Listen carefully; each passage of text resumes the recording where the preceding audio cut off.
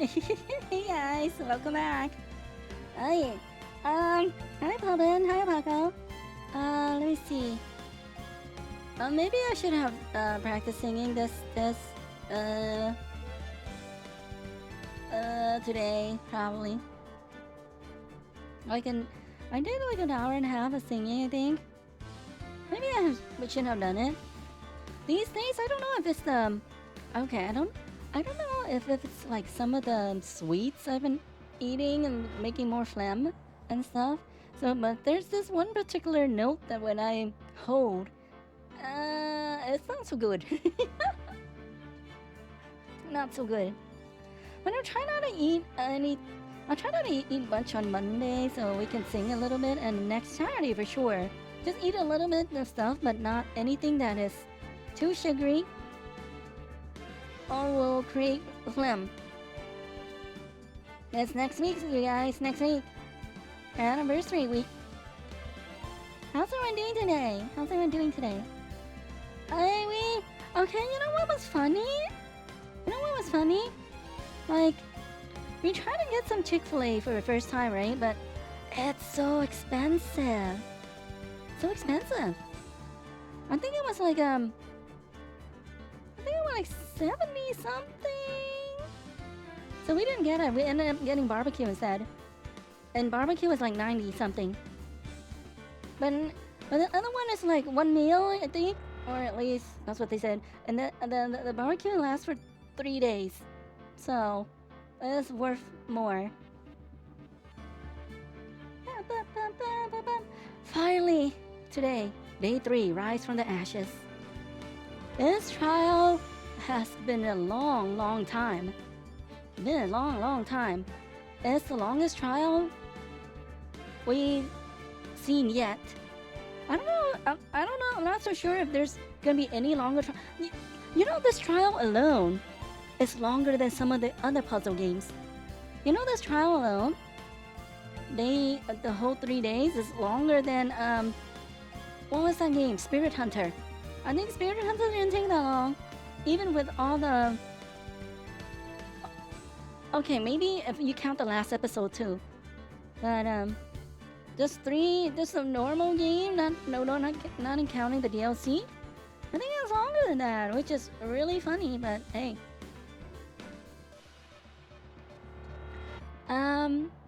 so let's see. Last time, we learned more about the case. Apparently, last time there was I forgot his first name, but his last name is Goodman. Goodman apparently got killed in 2 places at the same time. But then we figured out that like he was supposedly he got killed in the police department's some kind of storage area where they hold evidence relevant to the cases. He got killed there, and then he also got killed in the parking lot under the prosecutor's office. And then we were finding clues and things. And then we got this new toy for fingerprints. And then and then supposedly Goodman was killed in 2 places, but no, he didn't get killed in actually wait it was just been 2 days. He people thought he was killed because there's blood of his, or they saw some footage that didn't even show him getting killed. They show Meekins, the one funny cop guy who was as what's the name, Emma put, challenged. He was attacked by Goodman in the evidence room. And then he was killed. And then we figured out that it wasn't Goodman who was killed in there. He wasn't killed in there. And oh boy. wasn't killed in there because it was what's his Marshall? I forgot his first name. Marshall pretended to be him to try to get some evidence. He was able to open up some of the detect Solomon's locker, but you're not supposed to be able to open someone else's locker because the locker has fingerprint reading on the backside of the handle to open the locker.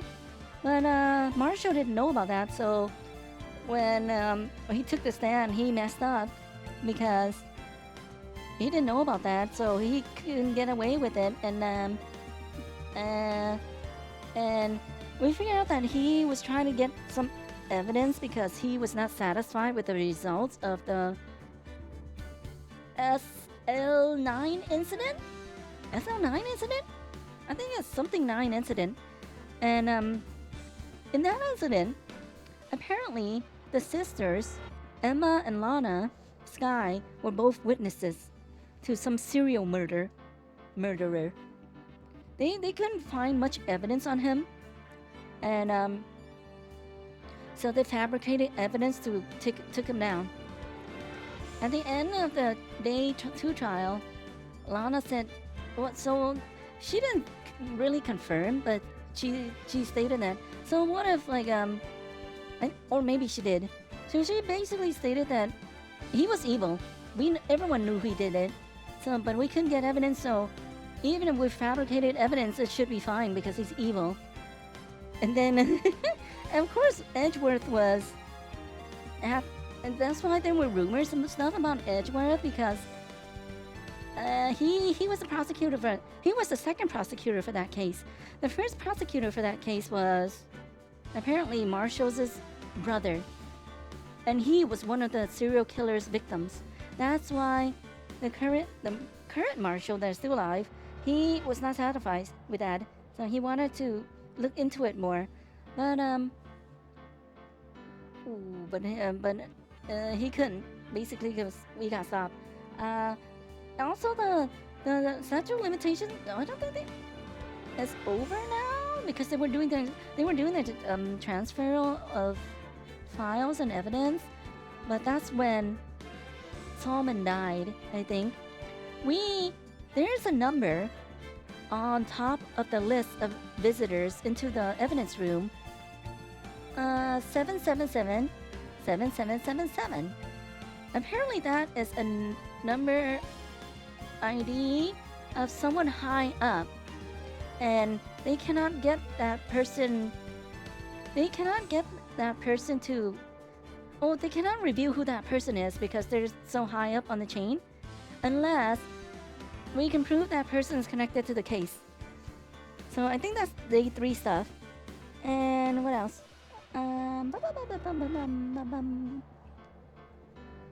Ooh. Okay, I can't think of any more.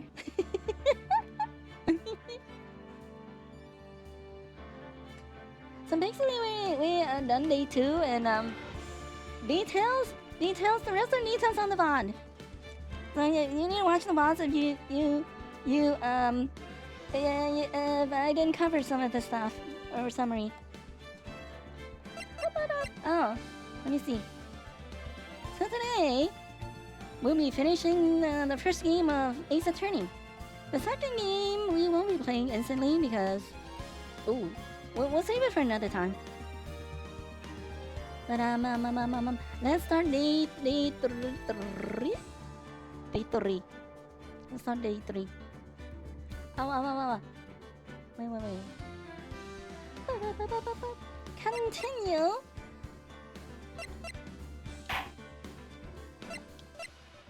For some... Okay, there's like a before and after also. Like trial former and trial latter. Oh. And so that was different. That added some extra time. So we're on day 3 of the investigation. Also, we figured that since we didn't get like Goodman's ID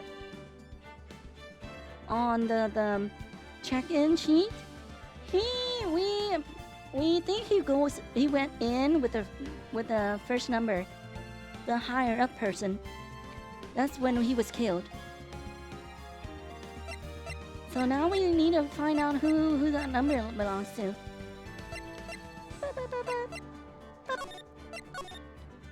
83.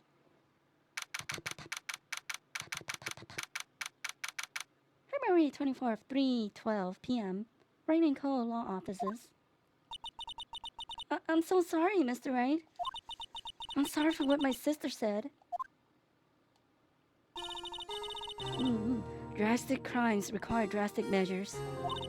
That's just the way it is. We did what we had to in order for him to get the verdict he deserved.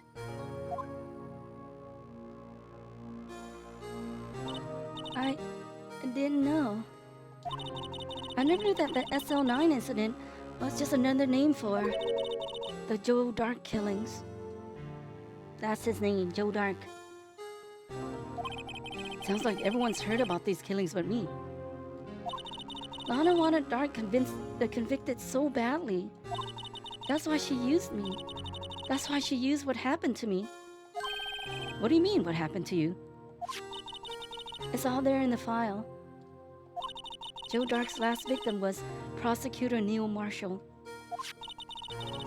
When he murdered Officer Marshall's brother, he left behind an incriminating piece of evidence.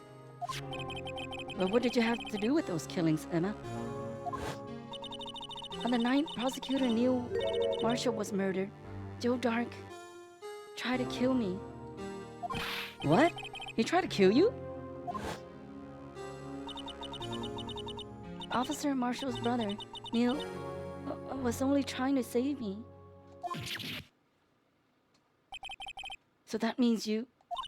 Yes. I was a witness in the Joe Dark trial. I didn't see that one coming. Oh boy. Oh, do we get to see... Let me see. Oi. Oi. so much evidence. Yeah, I don't think we get to see clothes. Oh.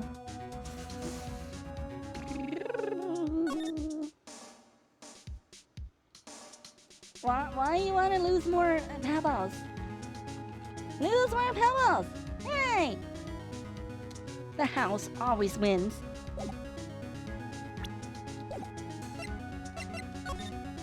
SL9 incident. It happened 2 years ago. I was right about this time of the year, too. There was a terrible thunderstorm that day. Unusual for the season. I was alone in my sister's office. We were planning to eat dinner together once she finished her work. Then suddenly, this terrifying man came bursting into the office. Joe Dark. It seems like he was running from someone. He pulled out a knife and screamed at me. I didn't know what was going on. And just then, Prosecutor Marshall showed up. Jake Marshall's brother. Joe Dark tried to take me hostage. But before he could, Mr. Marshall tackled him. Then, what happened? I'll never forget it. Lightning struck, and the lights went out. Suddenly, a bolt of lightning flashed outside the window, lighting up the office for an instant. What I saw then burned a permanent picture in my mind. I can still see it now. A permanent picture? What did you see in the instant that crime occurred?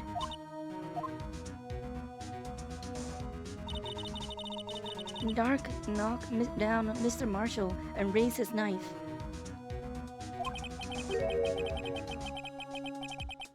Neil Marshall was stabbed right in front of this poor girl. I don't remember what happened after that. Apparently, I passed out. When I came to, Lana was cradling me in her arms. Poor Emma. You've been through so much.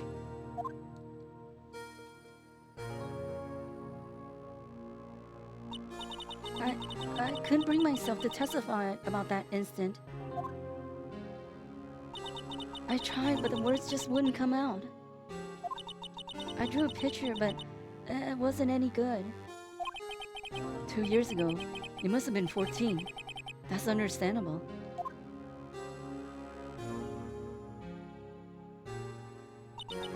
Once it was all over, I made up my mind. I decided that when I grew up, I'd become a scientific investigator. I want to be able to fight crime with my testimonies. Oh, okay. Wait. What if? Okay, we're probably gonna go back to that. I don't think there's anything left. Evidence, maybe they wiped it probably. But we're probably gonna find something that, is not gonna be good when we find out what really happened. And find the evidence to make an airtight case. That way, Lana would never have to forge any. I see. I think I'm finally starting to understand what makes Emma tick. But there's still something that bothers me about that crime. After the incident, I don't remember the moment when Dark stabbed Mr. Marshall. So you weren't able to testify about that? No, I was only asked about when I was attacked.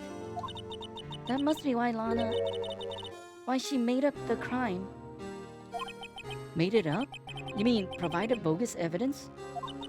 The prosecutor's office wanted that guilty verdict so badly. Lana forged the evidence and Mr. Edgeworth used it. Edgeworth? Yes, but I'm sure he didn't know anything about it. He could have known he was being given false evidence. Even so, that's when it all started. The rumors about Mr. Edgeworth, it's all my fault. If I could have just testified properly, none of this would have happened. So it's true, even though he may not have known it. Edgeworth really was involved in falsifying evidence. After that case ended, Lana was never the same. She became cold, like she is today. She must have not been able to face up to what she did, especially not to Emma. Something puzzling. There's something that's puzzling me, Emma. What is it? You said you were in Lana's office at the time, right? That's right. Why then would a serial killer come running in there? Not only that, but he was being chased by a prosecutor? Oh, there's no mystery there. Joe Dark had been taken in for questioning that day. Taken in for questioning? You mean by the police? Of course. This happened at the police department. He tried to run away halfway through the interview and fled into my sister's office. But isn't that far away? Unless she was working close by there also. But why did he run all the way over to your sister's office? Because the detective's offices and the questioning room are right across from the elevator. Across from the elevator? But Lana was the chief prosecutor, wasn't she? No, silly. Didn't I tell you? 2 years ago, Lana was a detective. Oh, okay, that makes sense. She was the best in the entire force. What? That's news to me. After the Joe Dark case, she was transferred to the prosecutor's office and made chief prosecutor. Lana used to be a detective? I better have another talk with her. Oh, bye.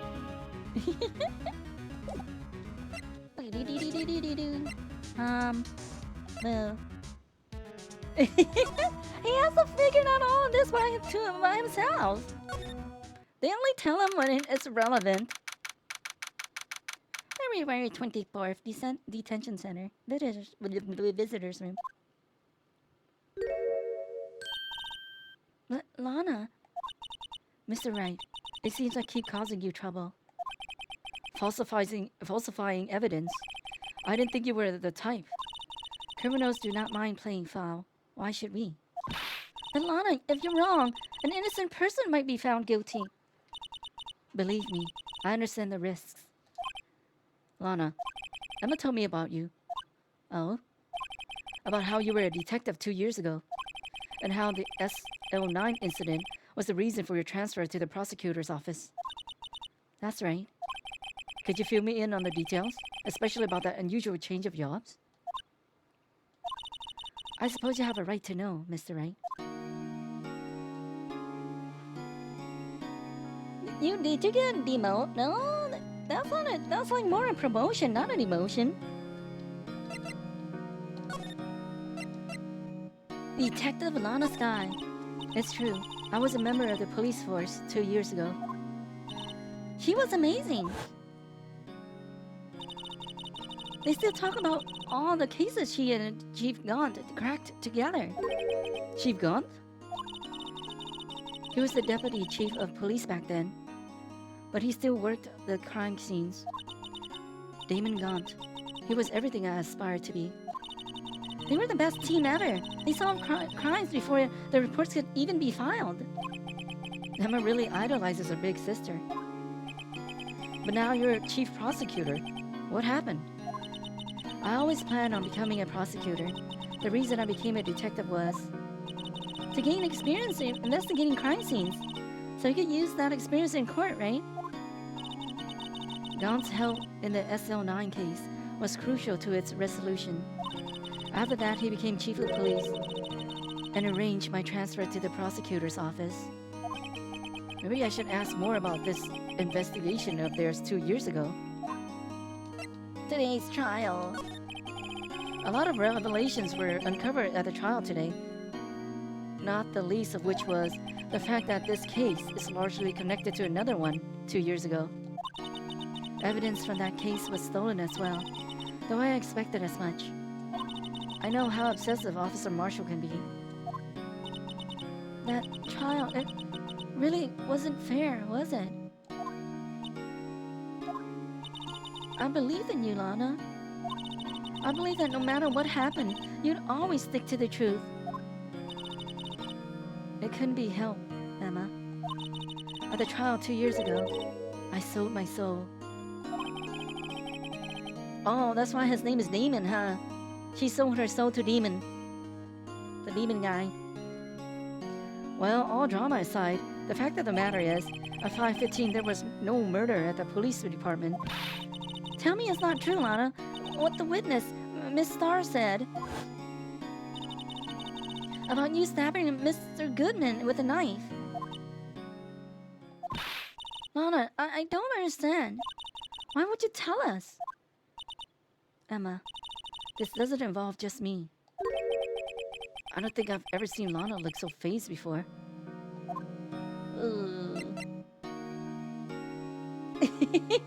Time to pack it up, people. Let's go home. We already got a verdict.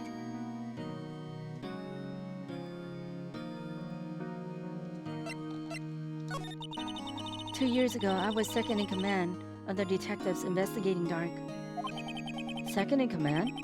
That means the investigation lead was Damon Gaunt, right? Yes, Deputy Chief Gaunt and I shared the same office and the same investigations. They even had the same office. We led a team of the best detectives on the force. Detective Goodman, whose case it was, Jake Marshall and Angel Starr. It was the first time Marshall worked with his brother. He was quite gung-ho. Without a doubt, Joe Dark was the serial killer. We asked him to come in for questioning. We were desperate for evidence. If you know, because they don't have evidence, and I guess if they ask, he volunteered, and they can't hold him. I mean, in this world it might be different, but they can't really hold him. I mean, they can hold him up to 48 hours, I think, without evidence. They can hold you for something funny or stupid, up to 48 hours, I believe. And then they have to let you go unless they find something substantial. But they didn't get any evidence on this guy. That was when his final murder took place. When he tried to murder Emma. Prosecutor Marshall was trying to save me from Dark. You see, the first person who happened upon the scene of the crime was me. Now you tell us. First at the scene. Damon Gaunt and Neil Marshall were the ones questioning Dark that day. The investigation was in its final stages, and Dark must have suddenly panicked. So he waited until Gaunt and Marshall let their guard down and fled the room. From there, he ran straight to the office shared by Deputy Chief Gaunt and myself. That's where he found me. So you were the first person to run to the scene, Lana? It appears so. I was filing some papers while Gaunt and Marshall were questioning Dark.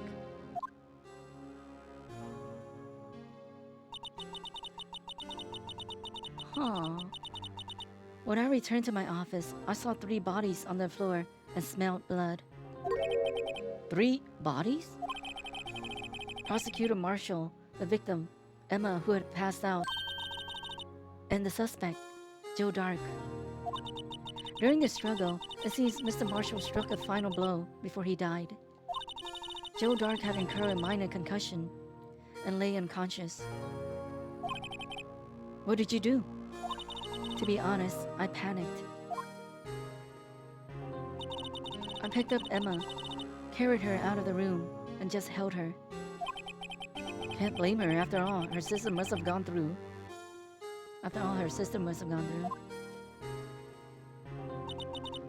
After that, I placed Dark under immediate arrest.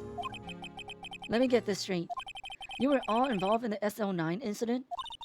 That's right. Quite a coincidence, hmm? I don't buy it. Well, what are you saying? There's no way everyone involved in this trial was also involved in that incident. Just by chance. But that case was solved 2 years ago. At least one person went to extremes because they didn't believe it was truly solved. Officer Marshall. Yes, his actions came as a surprise to me as well. Ever since his brother died, he's changed completely.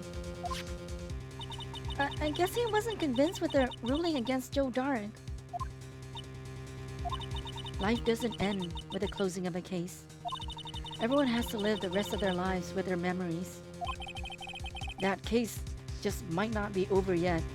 Might not be over yet, yes.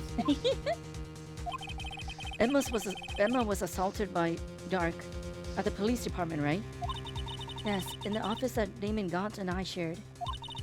The office that Mr. Gaunt now occupies by himself. The chief's office. Maybe we should have a look at the chief's office, the site of the final SL9 murder. Oh, but will he allow us in? You do not have permission. Criminal affairs? Police station, criminal affairs department. I don't see Detective Gumshoe anywhere. Things seems kind of quiet around here today. You're right. The chief of detectives seems the same though. Why don't we go look for some other people to talk to? Right. We can come back here later.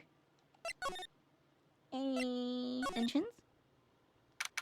February 24th. Police department entrance. Oh. Howdy, Bambina. Oh, Mr. Marshall. I never thought things would turn out this way when I woke up this morning. Okay, said I. You never know where life will lead you, eh, Bambina? I should have known my luck had ran out when old Billy dried up this morning. Billy? Must be his pet cactus. Say, where are you headed? Just over to the prosecutor's office for a little interrogation. It's a voluntary appearance, but we all know that I won't be coming back. Sorry, but you can't go in the evidence room today, partner. But, Mr. Marshall, why did you do it?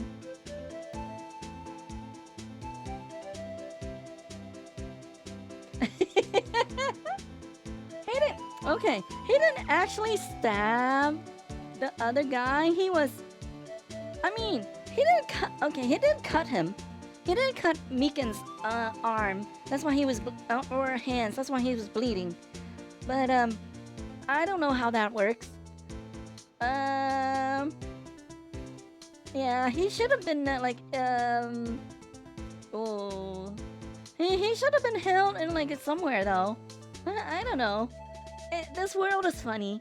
It doesn't make a lot of sense, but yeah, we'll just have to take it at that. Why do prospectors head west? If ever there was a case I needed to know the truth about, it was that one. Before you turn yourself in, Mr. Marshall, would you mind telling us exactly what happened? Looks like I won't be getting a steak lunch today.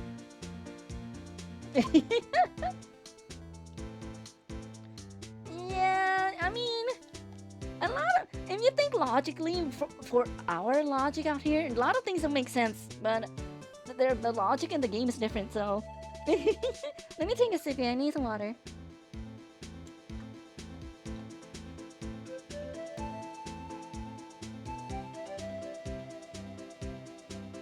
Oh, okay, I can stretch. Stretching is good. Oh, maybe, yeah. Like, if they voluntarily turn himself in, I guess they... And if they know he's not a high risk, high flea risk, they'll probably let him roam around a little bit until his deposition or whatever they call it. When, something like that, I think.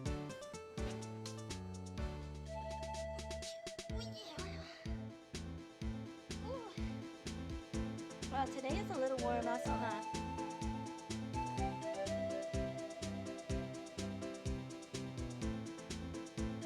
Yeah.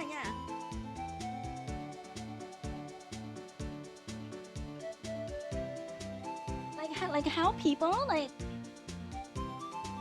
how people out here, they get bail. They do a crime and they can bail, and then depending on the risk factor, they'll up the bail a lot of money for the bail. But when they finish their bail, they can move about, but just not. You may not leave the city, or they have like they probably can't like leave the city or whatever, or leave the country. What do you talk? Dark trial. Something was fishy about that trial from the beginning.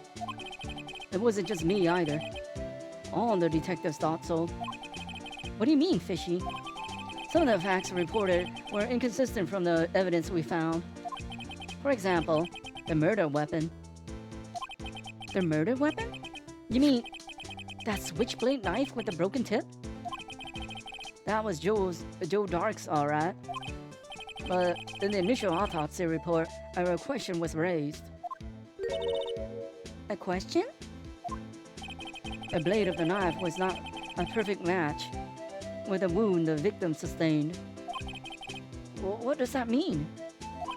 That means there's a good chance that knife was not the murder weapon. However, in the report that was finally submitted, that possibility had been erased. Could the facts have been concealed with forged evidence? That case left behind scars on all of us. The scars that the SL9 incident left behind. Scars. There was something going on behind the scenes in that case. We all knew that later. Every detective involved in that investigation, save one, was taken care of.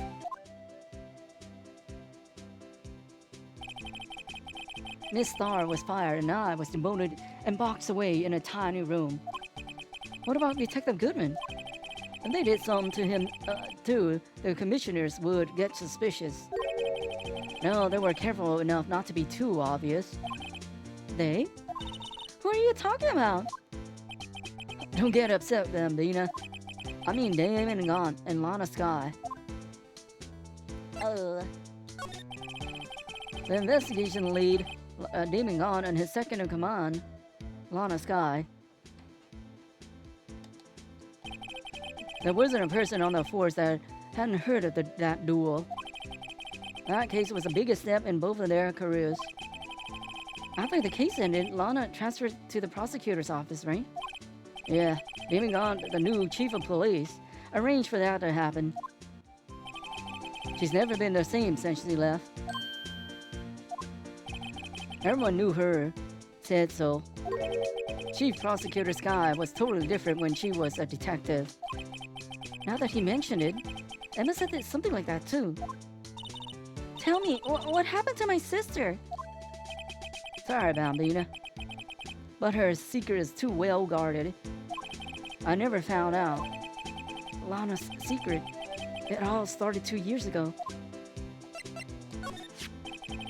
I got the looks, but he got the brains.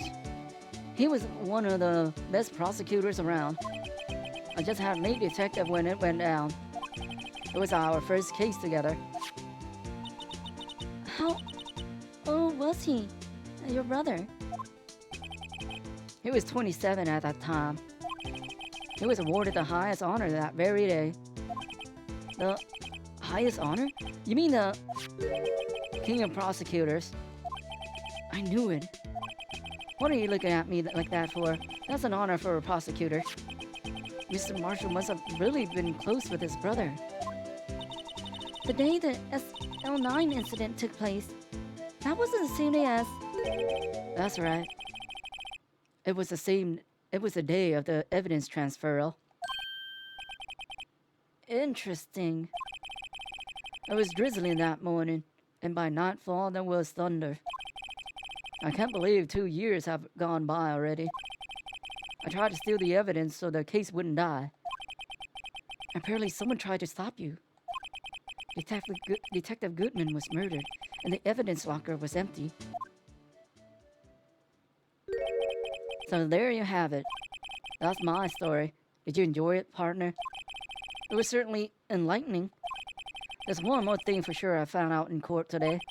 That boy Edgeworth isn't my enemy. He was the one who used falsified evidence to get a guilty verdict.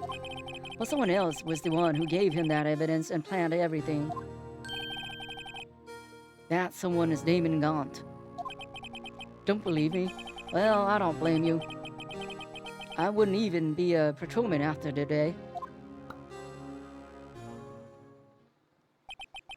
Too bad I won't be around to work with you when you become a real scientific investigator. Adios, Bambina. There we go. Oh, maybe there's someone who can talk to us more. February 24. Police Station, Criminal Affairs. Gumshoe back? This place is always pretty empty, but today it's deserted. That must mean everyone's busy solving crimes. Oh, you're looking for the others. They're all in the conference room. Thanks. Wow, he actually talked to us. With the chief prosecutor saying that she did what she did, and the decision about what to do, along Mr. Edgeworth, not to mention our statement to the media in tomorrow's trial, there's more chaos going on than Thanksgiving and Christmas put together. I think festive is more the usual word. It's the word usually used for those. Sir, we'd like to have a look around Chief Gaunt's office. Just use the connecting hallway to the other building and take the elevator to the top floor. Really? You mean it's okay for us to go in there? I mean, we aren't police officers or anything. Hey, you're right. You can't go in there. It's off limits. Now I see where Detective Gumshoe gets his unique charm. Well, what are we waiting for? Let's head to the chief's office.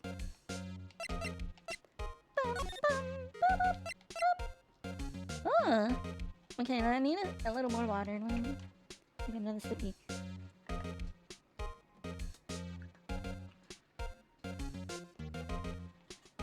Need to be well hydrated for today. Okay. Chief's office. Of course he would have an organ piano thingy. We heard it in his music. I mean, because finding stuff is the fun part. Yeah, this organ music. I don't like organ music that much. Whoa, where am I? In the chief's office, silly. At least that's what it said on the door. Check out that pipe organ. That's real, isn't it? Hey, I used to take organ lessons in kindergarten. They used to call me Little Miss Bach.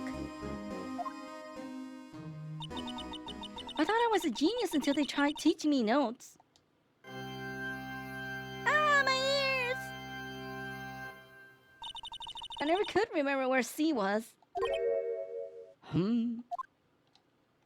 Hello. Oh, it's you two. Chief gone. He put that paper he was reading in his desk. Oh, so, righto.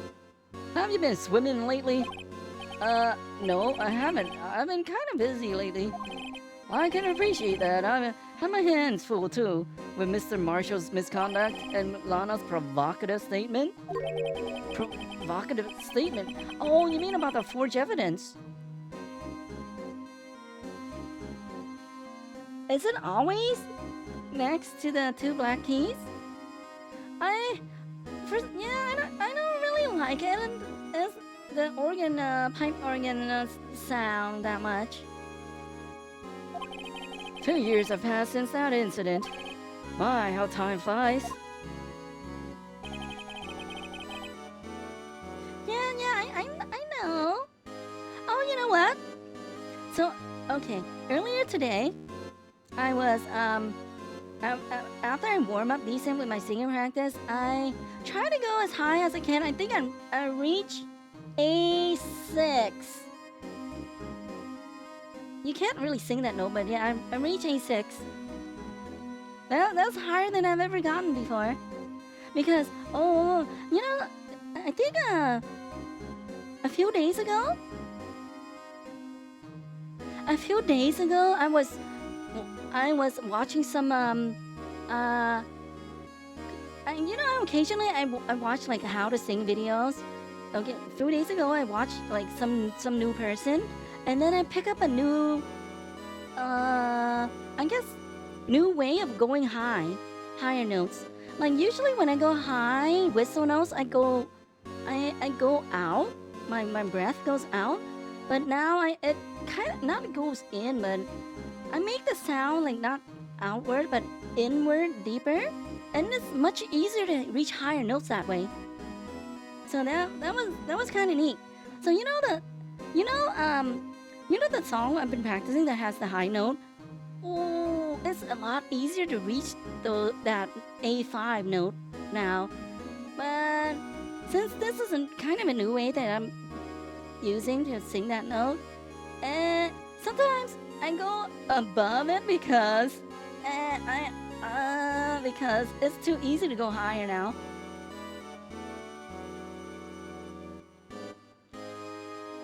Oh, do they use like do, re, mi, re, fa, sol, stuff like that? They use like those instead of the letters? Yeah, I don't know those either. See that big picture on the wall over there?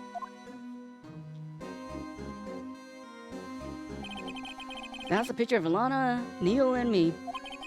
So this is Mr. Marshall's brother, Prosecutor Neil Marshall.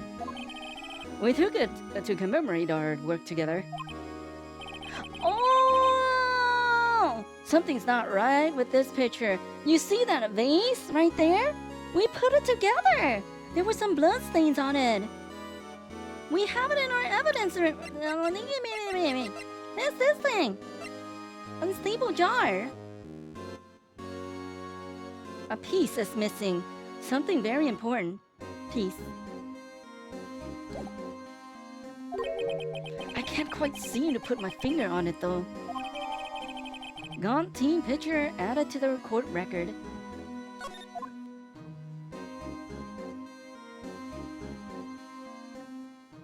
Oh, I don't know the sound. I think. Anyway, I like to reminisce all day, but there are matters that need my attention. I'm going to lock up here, so let's go out together. Hey! Oh. But this office, it was a crime scene 2 years ago, wasn't it? That case has long been over. There's no need to investigate it anymore. All the same, we'd like to have a look around. Perhaps you didn't hear me. I said there's no need to investigate it anymore. Now hurry up and get out. I have a meeting to attend. Looks like we aren't welcome. The sound of music sounds familiar, but I don't think I've watched it. It seems like the case isn't over yet, after all. What do you mean? Chief Gaunt denied our request to search the crime scene. I mean, we're not really investigators. That means there must be a reason he doesn't want us looking around in there. You mean like a clue? There's gotta be a way we can get inside the chief's office. How about our money? How about our money? Oh, wait. Evidence. It's connected now.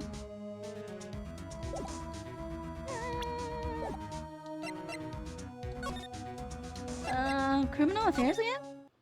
Oh, maybe Gumshoe can help us. But is that movie about music? The Sound of Music?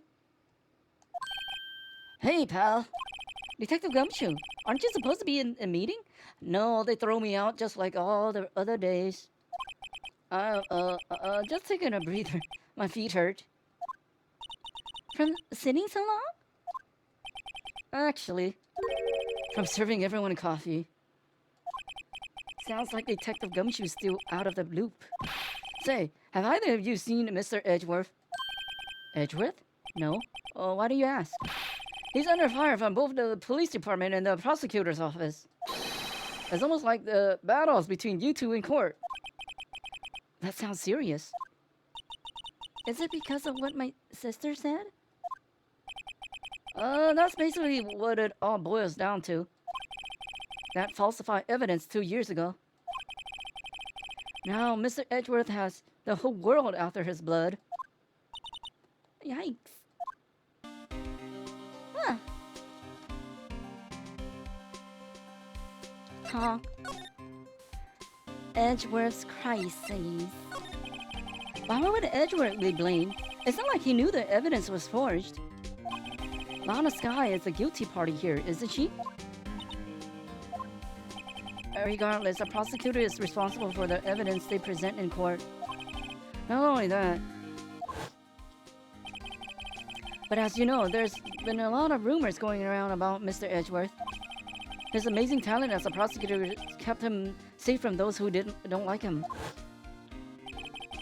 But now, with this... Are there really so many people who hate him? In our world, only those with talent rise to the top. Mr. Edgeworth not only has that, but he's young. There's no better recipe for making enemies. Yeah, people and their jealousy.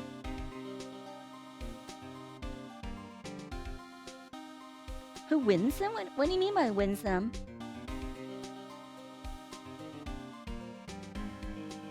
Oh, I mean win them over? Like they stubborn and doesn't listen to the teacher? And then the teacher wins them over by teaching them music? Hey, good. Keep up the good work. Yes, sir.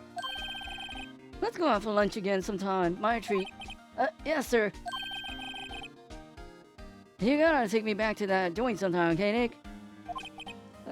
Yes, sir. Seems you don't have any problems with enemies. Yeah, well, I'm careful not to stick out. Anyway, I'm a bit worried about him. Under all this pressure, I'm afraid Mr. Edgeworth just might crack.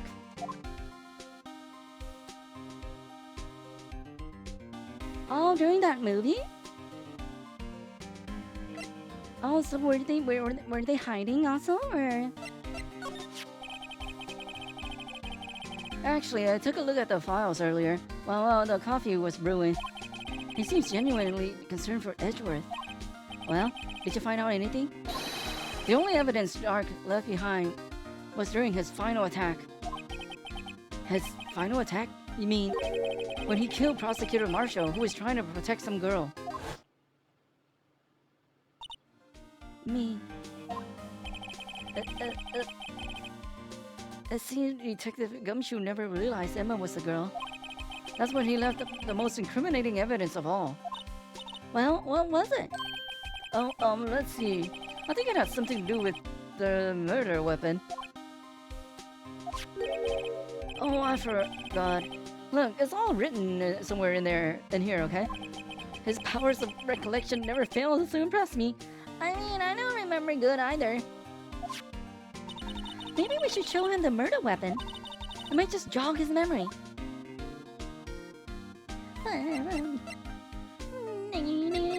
Dark's crimes. Joe Dark was 42 at the time of the crime. He was just your run-of-the-mill businessman. A businessman? What made him take to serial killing? One day on his way home from work, he hit someone with his car. With his car? So, it was an accident? An accident, yes. But it transformed him into an animal. An animal? He killed a man that witnessed the accident. What? A kid walked by just then, so he killed him too. Then when he was burying the body, a jogger came up to the scene and he was killed as well. Finally, he turned himself in. Well, that was so fast! I didn't get it. Hey, you went by so fast, why did you auto-scroll? I read too slow. Seems he was a pretty careless animal. Of course, this is all conjecture. There wasn't a single shred of evidence. So he turned himself in. Yes, but in the middle of his questioning, he fled and murdered his final victim. Prosecutor Marshall. That crime was witnessed by someone too, but luckily Dark was arrested on the spot. It's a good thing that last witness wasn't killed. The last witness. Aka. Emma.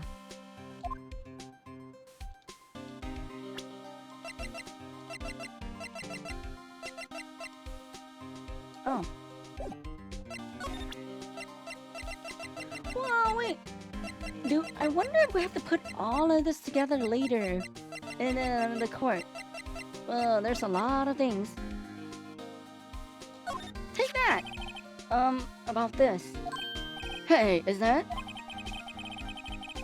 It has a tag attached to it with the label SL9 incident on it. I believe this would be the broken murder weapon you were speaking of.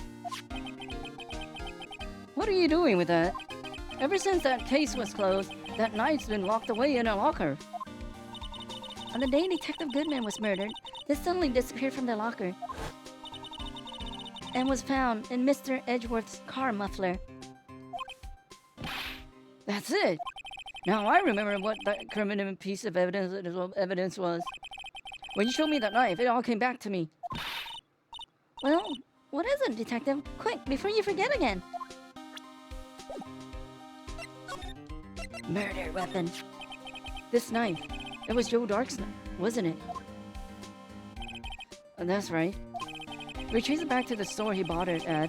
Plus, it had his fingerprints on it too. But no one actually witnessed him using it to murder anyone, right? That's where his luck ran out. When you take a good look at the knife, you see it's broken. You don't have to take a good look to notice that. Yeah, well anyway, take a guess where the broken tip of the knife was found. That's what did him in. Where was it? The victim, Neil Marshall, was carrying it inside his own body. It was found deep inside the stab wound. Did it match Dark's knife? You bet, down to the last fiber. That's pretty conclusive. Neil's autopsy report added to the court record. Stab in the back, died from a punctured heart and lung. A knife tip was found in the wound. Switchblade knife updated. The broken tip was found in the victim's body, belonged to the murderer, Joe Dark. Well, there you have it in a nutshell. That's all I know. Can I ask you one more thing? What is it? If it's money you need, you should ask Chief Gaunt. It's not money, but it does concern the chief. His office is a crime scene, right? is where Prosecutor Neil Marshall was murdered. The chief's out now and his office is locked. But we'd like to have a look around if that's okay. Well, any detective's ID card can unlock the door. What? Really? But if I let a civilian in there, I'd be charged with breach of trust. Breach of trust? Simply put, I'd be canned. Oh. Sorry, pal. I don't plan on getting fired because of you. How about this ID card? It was Detective Goodman's. That won't work either. The data was deleted the day he died. Oh. So in other words, Gumshoe is our only chance of getting into that office.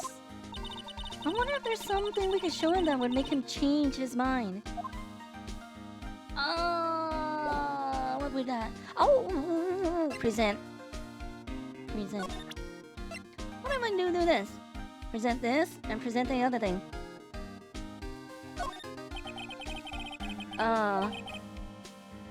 You don't have a clue, it's just your trap. Okay, how about this? About that jar, I think I've seen it somewhere. Somewhere? Or maybe it's just one of those memories people have from previous lives. This must be the most uninformative detective I've ever met. Something about it makes me feel uneasy. As like I'm in the chief's office and he's yelling at me. Chief gone? Where could I have seen that before? Take that! Oh, what? Nowhere?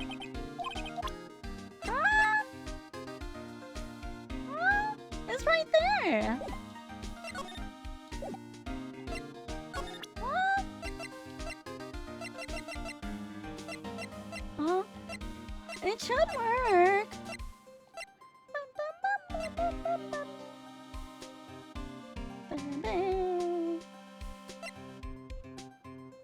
Huh.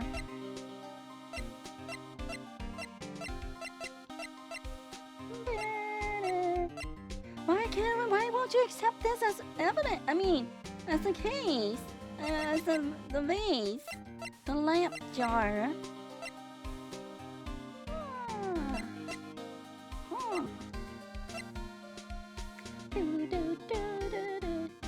Can we present you this? I've been studying up on those files. There's nothing wrong with Mr. Edgeworth's presentation. To think people are accusing him of injustice. I ain't buying it, pal. You're looking into the case for Mr. Edgeworth? Yeah, it was a pretty big deal while it was going on, you know. After all, a serial killer was on the loose. Alana was pretty clear in her confession. She forged evidence in order to prove John Dark guilty. What else can we show him?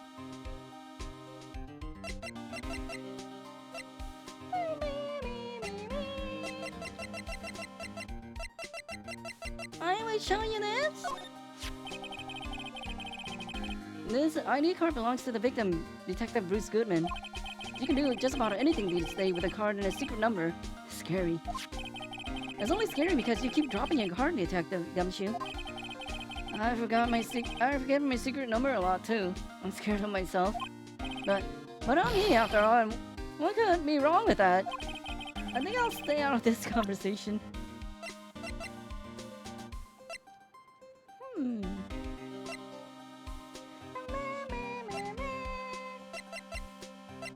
we show him this? That's the ID card record, isn't it? Yes, there's only one number left to investigate at 4:20 p.m. The victim, Detective Goodman, must have entered the evidence room along with someone else. Someone with an executive officer number. 7777777? That's 1 7 too many, Detective. An executive officer. I just might have a hunch. But how do we go in? How do we go in?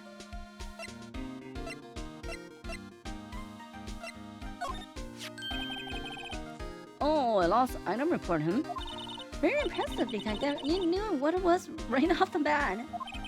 I am a master of misplacement, you know. Master? That has such a cool ring to it. The way I see it, if things are meant to be lost, then they're meant to be lost. There's a higher power at work here. Wow, a higher power? Maybe I shouldn't let Emma hold any evidence.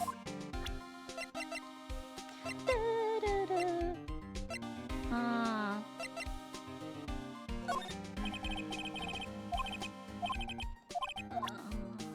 Can we show you this again?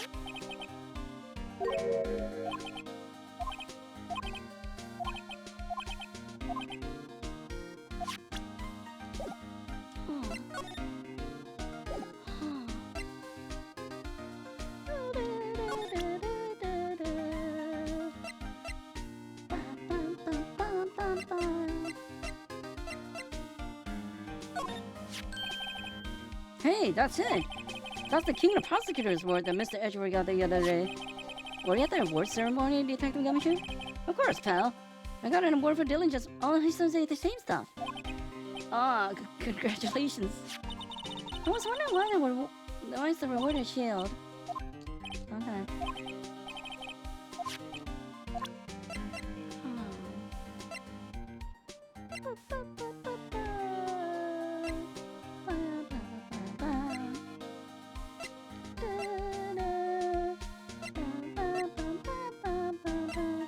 Can we show you this knife again?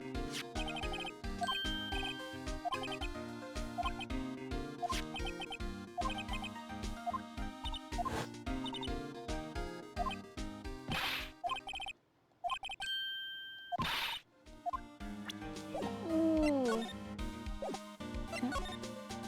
Oh, you don't want to talk to us, huh?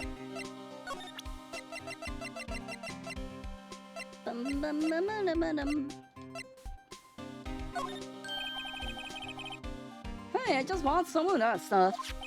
Now I could go around detecting blood traces too. Wow, is that a new type? I've never seen that bottle before. Add 3 inches to your base height. Base height? Hey, let me see that. Looming tall. New and improved growth formula. You mean this can't detect any blood traces? Well, it's not quite the same thing as luminol. So that's why the lady at the counter had this smirk on her face.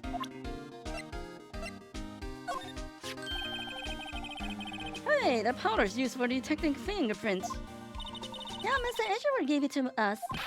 He did what? All I have is some flour.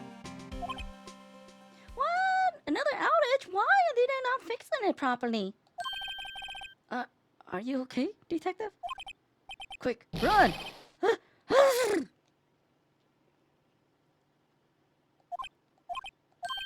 Now that's any help. One time I took a nap on the bench with wet paint.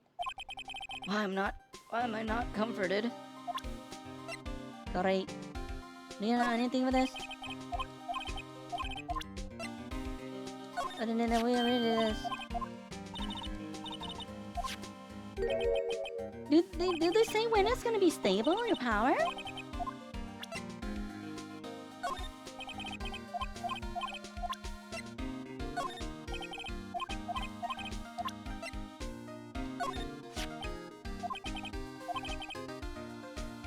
There's no reason for the murderer to touch his own locker. Hey, wasn't your locker the one with the blood on it, detective?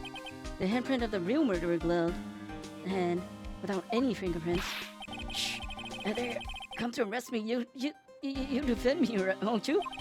If that happens, I'll think you do better pleading with Edgeworth. But you don't want this.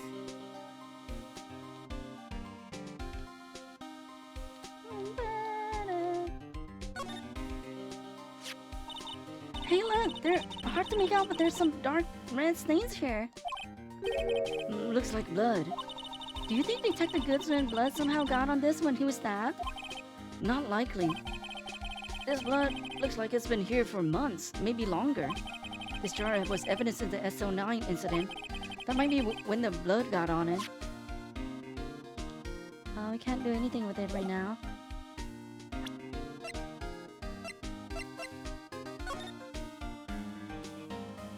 Why won't do you accept this? Why do I accept this?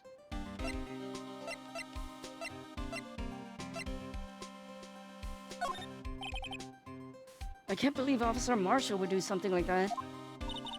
You know Officer Marshall? Of course I do. He was like a mentor to me. When I first started out, he gave me a small cactus. Really? He said, Nick, she'll listen to all your troubles. Note to self, Detective Gumshoe talks to a cactus. Hard to believe he's just a patrolman now. Someone ought to trade places with him. What? Why are you looking at me like that? Yeah. Why won't you accept this?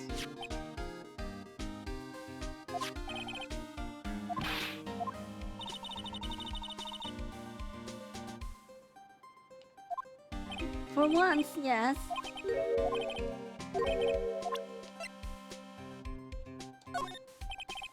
Okay, he didn't want this now. Maybe we need to go somewhere else first.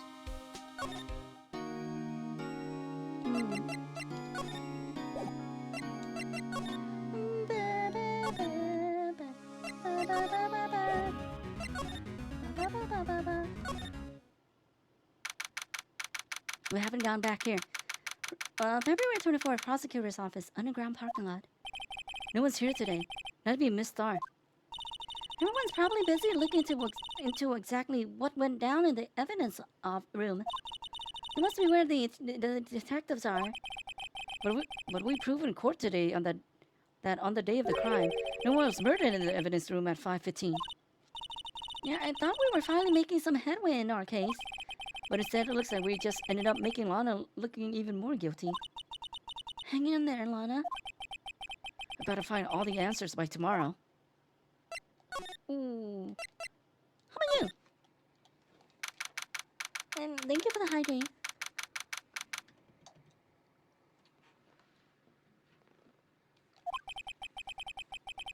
I wonder if Edgeworth is back yet. There he is. He looked like he's writing something. What are you doing here? He sure was quick to throw that paper on the floor. Tough day in court, huh? I've had to live the past 2 years with rumors flying around. What's another allegation to me? Cheer up, Mr. Edgeworth. I'm rooting for you. That's Edgeworth for you. Always trying to hide his real feelings. So, what do you want? Unlike some people, I don't have all day. How about we take a little sneaky peeky? I wonder what he was writing before. Come on, Mr. Wright. Let's take a look. Are you crazy? Edgeworth is sitting right there. Just distract him. I'll check it out. Hey, Edgeworth. Is that Detective Gumshoe out the window there? Oh no, he's falling into the ground. Hold on, let me first see what the girl's doing crawling around my feet. He didn't even look. What? Letter of... if you're having trouble reading, I'll read it for you. It says letter of resignation. Resignation? Edgeworth, you don't mean... I'm tired, right? I feel as if something inside me has died. But Mr. Edgeworth, none of it is your fault. I know the path I've walked. You don't need to tell me. And the path I've walked hasn't been a just one. I can't forgive myself for what I've done. And no one else should forgive me either. Uh-oh, I think he's serious. Mr. Wright, please, you have to do something. This letter of resignation. I wonder if I could use it for anything. Oh. There we go. We can give this to Gumshoe. Okay, let's chat him up. Forge evidence. There's no excuse for what I've done. 2 years ago, I used false evidence to obtain a guilty verdict. That's what it breaks down to, and nothing I do can erase that fact. But you didn't know, did you? I mean, that the evidence was falsified. The police department and the prosecutor's office share a bond of trust. If that bond is broken, we stand to lose everything. The police department's error is my error, at my responsibility as the prosecutor in charge. That fact remains the same no matter what excuses I might have. Mr. Edgeworth, I take pride in my work. So tell me why. Why has it all come to this? Even Edgeworth can't keep this kind of emotion bottled up. Tomorrow's trial. Are you up for the trial tomorrow? First, last year's trial, and now this one. It seems all you do is worry about me. To be honest, you're getting on my nerves. But Mr. Edgeworth, you can't just walk out on the trial. Tomorrow is the last day. It's too late to change prosecutors. I'll bet that's what my superiors are banking on. I never thought that case would come back to haunt me like this. What do you mean? The list of evidence. It seems too short. Most lists run twice as long. It's only half as long as most lists? That is odd. After Neil Marshall was murdered, I became prosecutor for that case. I may not have been part of the investigation, but I knew what I had to do. Use the evidence I was given to prove the suspect guilty. That was really the only thing on my mind at the time. Say, we just saw a picture taken around that time. That picture. Something seems strange about it. Ooh, day of the crime. Could you tell us again about what happened that day? The day Detective Goodman was murdered? You were participating in a ceremony over at the station, right? I never cared for ceremonies, but I had to attend that one. Because you were awarded this? If those receiving awards can't exactly skip out on the ceremony. I finished up at the office in the morning, then drove over to the police department. You finish up at the office? Yes, just odds and ends. Clerical stuff. I didn't plan on returning to the office that day. That is until I was asked to take something back. Take something back? This. Oh yeah, Chief Gaunt asked you to hold onto that, didn't he? Yes, it was a piece of evidence in the case that was closed half a year ago. He asked me to bring it back to the prosecutor's office. That's the story we heard yesterday. So you came back here to the prosecutor's office because the chief asked you to? That's right.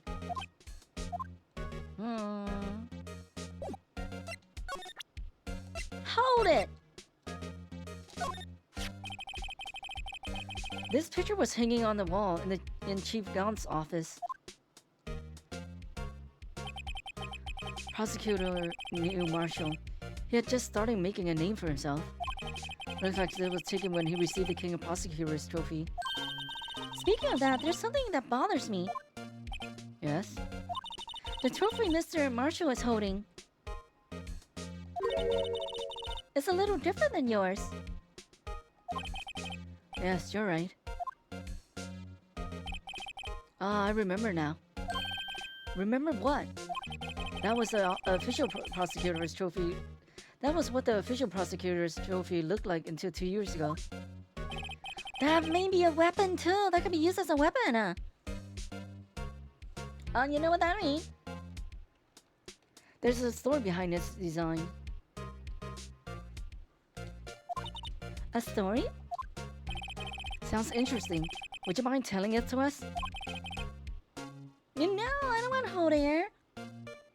It's simple, really. Contradiction. That's what the award's based on.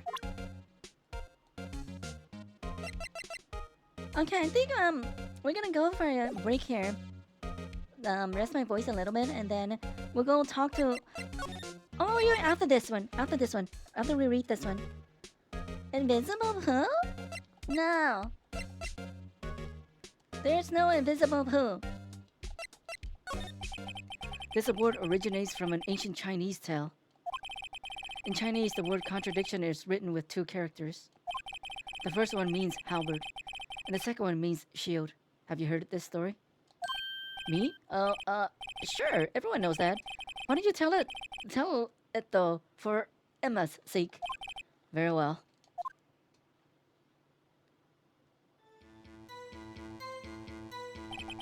Long ago in the kingdom of Chu, there was an arms merchant. One day, he presented the king with two items. The first was a halberd he claimed could slice through any shield or armor. The second was a shield he claimed to withstand any weapon. Wait a minute. Objection! Those claims contradict each other. Very perceptive. But then again, you've heard this story before, right? Anyway, as you mentioned, the very descriptions of these items discredit them both. Oh, really? I never heard of that story. But I heard of some game use it though. When the king pointed this out, the merchant was left speechless. And thus, the Chinese word for contradiction was born. Oh, I see. So the chipped shield and the broken knife symbolizes... Precisely so. They symbolize the merchant's items. The ancient tale ends with the merchant at a loss for words, but it's in our nature to pursue matters to their conclusions, even if it results in something as ugly as this. Wow, thanks, Mr. Edgeworth. I learned something new today. That's funny. If that's so, then why were you only given a shield? You have to ask Chief Gaunt. 2 years ago, he had the halberd part of the award abolished. Chief Gaunt. King and Prosecutor's Trophy updated with a court record. 2 years ago, halberd was moved at Gaunt's behest, giving it its current form. Because it was a murder weapon. Okay. So let's take a break here. And then, huh? Yeah, I'm uncultured. I only know the games and the animes and the stuff I watch. Nothing outside those. Yeah, we're gonna take a break here, and then we'll be back, and we'll continue this with the letter of resignation for Gumshoe, and then he'll let us in. So yeah, I'll see you guys in a few minutes. Be right back.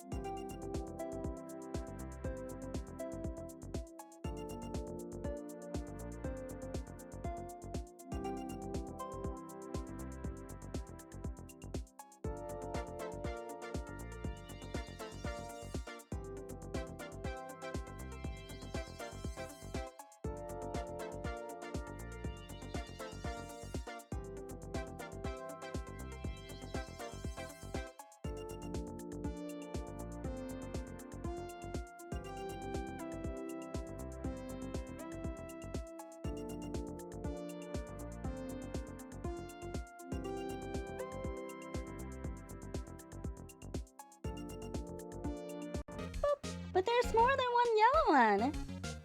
Okay, let us continue. Move. Oh, someone else will show up, huh? Prosecutor's office, underground parking lot, February 24th. Excuse me. Oh, this lady. Will either of you care for a quarter-pound of roast beef? Miss Starr! I guess she's out of lunches. You certainly are the curious sort, aren't you? Kind of like the first person who sucked a cow's nipple to discover milk. So I never thought you'd go digging up that case from 2 years ago. Everyone in this trial was involved in the SL9 incident. Not only that, but the murder occurred on the very day the evidence from that case was due for transferal. This can't all be attributed to mere coincidence. Aren't you forgetting something? You know that little scene I happened to witness? The instant Lana stabbed Detective Goodman with a knife. No matter how much of the past you dig up, it won't change what I saw. Roast beef is meant to be savored when eaten. Miss Starr's hatred toward Lana. It all dates back to 2 years ago. Oh boy. Everyone's yapping now. Oh, can we slide? Slide. Let's see. Will you spill more info for us? Lunch lady? The dark investigation. Na, na, na, na. You? Aw.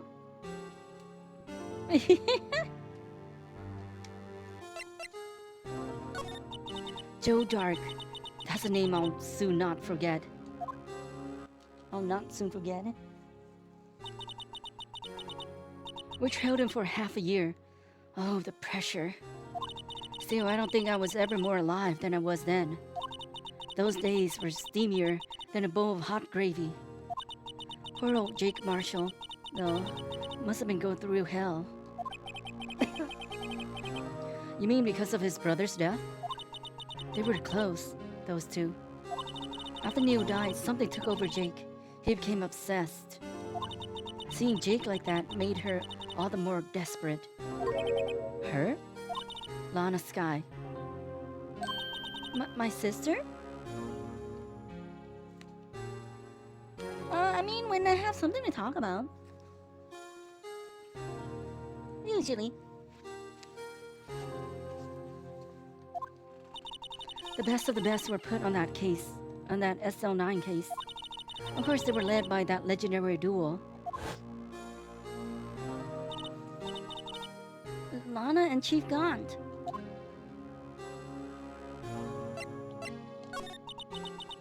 David Gaunt and Lana Skye. Gaunt led the investigation, with Lana second in command. They were the best. They solved all kinds of cases together, didn't they? David Gaunt's magnetism, in the particular, was almost unreal. His magnetism? By that I mean his ability to attract evidence. He produced the most incredible evidence in the cases he handled. Incredible evidence? You mean... Oh, yes. There were rumors about him even back then. No one dared confront him, though. I take it she's talking about the forged evidence. Back then, everyone looked up to Lana. All the detectives wanted to be like her. Really? Oh, yes, myself included. I was a fool, really. She hated anything crooked and always watched out for the other detectives. That's why she was so concerned for Jake. Mr. Marshall.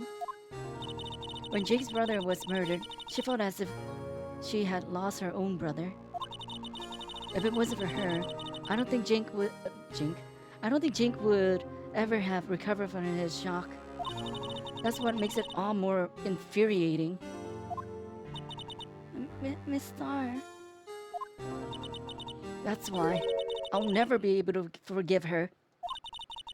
Why did she have to turn so cold after that?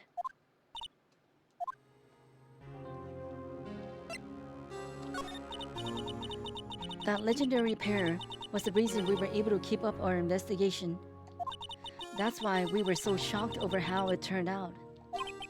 You mean with the forging of the evidence? Don't get me wrong, Joe Dark got what he deserved. Still, it was obvious the evidence produced in court was being manipulated. Items our team never found would suddenly appear, while other items were kept secret. But you don't have proof of anything illegal was done. I'm proof enough of what happened. After that case, all of us, save Goodman, were relieved of our duties, most without even so much as an explanation. Then Lana's guy transferred to their prosecutor's office and became chief prosecutor. Lana always wanted to be a prosecutor. Nothing's quite as simple as it appears. Huh? Lana's guy was merely being used as a pawn. That's my take on the matter. She was being used? Lana transferred to the prosecutor's office 2 years ago, didn't she? Yes, thanks to Chief Gaunt's powerful influence. Chief. That's right, having solved the SL9 case, his position as chief was secured. There was only one thing left for him to control, and then no one could stand in his way. The prosecutor's office. What? You mean that's why Lana was transferred? If he can control the chief prosecutor, he can control the prosecutor's office. That must have been his goal all along. But how could he control Lana? I don't know, but one thing's for sure. Ever since that case ended, she's never been the same. It's only logical to conclude there must have been a reason for her change. At last, I'm finally getting close to the bottom of this ugly mess. Thank you, Miss Star. You listen to me, rookie. It takes more than just ingredients to create fine cuisine. I hope you turn out to be a better chef than I've been. Thank you. Police. Oh, where's our buddy? Criminal Affairs Department. Oh, you're back. You're still here? I gotta make 150 copies of these files. Brewing coffee, copying files. I'm turning into a regular DJ. You're a DJ as well? If I'm not mistaken, I think he means a desk jockey. Oh, that DJ. I gotta admire your persistence, see, but my answer is still no. I'm not letting you into the chief's office, period. It'll be my neck on the line. That office is the last crime scene of the SL9 incident. I have to take a look in there. There's gotta be something we can do to make the detective change his mind. Take this! Present! What's this crumpled up piece of paper? I'm thinking of the flower. No way! Mr. Edgeworth can't be serious. Is he ever not serious? I can't believe they've pushed him to this far. Mr. Edgeworth really feels responsible. When I first met him, I thought he was as cold as ice, too. But I know different now. He trusted us detectives to provide him with sound evidence. But we betrayed him. Detective? That's it. I made up my mind. But... Here, take my ID card. We can't do that if someone find out.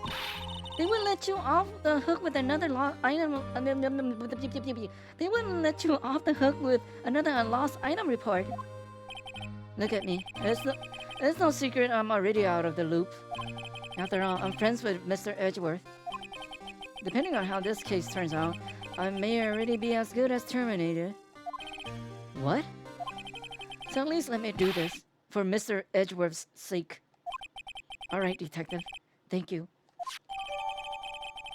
Gumshoe's ID tucked swiftly into pocket. A police department ID card allows access to areas on the police department open to detectives. Okay, thank you. Now we gotta move get on out of here. February 24th. Chief's office. Here goes, Mr. Wright.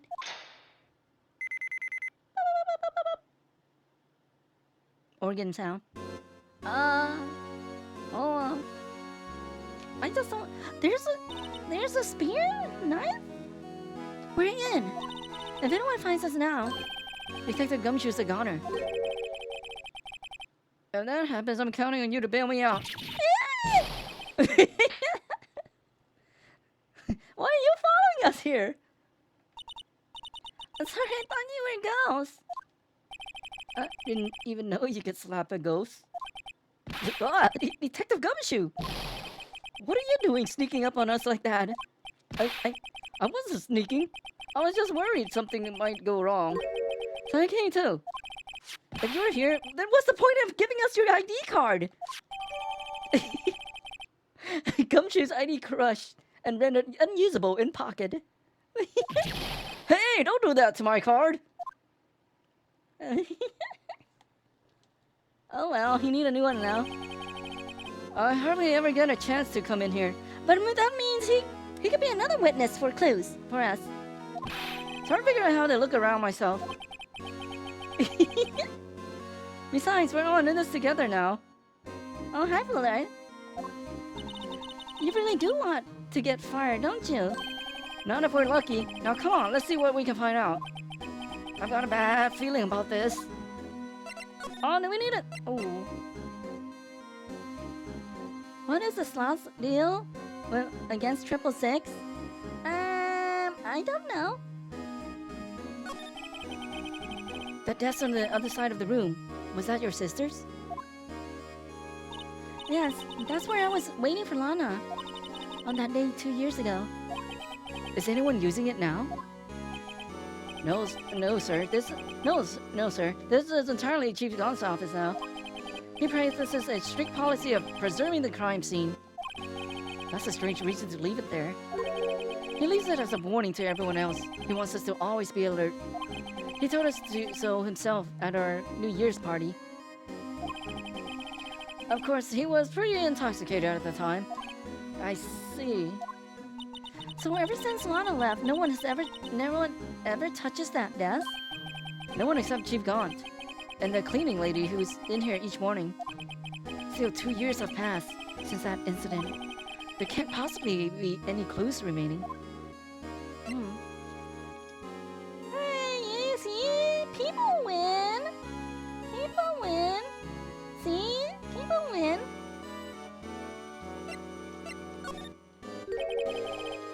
Can I ask you something? Sure. You only came here to look around, right? Because it's one of the SL9 crime scenes. I mean, that's your only reason for coming here, isn't it? Why do you ask? You don't think... Nah, she wouldn't be. No.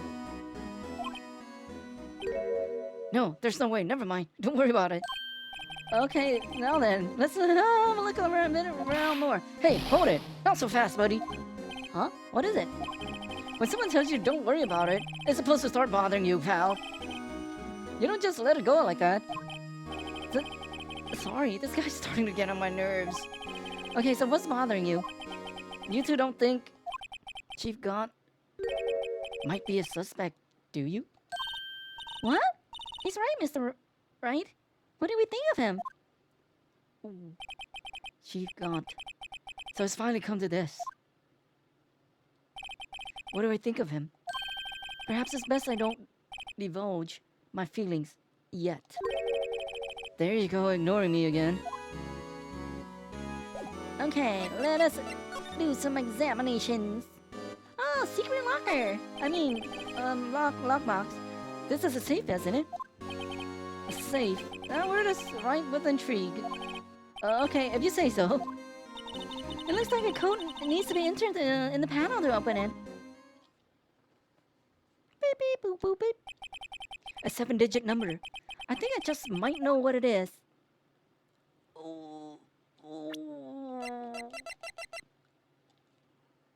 Is this the 7-digit? No? Wait. 7-digit? No, the SL9 is not... No. Oh, maybe 77777. That will be funny. Okay, but let's give it a shot. Input number. Do you know what it is? I have a hunch. Oh, I know. You want to try my birthday? It's... I have a better idea. Here goes nothing. Oh my. Okay, let's see.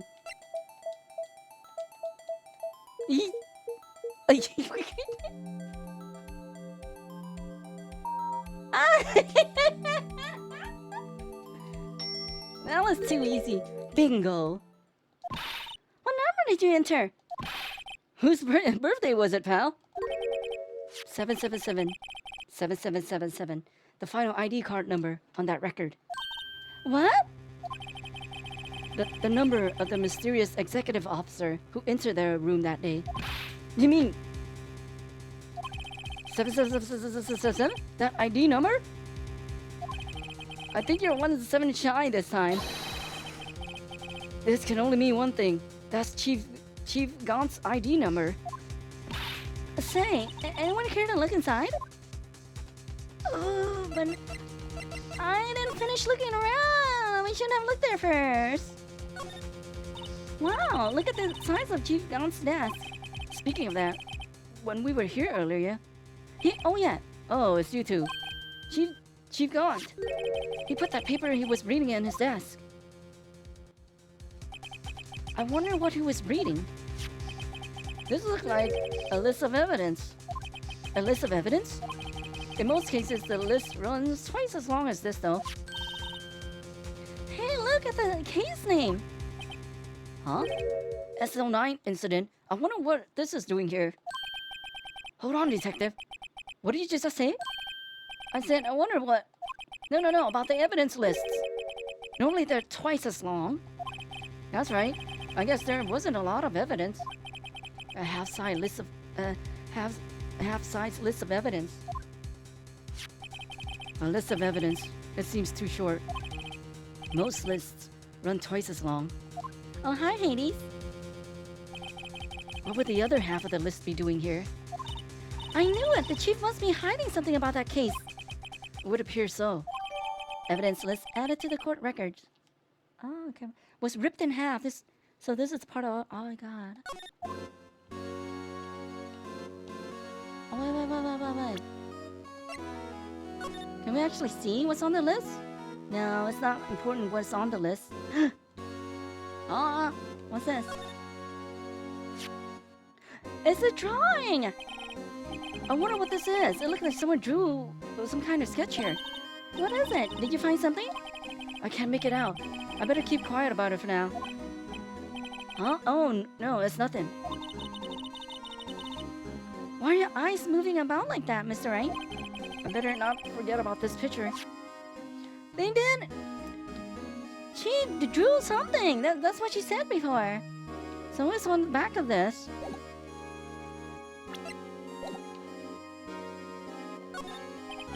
This is the real deal, isn't it? This armor and these weapons? Sure is, pal. The chief doesn't care for imitations. First the pipe organ, now this armor. Do you know how many taxpayer dollars must have gone into this room? What? You mean we're paying for this? That's it. I'm not paying 1 cent of my taxes. You don't have any taxes to pay.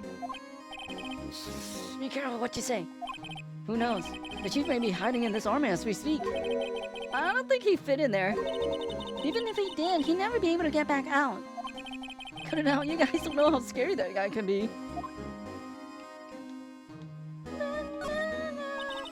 You can see pretty far from this, from 15 stories up. If you were to drop that suit of armor from here... At first, the chief wanted to use stained glass for this window. Really? Why didn't he? They say he changed his mind because he wouldn't be able to see the view. Oh. Stained glass or not, it's a huge window. No, we don't want to look in there yet. Oh. We found this in drawer. List of the evidence for SO9. Mr. Edgeworth had the other half of the list. What would this list be doing here? We better take a little more on the list. Look at this list a little more.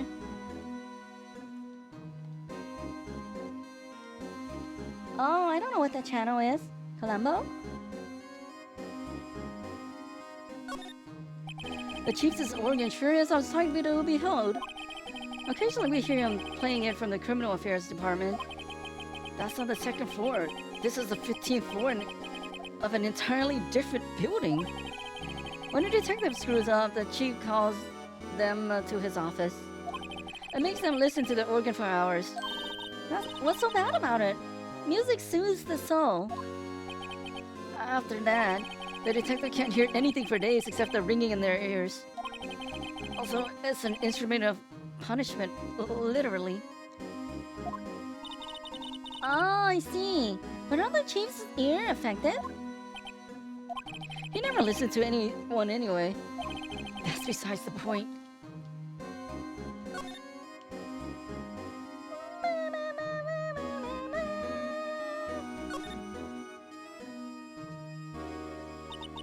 This was taken out that day 2 years ago. The day that Joe Dark ran out of the questioning room and tried to kill Emma.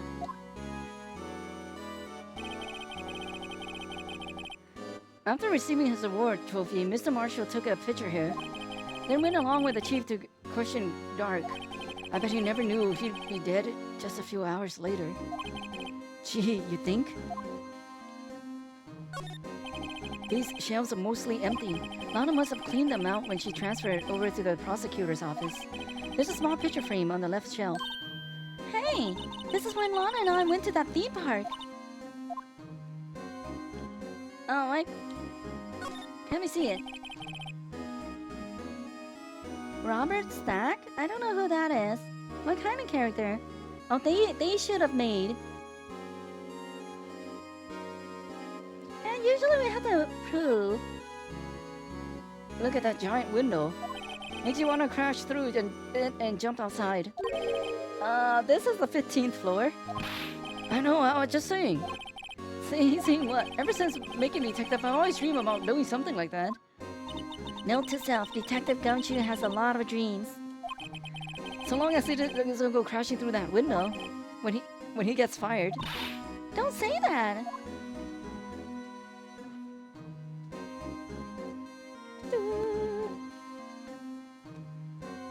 Oh, he's the guy who hosts Unsolved Mysteries?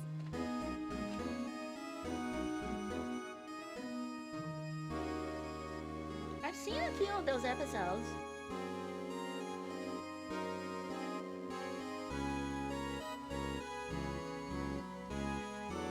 The video you solved the Kira case in 5 minutes is funny. I don't remember much about Death Note. And you're referring to Death Note?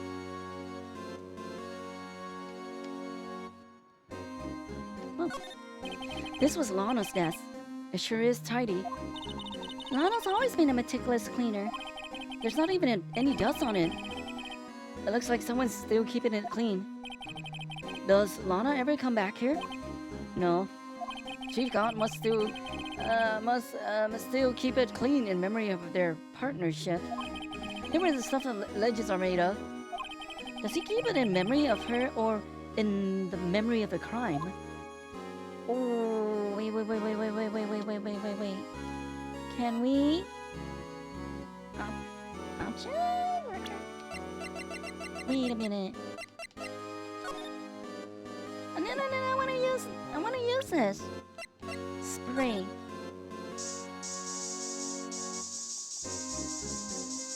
Oh!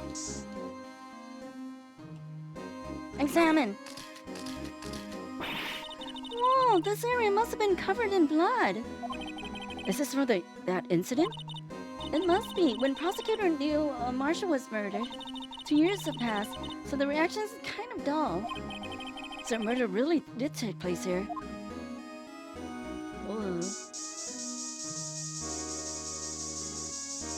Wait, you can no longer use your computer. How about this guy?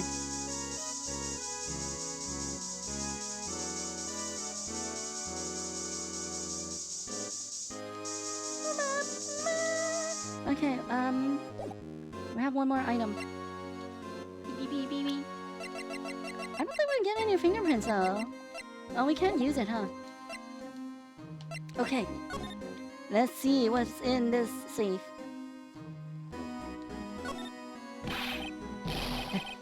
Is there any money in there? How much does he have stashed away? And look, it's a... Hey! A shard from a broken cup. This amount looks familiar. Where have I seen this before? There's something else in here, too. Oh. Oh, what's this? It looks like a piece of leather cloth. Oh. This is a handprint, isn't it? Hey, I saw someone wearing a shirt like that once. You think the chief made up the design? I don't think so. Oh, well, it was just a thought. What is it? This is all that was in the safe? Apparently so. It's empty now. A piece of cloth with a handprint on it. And a broken shard from a cup. They look like pieces of evidence. Yeah, but unless you can prove they have something to do with this case, I'm afraid I can't just let you take them. After all, it's my neck on the line here. Great. Now I have to prove their relevancy to get them. How are these two items related to the SL9 incident? Come on, there's gotta be something we can show the detective. Okay.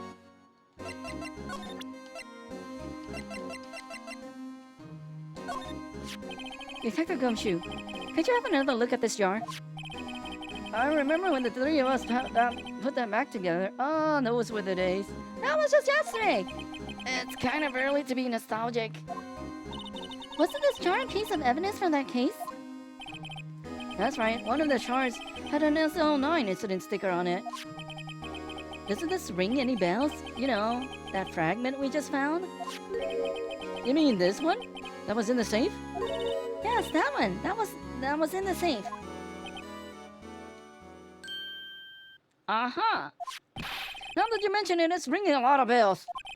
Let's see if it fits. Assemble the fragments. Here, let me see that shard. I'll take a crack at this. Go ahead, pal. Show us what a rookie can do.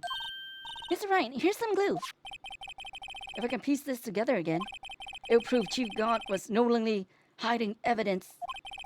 Here goes. Oh, no. Oh, really? That me? That one? Fit in! Combine!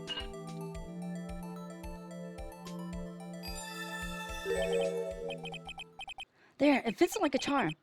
That, of course, means Chief Gaunt willingly and knowingly hid a piece of this jar in his safe. In other words, he concealed a piece of evidence from the SL9 incident. But, hey guys, get a load of this. What is it? The piece you just attached. It's different from the others.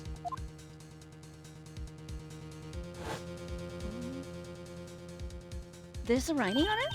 There's a reddish line on it. A reddish line. That's blood. I don't get it. Why would Chief Gaunt hide this in his safe? A saber jar updated in the court record. Final fragment found in Chief Gaunt's safe. Blood traces.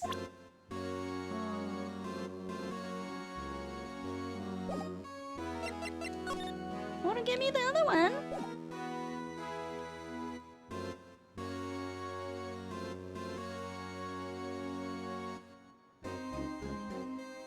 What?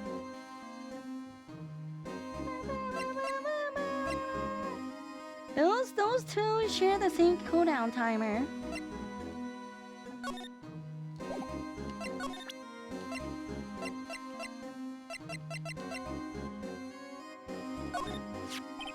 I feel a lot better now that this jar is complete. But it only raises another question. What was a piece of it doing in the chief's safe? More importantly, why wasn't there any money in there? Isn't that what safes are for anyway? I have a feeling the outcome of tomorrow's trial just might hinge on this. Oh boy. Let's take a sippy. I need some water.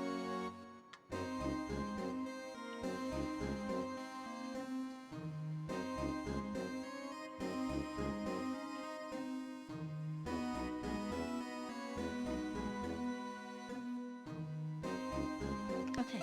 How about the other one? We need the other evidence also. Oh, no.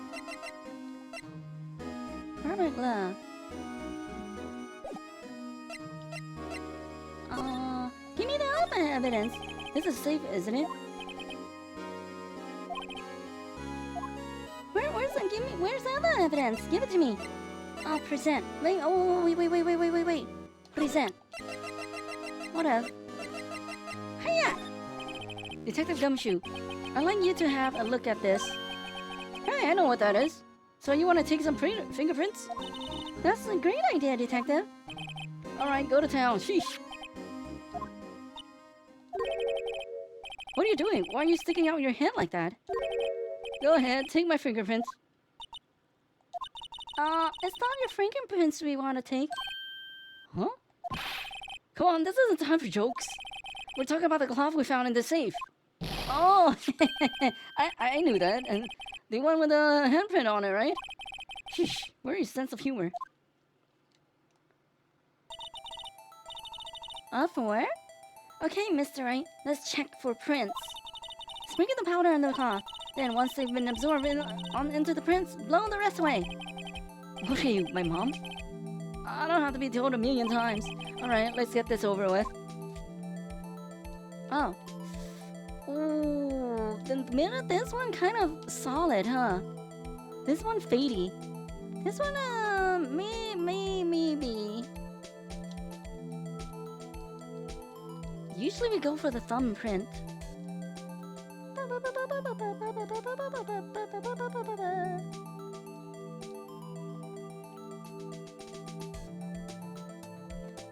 Why? Why you ask that? I don't know what happened to him. I think I'd like to try... Oh, no. Wait, finish!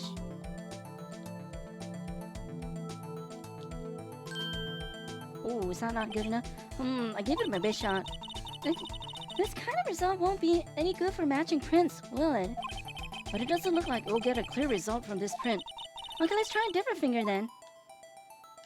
Okay, maybe this one.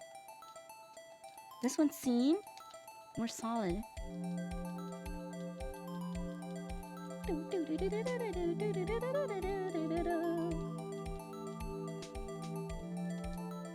Huh.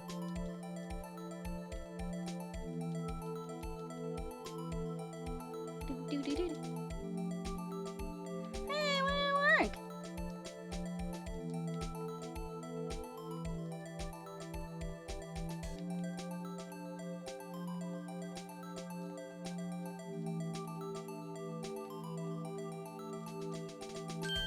There we go. Okay, is it Gaunt's? Oh, no, it doesn't look like... How about... Emma. It looks like yours.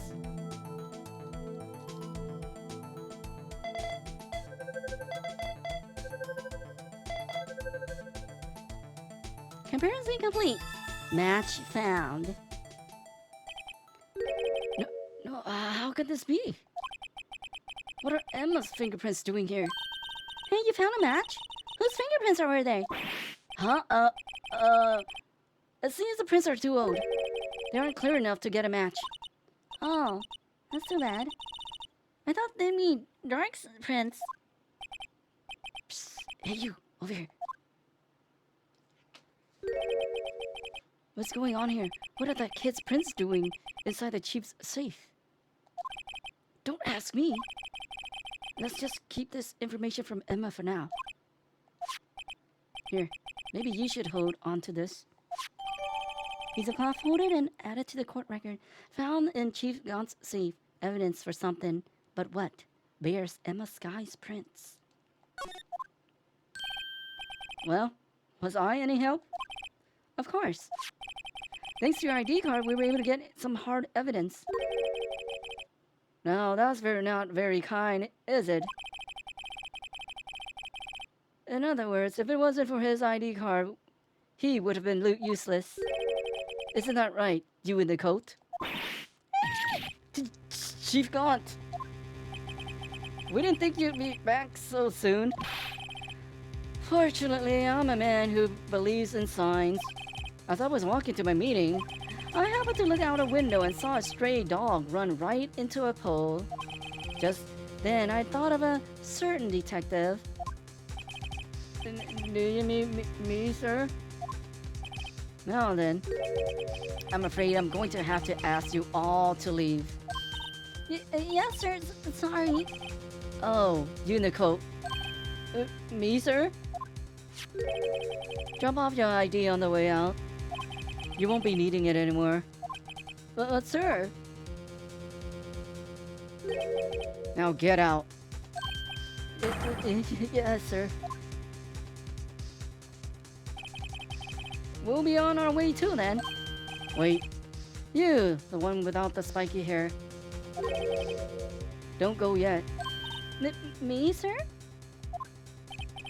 I'd like to work with you. But sir, I'm not a licensed scientific investigator yet. You with the spiky hair, you're free to go. Mr. Wright. Gumdrop. Look, pal. If I told you once, I've told you 1,000 times. The chief's office is off limits. But no, you just had to go sneaking in there like that, didn't you? I thought you said you didn't care anymore if you were fired. Yeah, but if I knew it'll be like this, I never would have said it. Now that I've seen the evidence Chief Gott was hiding in his office, I think I'm finally starting to get the picture. But why has she kept eerily silent about it all this time? Anyway, you listen to me? I'm gonna try to smooth things over with the chief again. Later, pal. Oh, after that, I heard from Emma. She said the police wanted to ask her some questions, so she'll be busy for the rest of the day. February 24th, Detention Center. Visitor's room. No justice for Gumdrop. I see. So the chief asked Emma to come in for questioning. It's no use thinking about it. Tomorrow's the final day in the court. I'm committed to doing everything I can to defend you, which is why I'm here. I've already told you all I can. What you told me over these past couple of days is absolutely nothing. Not a single useful thing. Really? I believe I did mention something quite important. Something I told you right at the beginning. I said that I was the one who stabbed Detective Goodman. You know, I think I finally figured it out. I know who is it that's lurking behind your words. Mia did a good job mentoring you. I'm rather jealous. It seems Edgeworth was right. Edgeworth? Once you're convinced you know something, no one can persuade you otherwise. Thick-headed is a term he used, I believe. Now's my chance to get her to tell me the rest of the story. Oh boy. Talk. Keeping quiet. I have to admit that I was more than a little perplexed at first. You insisted you did it, yet there was no incriminating evidence.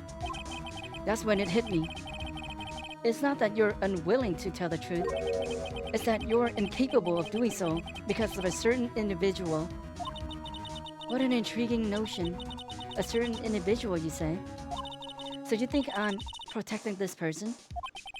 Protecting? No, I think afraid of is more like it. If I'm not mistaken, the person in question may have persuaded you to silence. For argument's sake, Mr. Wright, whom, may I ask, is this person you're speaking of? The one I'm supposedly so frightened of. What is this person's name? The demon guy. Well, Miss Guy? Mr. Wright, you are addressing the chief prosecutor. Do not forget your place. I take it you're still not ready to spill the beans. My apologies. Could you please tell me a bit more about what you think you know? Demon Gaunt. We were partners until 2 years ago. I respected him as a detective. Assuming he is respectable, then tell me something. Why would he try to hide his crimes? His crimes? Both you and Edgeworth will be brought before a board of inquiry for what you did, specifically hiding and forging evidence. Of course, these are serious offenses. Why is it, though, that Chief Gaunt's name was never mentioned? Chief Gaunt? Edgeworth didn't know the truth behind the forgery. The only party who could have possibly tampered with the evidence was me. I had access because I was second in command of that investigation. Yes, you, but also one other, Damon Gaunt. If you intend to accuse Chief Gaunt, you need more than just words. Show me proof that Chief Gaunt falsified evidence in that case. Falsified evidence? Evidence-less then?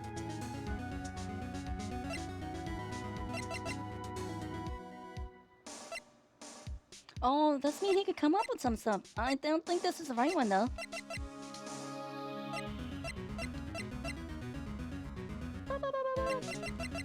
Falsify? How about this? I just found this in a safe in the chief's office. This jar piece and this piece of cloth. Do you know what these are? They're pieces of evidence from the SL9 incident. The person concealing evidence was none other than Chief Gaunt himself. Now tell me, why are you taking all the blame for him? Touché, Mr. Wright. As you surmise, I cannot disobey the chief's orders, even if it means being found guilty for murder. Why not? Come now, Mr. Wright. You can't possibly expect me to be able to tell you that.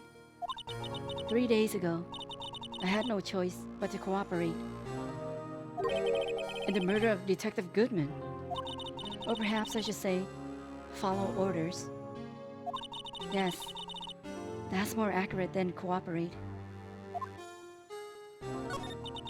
Although I can't tell you the details, I can say that I was given an order that day. I need you to dispose of Bruce Goodman's body. You find it inside the trunk of Miles Edgeworth's car. Just as I suspected, despite what everyone believes, you were not the one who murdered Detective Goodman. Correct. I was trying to take the body out of Edgeworth's car. The trunk's lock was broken, and I discovered that murder weapon while inspecting the body. The murder weapon? You mean Edgeworth's knife? No. When I found the body, it was the knife. This knife was stuck in it. The knife from the SL9 incident, serial killer Joe Dark's knife. I couldn't just leave that knife in him, so I took it out and stabbed him with another knife. That would be Edgeworth's knife? That's right. Even though he was already dead, my hands were shaking at the thought of stabbing him. That's why I ended up cutting my hand. And that is the reason for the bandage on your right hand? Yes. And it seems I got blood on the victim's shoes as well. And then she saw me just as I plunged that knife in. Miss Starr, huh?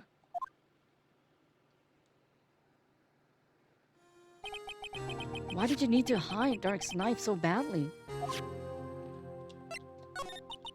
It took a lot of work to finally close the Dark case 2 years ago. It was over with. I didn't ever want it to be open again. My intent was to prevent that by whatever means possible. Necessary. So, you hit Dark's knife? The weapon used to stab the detective was evidence in the Joe Dark's case. If word got out, which it would, the reporters would have a field day with that.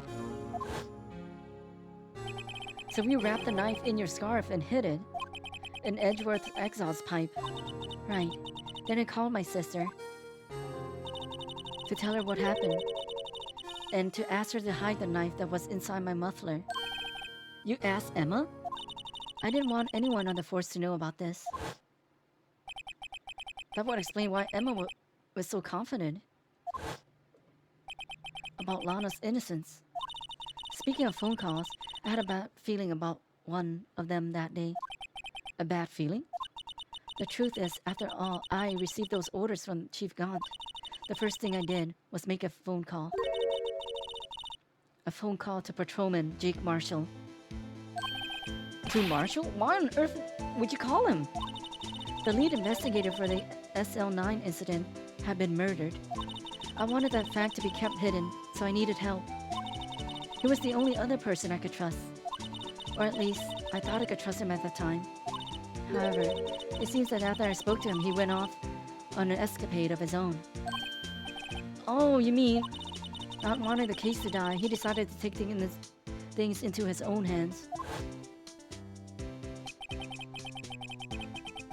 He disguised himself as Detective Goodman and tried to steal the evidence. He had already stolen the ID card. But it seems he still hadn't made up his mind to break into the evidence room. After my phone call, any remaining doubts he had must have disappeared. So your phone call caused the incident in the evidence room? Recapping. I'm afraid that's all I can tell you. But Lana, you've earned my respect, Mr. Wright, both as a defense attorney and an investigator.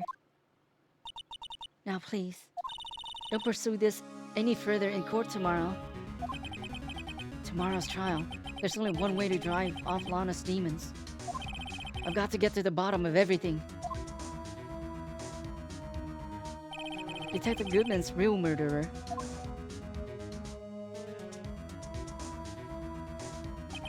And what went down in the chief's office 2 years ago.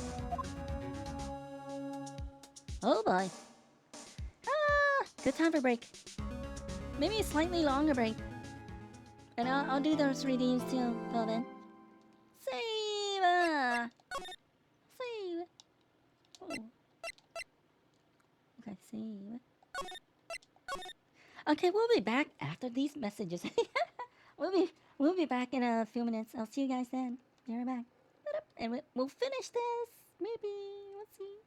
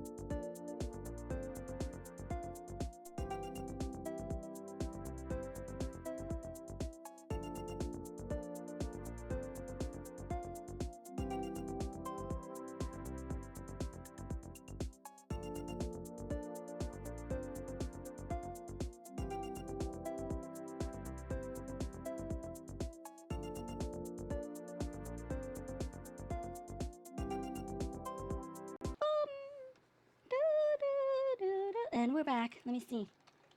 Yeah. Show me potato salads. Oops. Hey! You can only play once a minute. Okay. Time for trial.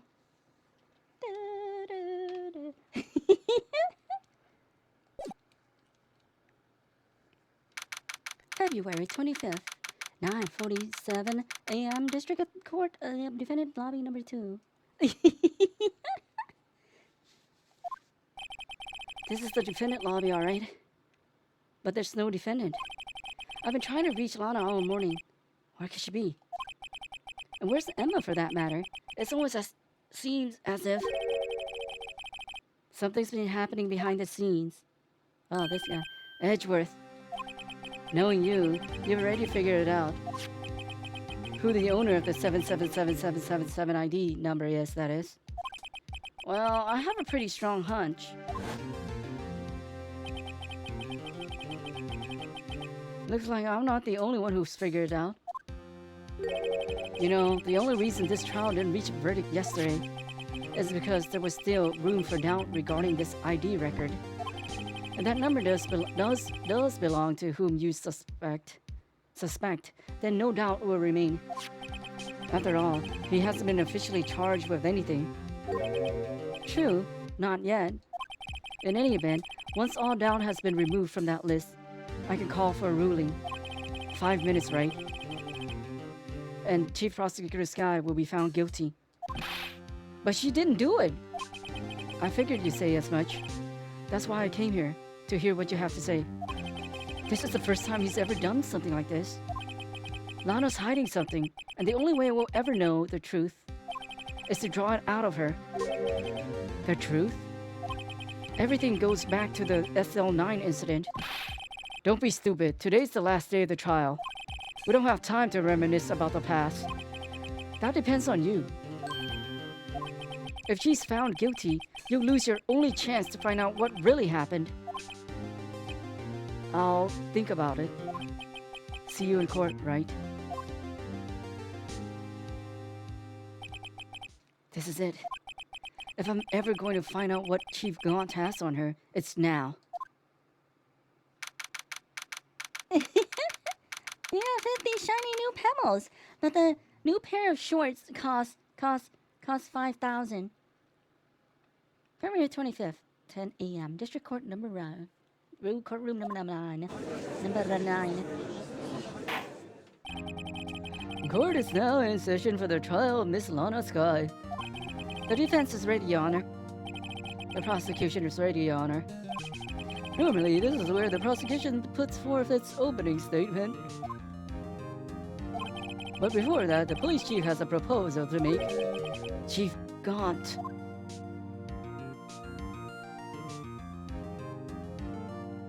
Look at this guy. Morning, folks. How's everyone doing? Hey, G. Been back to the pool yet? No, I haven't. I've been drowning enough as it is in my work. That's a good one. Don't think I can top that. If you don't mind me asking, Chief, exactly what is this proposal of yours? I'm in the trial. No trial. Lana, that is to say, the defendant, has asked me if she could speak directly to the court. She wants to do what? Having heard what she intends to say, I feel she should be granted her request. In the end, it should save everyone a lot of time and trouble. Hold it! What's this all about, defendant? I'd just like to make one simple request, and I'll be finished. Well then, what's your request? Your Honor, I'd like you to put an immediate end to this trial. Huh? I confess to all charges against me. On February 21st of this year, I murdered Detective Bruce Goodman in the underground parking lot of the prosecutor's office. No, Lana, what the heck are you doing? Objection! You can't! Your Honor, The defendant's claim does not change the defense's plea. In that case, Mr. Wright, I no longer require your services. But, Lana... Your Honor, I hereby forfeit my right to an attorney. The prosecution may lack direct evidence against me, but it has sufficiently proven its case through testimony and circumstantial evidence. I would like you to render your verdict now, if you please. Well, the defendant certainly has the right to self-representation. Her request is legally valid, although this is an unprecedented situation. Indeed, it appears that no further need to continue this trial, even if Mr. Wright may feel otherwise. This can't be happening. It appears the time for the verdict has arrived. This court finds the defendant... Objection! One moment, Your Honor. Mr. Edgeworth? The prosecution has not yet proven the defendant guilty beyond reasonable doubt. Any ruling at this stage would certainly be premature. Come now, Worthy. I understand this is a difficult time for you, but why don't you just be a good little boy and keep your mouth shut, I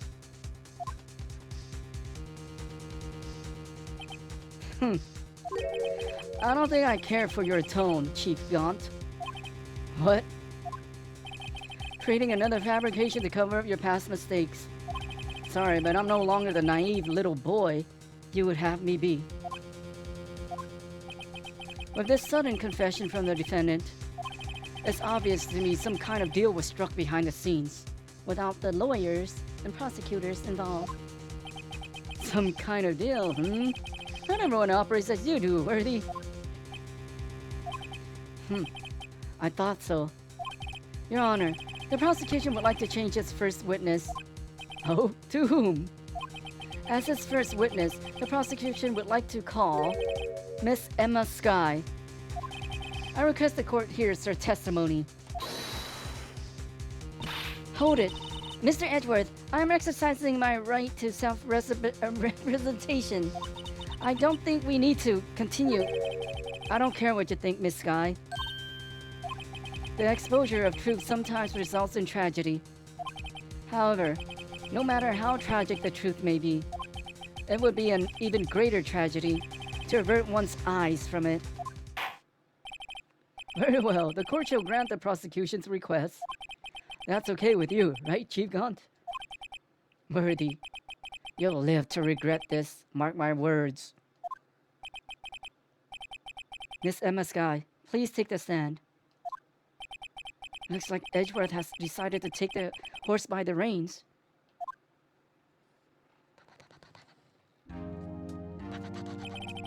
Now then, witness, please state your name and occupation. My name is Emma Skye. My occupation? I'm Lana's little sister and I want to be a scientific investigator. 2 years ago, you encountered the serial killer Joe Dark of the Joe Dark killings. Is this correct? Yes. I'll try my hardest to forget about that though. I'm sorry,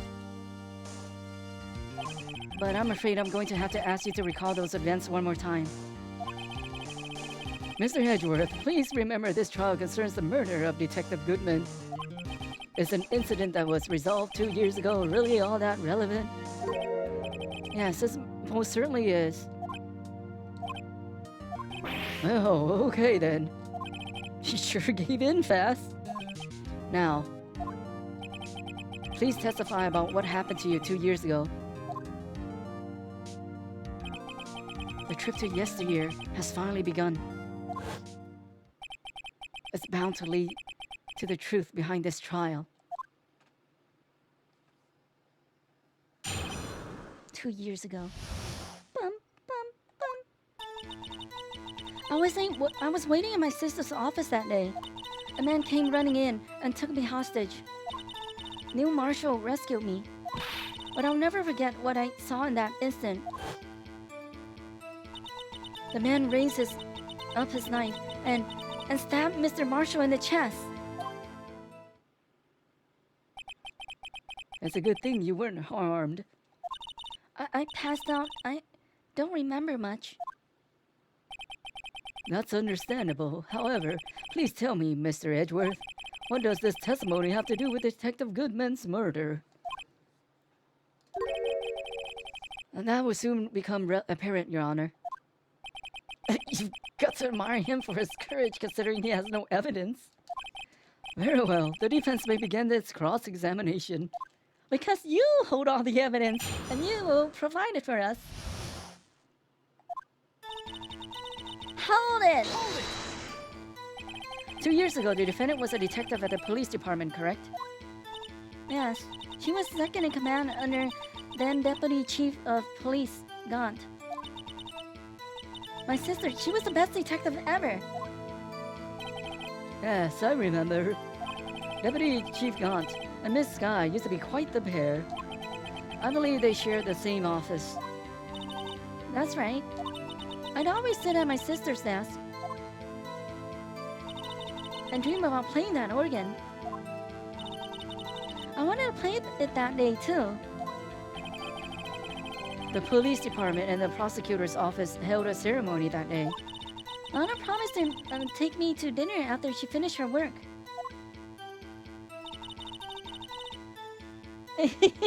Yes, we have to do all the work. He just stand there and enjoy the show.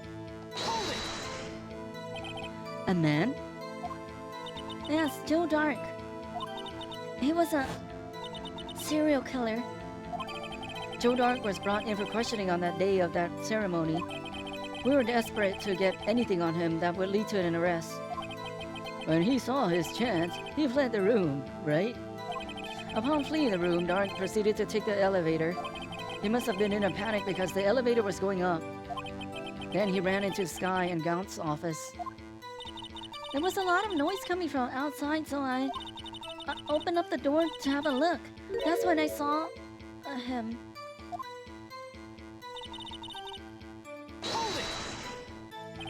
What was the prosecutor doing there? That day, there were 2 people present during Dark's questioning. Deputy Chief Damon Gaunt and Prosecutor Neil Marshall. Almost forgot about Gaunt. Neil Marshall had just received the King of Prosecutors Award.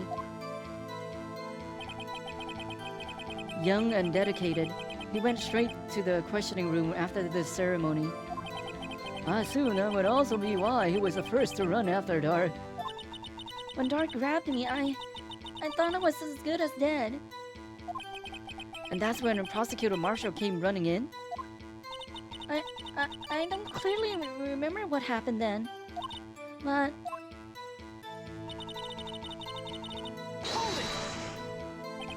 Can you tell us about that? Mr. Marshall jumped on Dark. Just then, the lights went out. The lights? It was just about this time of year. There was a terrible storm going on, and lightning struck nearby. So the electricity went out? Wait a minute.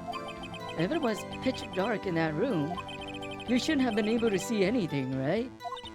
Right, but just then lightning flashed again outside.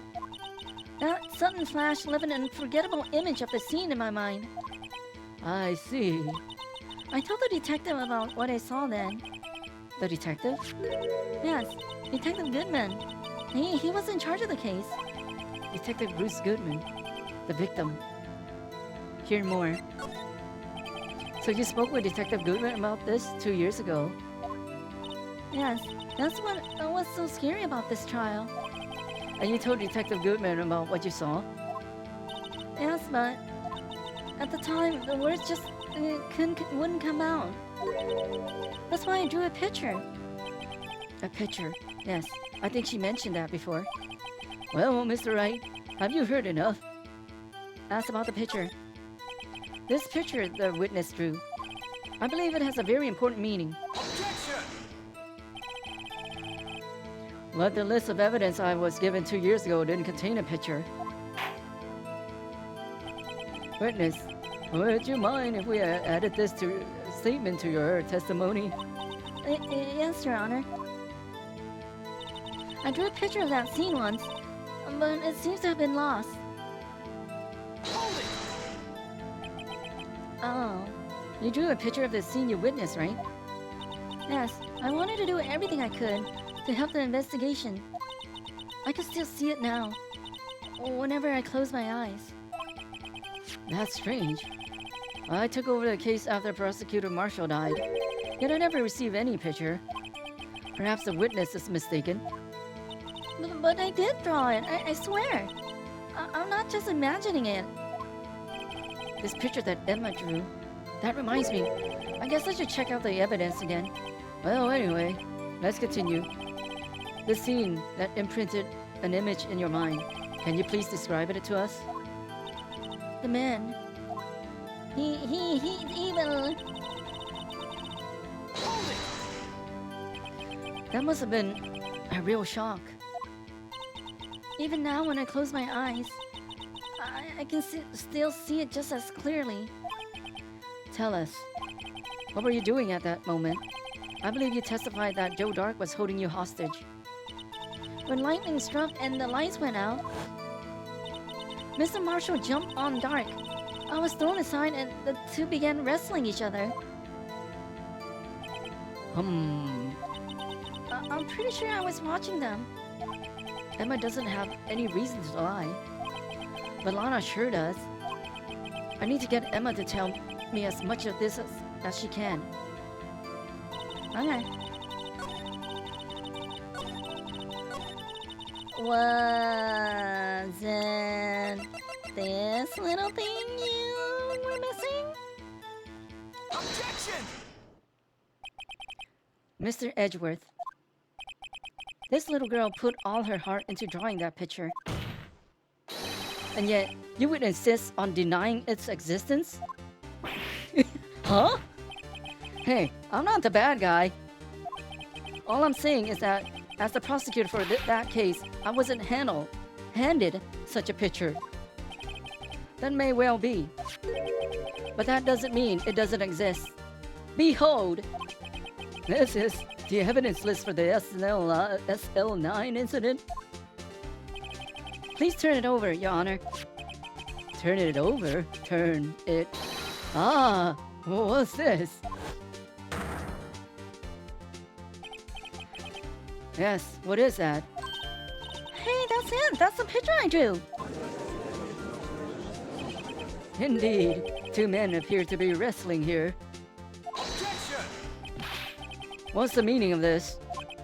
What are you doing with that list? Me? Only the prosecutor in charge should have access to that list. Huh? These lists, they're different from each other. What? It would appear, Mr. Edgeworth, that the evidence list you were handed 2 years ago was incomplete. These two lists fit together to form one. You can see the marks here where they were torn apart from each other. So you see, Mr. Edgeworth, it's quite obvious what happened. 2 years ago, only half of the evidence in the case ever reached you. What? What? Order! Order! But Miss Guy, why did you draw your picture in the back of such an important list? Because that's what Detective Goodman handed me in the questioning room, Your Honor. Wait a minute. If this list was torn in half, then that means... Your Honor. Are you alright, Mr. Wright? Your eyes are bulging from your head. If the evidence list was torn in half, then there might be more of the drawing on the back of Mr. Edgeworth's list. Yes, that's quite conceivable, Mr. Edgeworth. It's possible. Let's see. Is something wrong? Did you even have to ask? Sorry, Your Honor. There is indeed something drawn in the back of my list. It's that thing. Oh! That's that thing. I think that's dancing in the evidence room. Clearly, this is an act of vandalism in the work of a certain chief of detectives. I guess he was out of scrap paper. Evidence list restored and updated in the court record. Half of the list was found on Gaunt's desk in. Very well, witness. Wait, can we see it?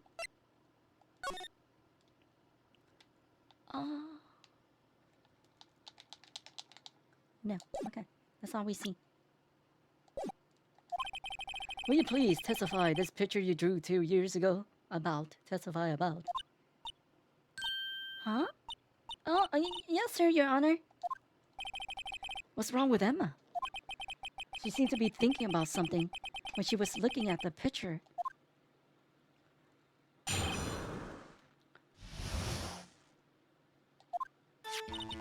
This is the picture I drew 2 years ago. Look at it. There it has. The flash of lightning was so bright, all I could see were were shadows. It doesn't seem to have a sharp end on whatever that thing is.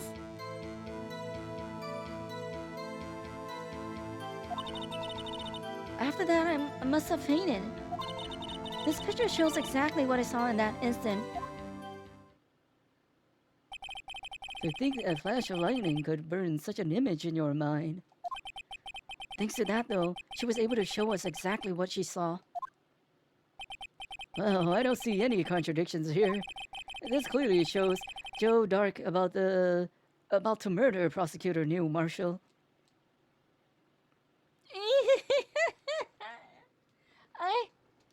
I mean, it depends. I mean, if it's a traumatic event, probably I'll remember some stuff, but probably your brain probably will erase some stuff too to protect you, maybe. So recollecting stuff to draw. We haven't been drawing, yes. We'll draw some next week. Did I skip? The defense may now begin its cross-examination. Emma's picture. Hold it! Did you draw this picture right after the incident? I think I drew it 2 or 3 days later. At first I was in such a state of shock that I couldn't do anything. During that time, the investigation team was reorganized. Detective Goodman was placed in charge, under the direction of David Gaunt and Lana Skye. 2 or 3 days later, the memory should still have been fresh in her mind. Oh, thank you for the hydrate.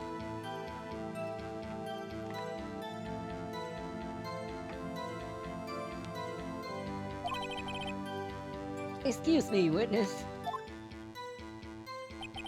But can you please tell us why this picture is painted in all black? Hey! You won something!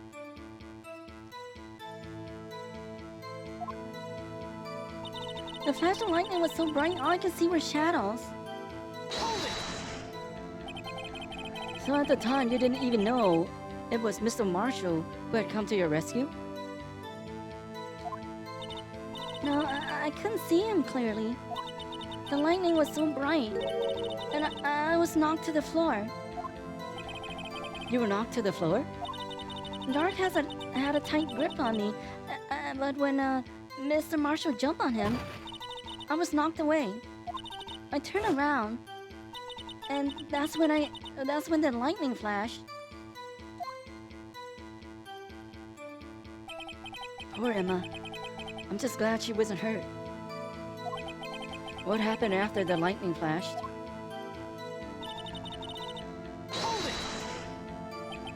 You mean you didn't see the actual murder take place? No, I'm sorry. Objection! The flash of lightning only drove off the darkness for a split second. Not only that, but the trauma of the situation understandably caused the witness to faint. Do you really need to torture this girl any further? What? Hey, I'm not the bad guy here. Anyway, this picture shows exactly what I saw in that instant. Sorry for asking so many times, but are you sure you drew exactly what you saw? Of course, this is the exact scene. It wasn't influenced in any way from your talks with the detectives? Objection! Are you insinuating we somehow manipulated her memory, Mr. Wright? No, of course not. I better watch out or he might find some way to cut my salary. I drew this picture before I heard anything from the detectives. So I don't think anyone's story would have influenced me. Mr. Wright, is there something that's bothering you about this picture? Yes. Huh? Oh well. That's strange. She claims this is exactly the scene of that was imprinted in her mind. And yet, there's clearly a contradiction here.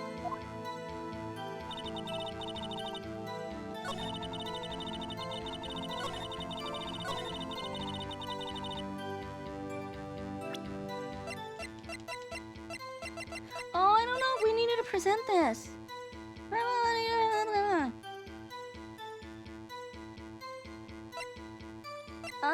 We don't know what order to present. Where's the blade knife? It's broken. The knife doesn't have a... Maybe, okay, we'll do this. If we messed up, then we will have this. A knife tip was broken, and the knife tip was in the wound. Okay, maybe. I don't know which order makes more sense. Let's do the switchblade knife. Hold it! Objection! Oh no! This evidence clearly reveals. Okay. Okay.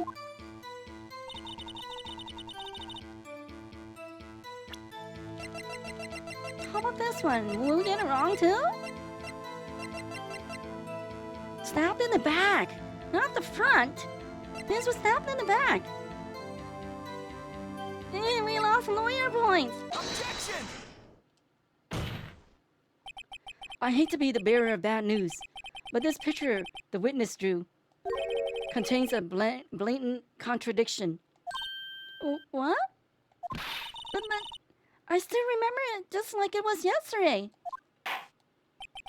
Mr. Wright, perhaps it would be faster if you simply pointed out this contradiction for us. What part of this picture contradicts the autopsy report? This part. He's facing forward, not backwards. Over here. Take that! I think it's... what the? That's because the drawing stinks. No! Mr. Wright, how could you? The act of making an innocent girl cry should warrant the death penalty. I guess he means I should flip the blade. Oh, well, as long as the two... Maybe it's a knife. That's a knife.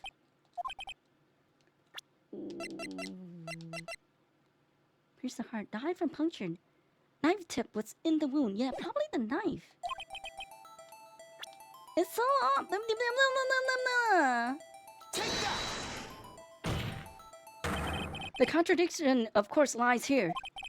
Take a look at the knife the man is holding. If you look closely, you can see its tip is broken. Even I don't have to look closely to see that, Mr. Wright. But Mr. Wright, look at the evidence. See the murder weapon? The tip is broken too. If I recall, the tip of the knife was found broken in the victim's body. It was a conclusive piece of evidence that proved Joe Dark was the murderer. I'm afraid it's not so simple, Emma. Objection! And where, pray tell, could you possibly see a problem? It's obvious, really. The victim suffered a single stab wound to the back. And the victim was only stabbed once. Then the murder weapon should have not yet be broken. Ah, what's the meaning of this? Perhaps the knife was broken beforehand. Objection! Sorry, but I'm afraid that's not possible. The tip of the knife was found inside the victim's body. If it was broken beforehand, it couldn't possibly wind up there. That's right. But what does this mean? The tip of the knife was undeniably discovered within the victim's body. The only possible explanation is the witness's memory is mistaken. Objection! That's why I asked her so many times if she was sure she remembered correctly. I believe you were annoyed at the time, but she was sure she remembered correctly. But there's no other way to explain this inconsistency. Objection! Not so fast, Mr. Edgeworth. There is another explanation. Have you forgotten already? About a little something called falsified evidence? You're treading on thin ice, right? All I'm saying is that this broken knife tip might be the piece of evidence that was forged.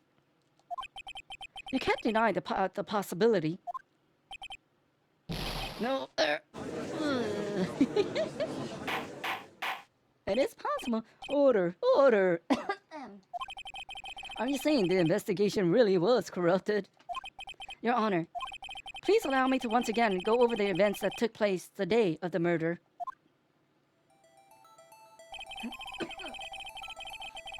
The police department and the prosecutor's office were holding a ceremony that day.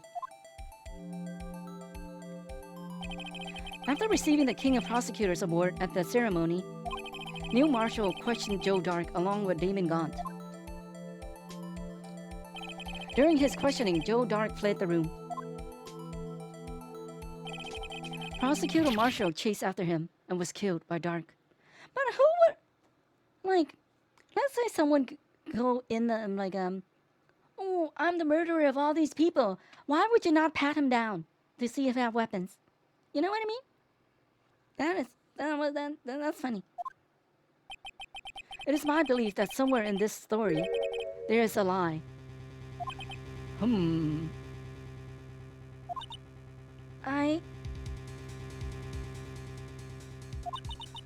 not lying. The man really was holding up a broken knife. If that's true, then there's no other way around it. This could not have been the actual murder weapon. There must have been another broken knife. What are the chances of there being two broken knives? Another broken knife besides Joe Dark's. Could there have been one? There is another one! If the witness is this adamant about the accuracy of what she saw, it can't just be explained away by a simple observational error. But Mr. Wright... In that instant, Emma really did see a broken knife. I assume then that you have some information about this other broken knife. If so, please feel free to enlighten us. The murder weapon was already broken prior to the murder. There's only one way. Take a look at this. Here's the real murder weapon. Oh, do we have it over here? Oh.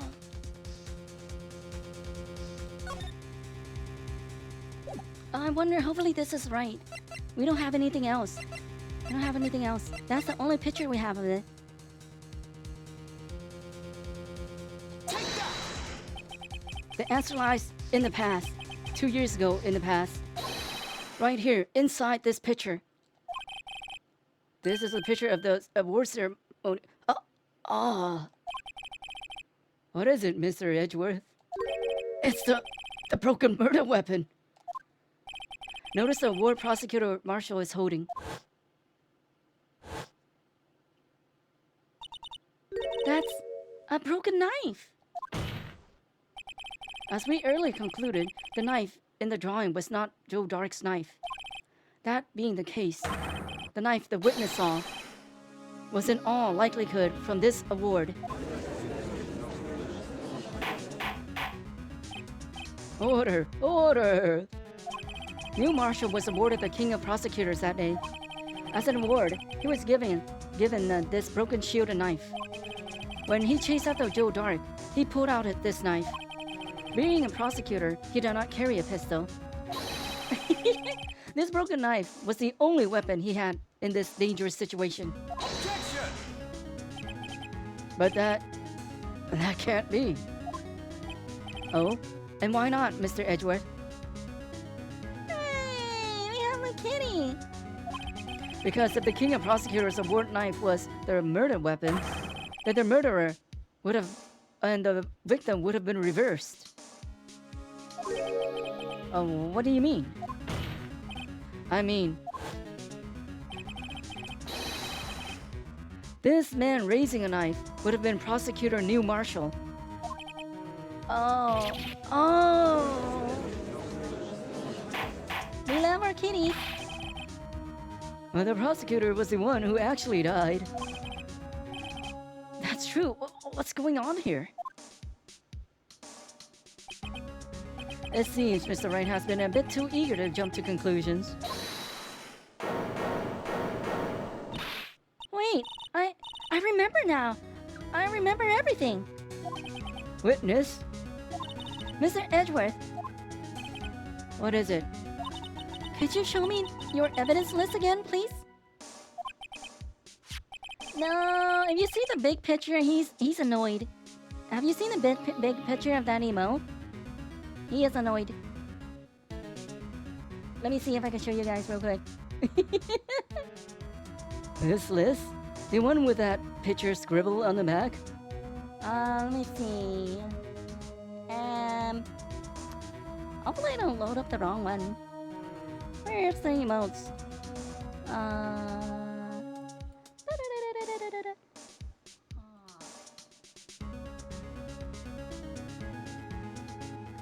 Oh, you what?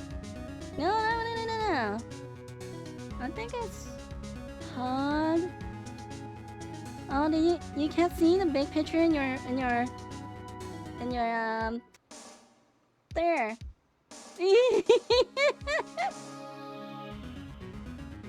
There. He's annoyed. He's annoyed for sure. Wait.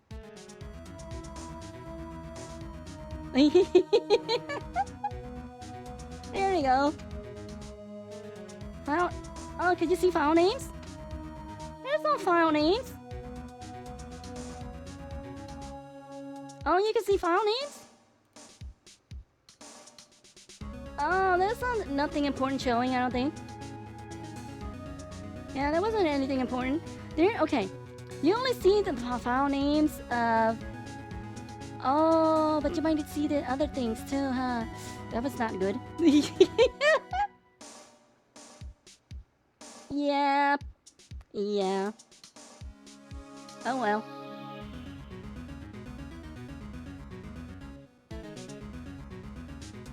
Let me see.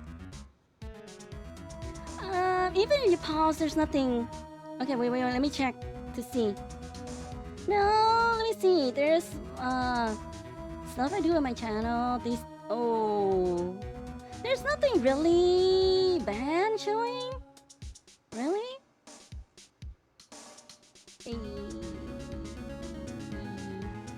That's fine. I'll cut it out probably. I don't even need to cut it out. You guys can. If you're stalkery, you can pause it and see. But otherwise, there's nothing. There's nothing here. There's nothing really here.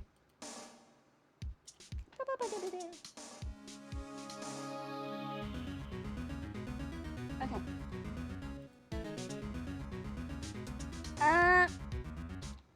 No. I don't think there's my PC name there.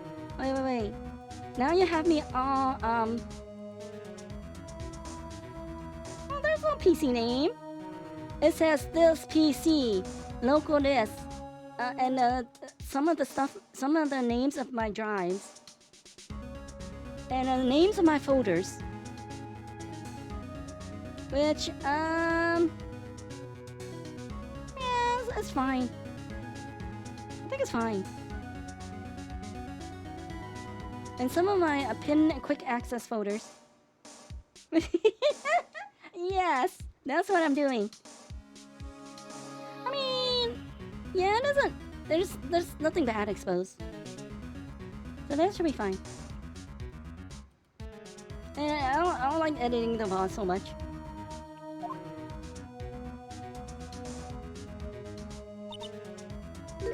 I knew it. This picture. I'm the one who drew it. What? You drew that? That's right. The list wasn't torn in half at the time I drew this picture.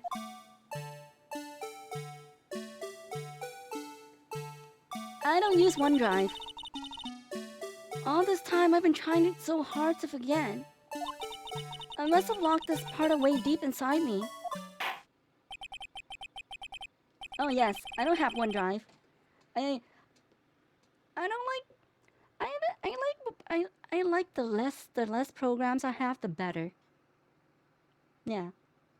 Perhaps it would be best if we added this to the witness's testimony.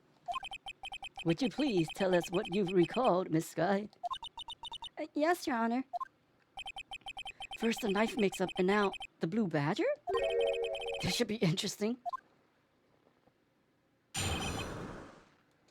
Emma's recollection. When I saw that man raise his knife, I panicked and rushed towards both of them. I think I knocked away the man with the knife. Just then there was another flash of lightning, and that's when I saw the blue badger. He wasn't in the room, but I'm sure I saw his shadow. This is certainly most unusual. Objection! I don't think there's dark mode. Try impossible. The chief of detectives hadn't even designed him until this year. That would mean he didn't even exist 2 years ago. Oh, really? Yes, well... Stop, please! Don't pursue this any further.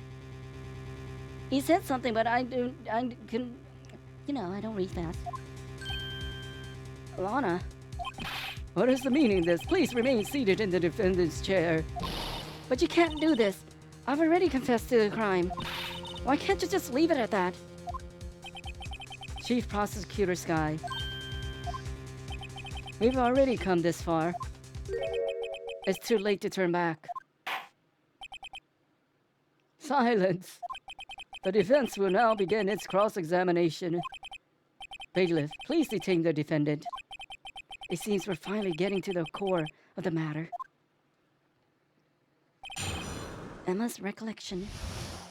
But we probably need another break soonish.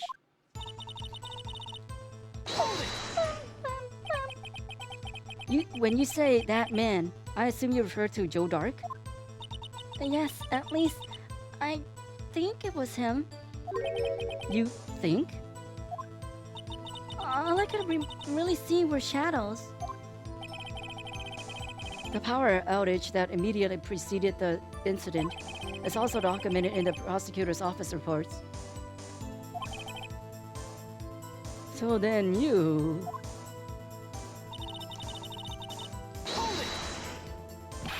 Why would you do something so dangerous? What else could I have done? He was about to stab Mr. Marshall. She seems convinced that Dark was the one holding the knife. But as we just theorized, Mr. Marshall was the one to hold the knife, holding the knife.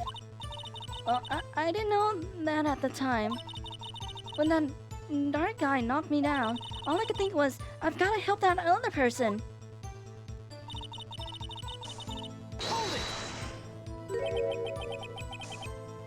What do you mean, you think? It all happened so fast, and I was in shock. I don't remember everything clearly. What I did is kind of a blur. This guy was almost killed before she was a witness to a murder about to take place. With so much happening in a matter of seconds, a little disorientation is only natural. I saw the man about to stab the other person who I thought was Mr. Marshall. I knew I had to stop that man with the knife. What you did was very brave, young girl. So then, what happened next?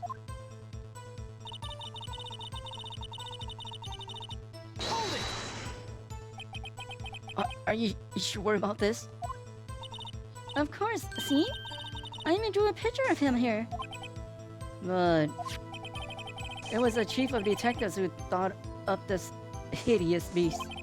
And that was just this year. The blue badger didn't exist 2 years ago. This is all quite verifiable. I know it sounds strange. I was surprised too when I saw him at the police department. He had this nagging feeling that I'd seen him before somewhere. Now I finally remember. Oh, brother. Just when you thought that this thing had caused enough commotion. Tell us, where in the room did you see him dancing? He wasn't in the room, but I'm sure he saw a shadow. His shadow? So you mean you didn't actually see his face with its winning smile and all? That's right, but I still remember it. He had 3 creepy horns. Objection! This is pointless. That thing couldn't have possibly existed 2 years ago. The witness must be mistaken. Objection! That may well be. But what's important is what caused her to think she saw what she did. Oh, and I suppose you have an explanation? If so, then by all means, please tell us what this shadow really was. Ah, what was it Emma saw when that lightning flashed? Who is this blue badger, really? I just might know. The blue badger hasn't even been dreamt up with when Emma drew this picture. Yet she's certain she saw its shadow. Ladies and gentlemen, it is the defense's belief that on that fateful day 2 years ago, there indeed was something that looked similar to the blue badger. Something that is now sitting in this very room. Mr. Wright! In this room? Very well, Mr. Wright. What is it that the witness saw in that instant? Please show us this mysterious blue badger look-alike. This thing? Blue badger look-alike? Take that! The mysterious blue badger was in fact this. But that's... what exactly is that? I believe it's some sort of jar. But Mr. Wright, that doesn't look anything like the blue badger. Indeed it doesn't. As it stands now, it's just a plain jar. However, what if we were to change our viewpoint? Our viewpoint? I've got to show them the correct angle to look like this. Oh yeah. Oh yeah. What? Oh. Oh wait. What? What the?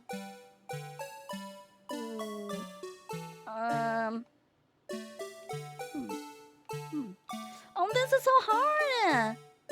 Is it easier than with the mouse? Huh. It's easier with the mouse.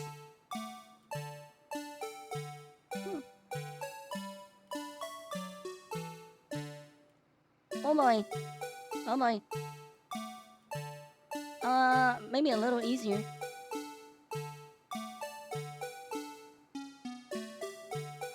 It gotta be have like something like this, huh? Oh. Maybe it has to have this little nub here too.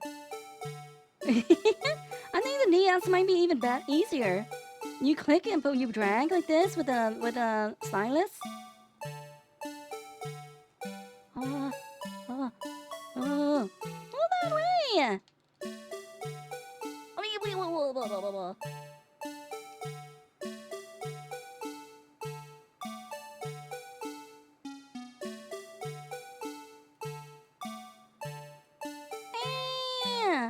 Do you need to do it like super exact?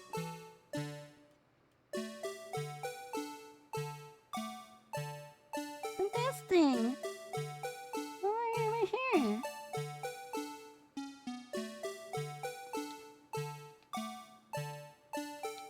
Oh, this is so hard. Rotate left. Oh.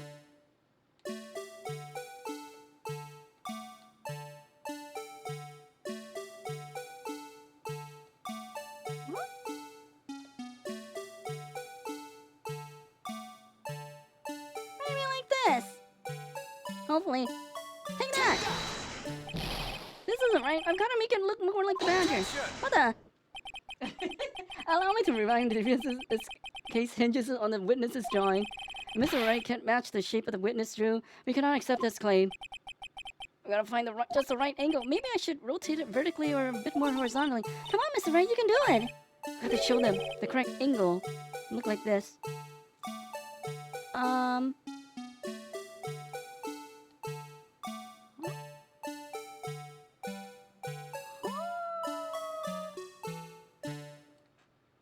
With this, it kind of points downwards.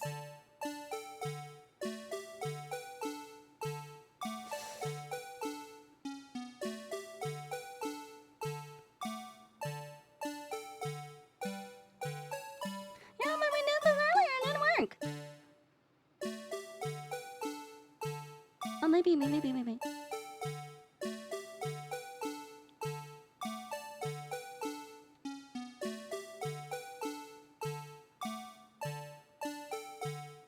At least they don't kill us.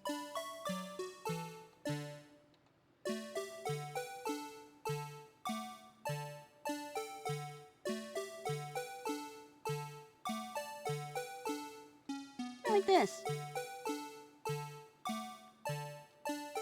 Oh, it's getting quite hot. My head's not feeling so good. Alright, let me take a sippy.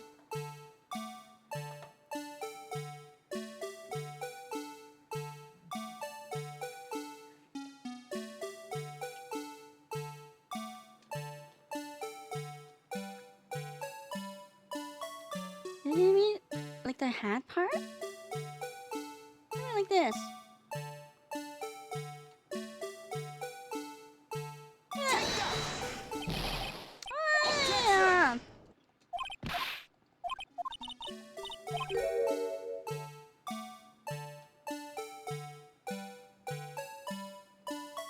Oh, no, that's so hard.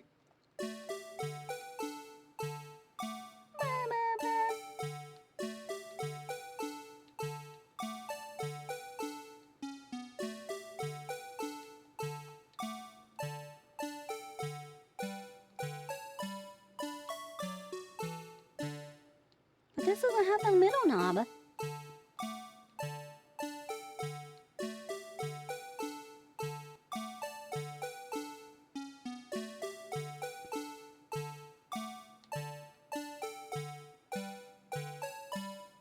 Ah.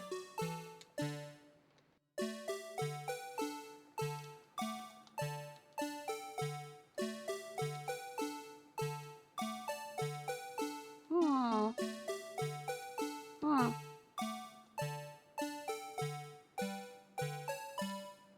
I wonder if this would be in the front. The blood.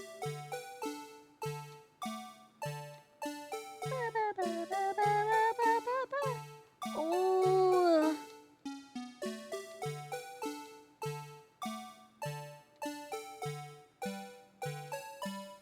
Okay, this way didn't work.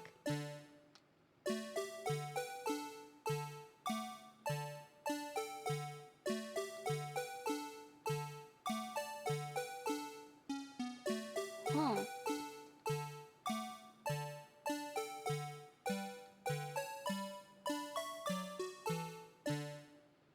Oh, hey, G. Maybe. Oh. Why didn't this work though? It kind of look like it, doesn't it? But this not drooping downwards. This way is drooping downwards. This way is more drooping downwards. Like this. Oh, like this. You need to droop downwards.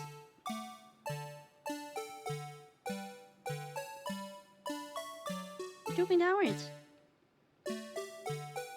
Oh. Oh, I see. Oh.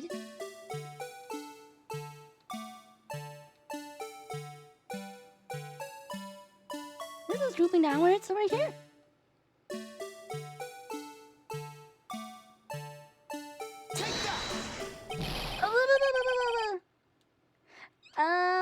It's way but okay, day 2 is way better than day 1, but also yeah, it's like I get sometimes I get my off days and I don't feel that great those days.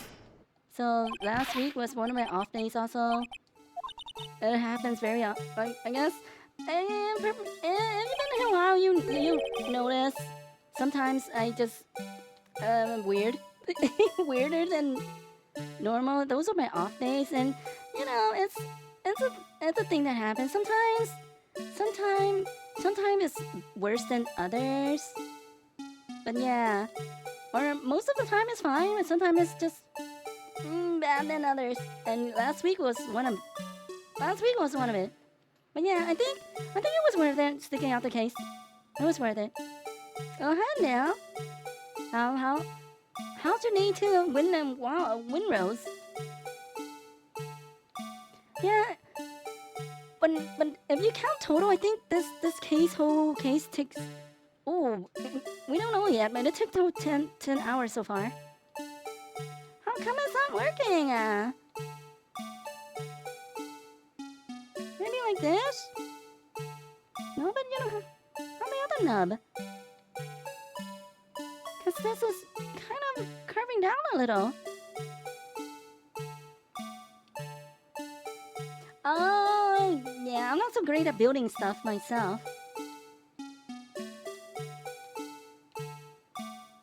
I don't like this music. Take it away. Objection! You guys are so patient with this.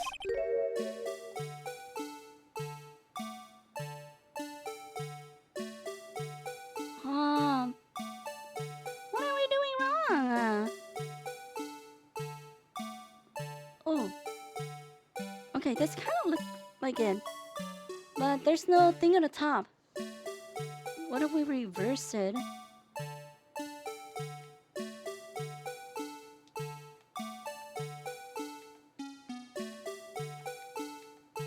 But we did this already and it didn't work.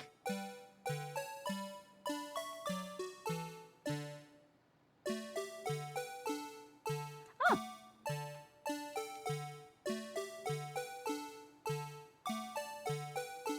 Take that! does it have to be super precise? Oh, how come you're that tired?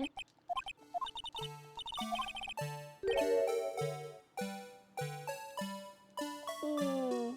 Oh. Why doesn't it work though? It looks like his head right there. Maybe like this. Closer like this. Closer.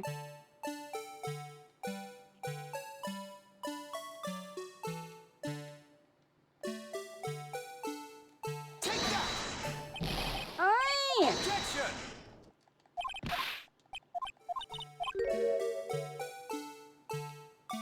Huh. What do you want this little nub over here?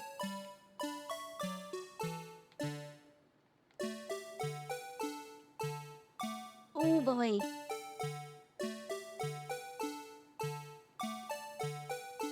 Maybe backward this way.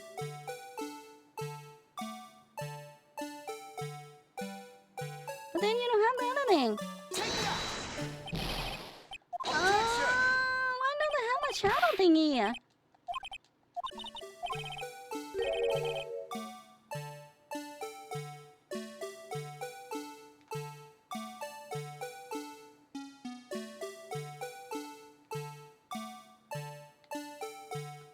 Huh. I'm pretty sure we might have to face the blood side.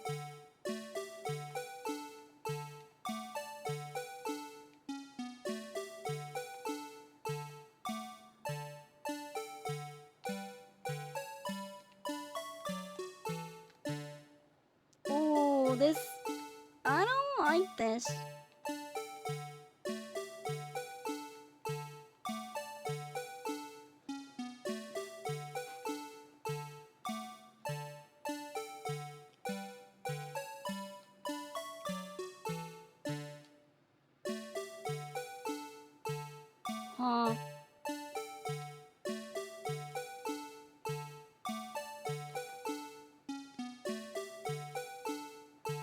This looks exactly like it. Huh?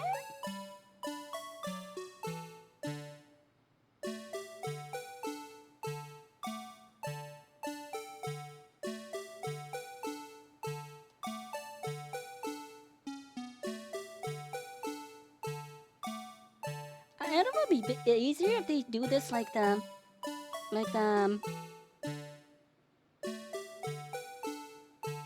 thing in Resident Evil where you match the light, the shadows.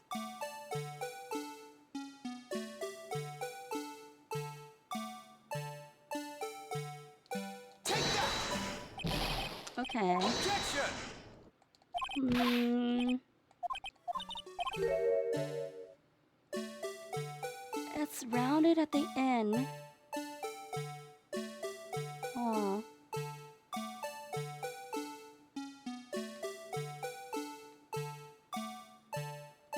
Oh.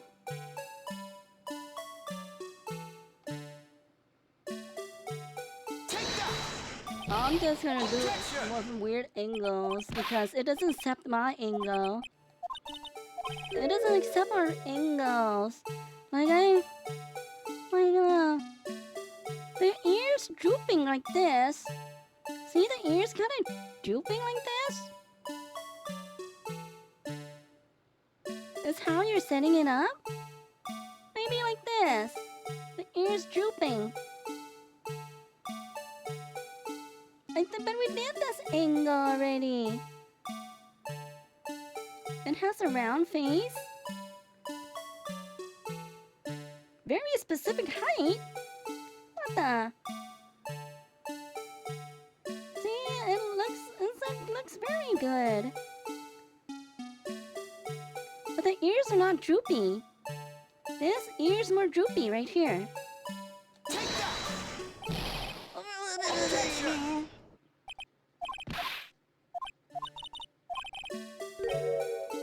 Okay, I think we might need. I need to go pee. So we'll come back and do this. So we're gonna take a break here, and then we'll come back and continue this. This guy. Why do they need to make it so specific?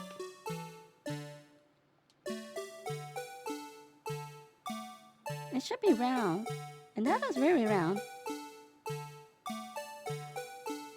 But the ears don't match. It's pointing upward, not downward.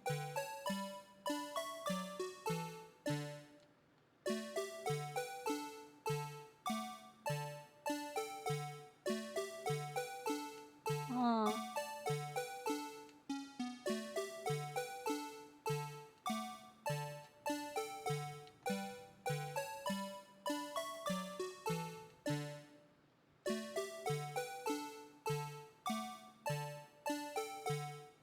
I'll just try like the other one.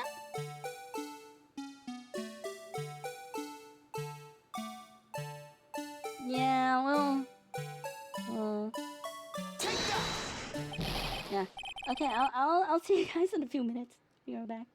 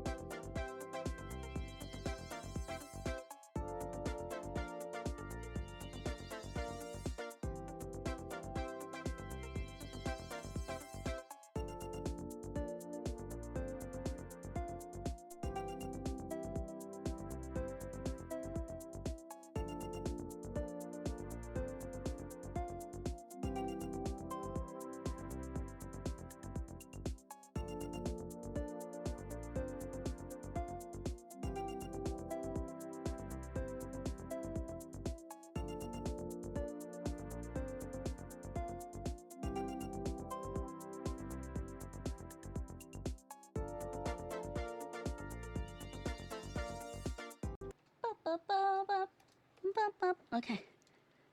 Oh. Objection!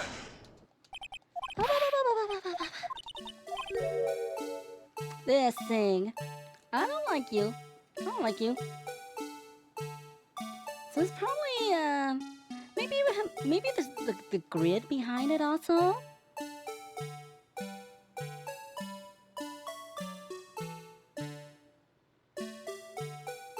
Take that! Objection!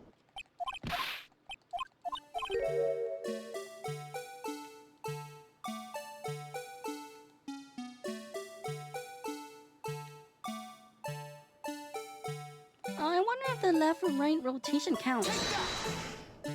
Ah! Well, is this a miracle or what?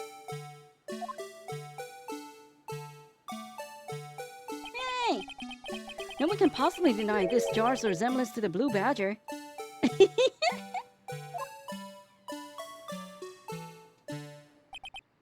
No. It can't be. I will have order. We got some barbecue today. That was yummy. The defense has proven its claim. I wouldn't say the dumbest thing, but it was not that great. The mysterious blue badger witnessed on the day of the crime was actually this. Objection! Was the cantaloupe good? Although we all enjoyed Mr. Wright's dramatic performance, one question remains. What's your point? What do you mean? So that badger thing was actually just a jar. That doesn't change anything. Objection! I'm afraid that's where you're wrong, Mr. Edgeworth. Oh, really? You see, this changes everything. Indeed? Very well then. Please tell us. What's the difference now that we know the witness saw this jar? The location? The murderer? Oh, what the?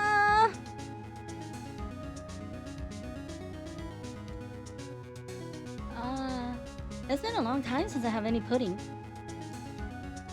Well, is it yummy? The location? The murder weapon? Oh, the murderer? Where was the jar?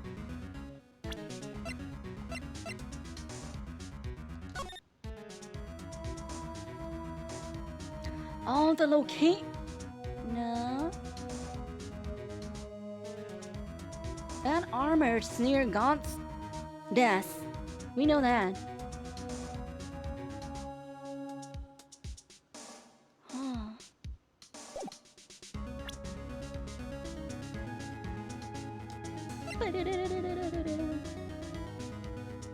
But if he died, but all the blood's on the other side. Okay, I gotta save. I don't want to redo all this if we get it wrong.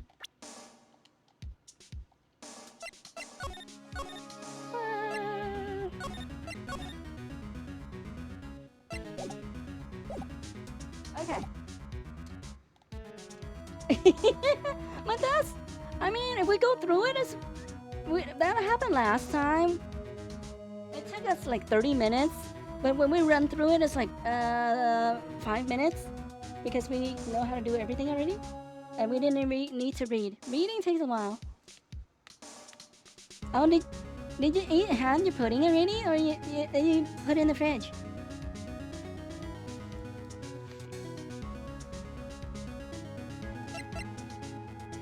Ah. Allow me to take these in turn. At the moment of the murder, the witness saw this jar. At a very specific angle, I might add, Mr. Wright. Yes, well, knowing this, where could she have seen this jar? Where? The location of the jar is shown in a picture taken on the day of the crime. On a shelf in the office of Damon Gaunt. Objection! But the body was found lying near Lana Sky's desk. The witness testified so herself.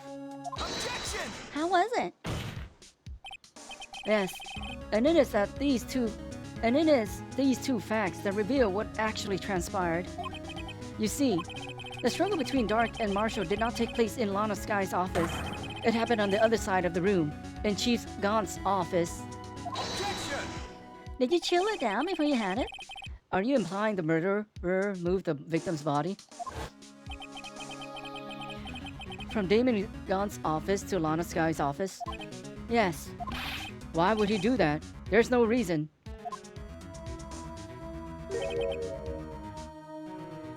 Oh, I see. Exactly. If there wasn't a reason, he wouldn't have gone through the trouble. The only logical conclusion is that there was a reason. Do you know what that reason was, Mr. Wright? I finally figured it out. So this is why Lana tried to stop the trial. It's too late to quit now, though. Please recall the witness's testimony. She said she knocked away the man who was holding up the knife. In the next instant, the jar was hit and flew through the air. Now tell me, what could have sent the jar flying? Well, that would have been the impact the man made when he was knocked into the wall. Ladies and gentlemen, if I may draw your attention to this picture once more. If the man was knocked in the direction of the shelf the jar was sitting on, what would he have hit? The wall. The suit of armor. Oh, a very sharp and dangerous looking sword. Yes. And since the man who was knocked into the armor was carrying a broken knife, he would have had been a new marshal wielding a King of Prosecutors trophy. No, Mr. Wright, you can't be thinking. Yes. There is another possibility of what actually transpired in that room. Another possibility? Of course, the perpetrator would have had no idea, but nonetheless. Welcome back, Holman. Why would blending it in the shaker would be different?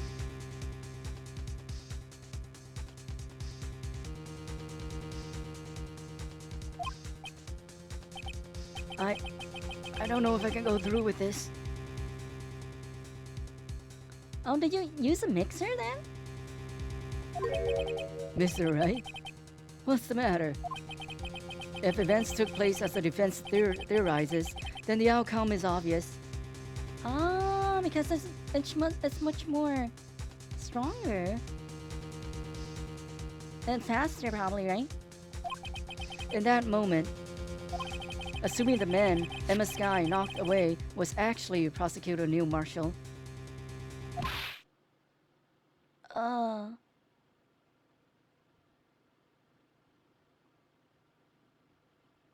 One stab to the back with a super sharp weapon.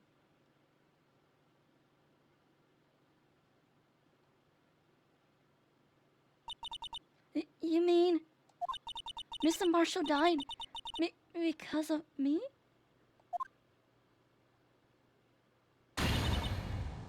Oh boy.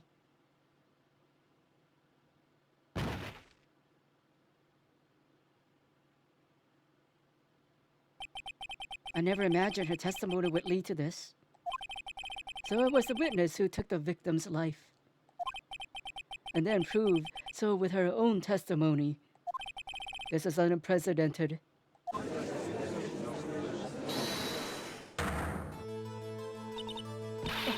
What are you saying?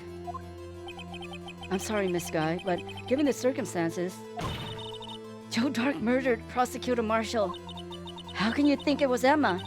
How dare you try to pin the crime on her? Imagine that coming from you. If you recall, it was you who admitted to forging evidence 2 years ago. The reason you moved Prosecutor Marshall's body was to keep anyone else from finding out about what Emma did, wasn't it? I assure you, Mr. Edgeworth, Yeah, I have no idea what you're talking about. If you hope to have anyone believe your insane allegations, I'm afraid you're going to have proof. Tell me, do you have any conclusive evidence that proves my sister killed Neil Marshall? Evidence? I'm willing to bet you don't. Yes, it certainly would be difficult to prove this with evidence. If we don't have evidence, then we'll have to rely on testimony.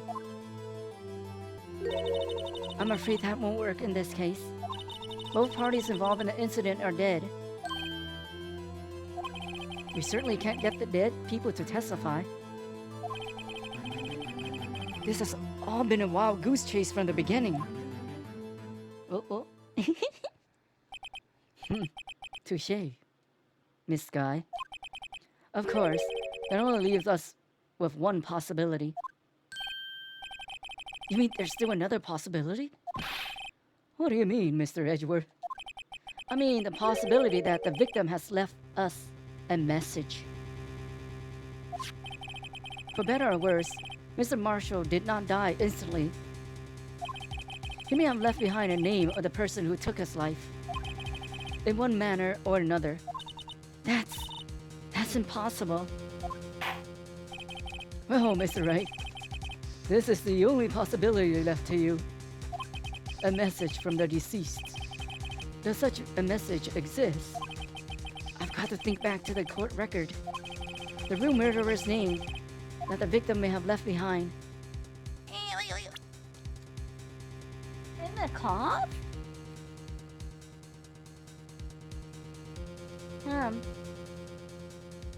You wanna make some smoothie? Hold on. Smoothies are nice.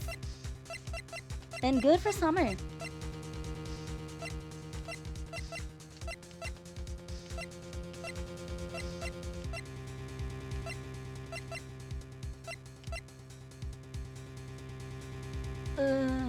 It's for something, but we don't know what.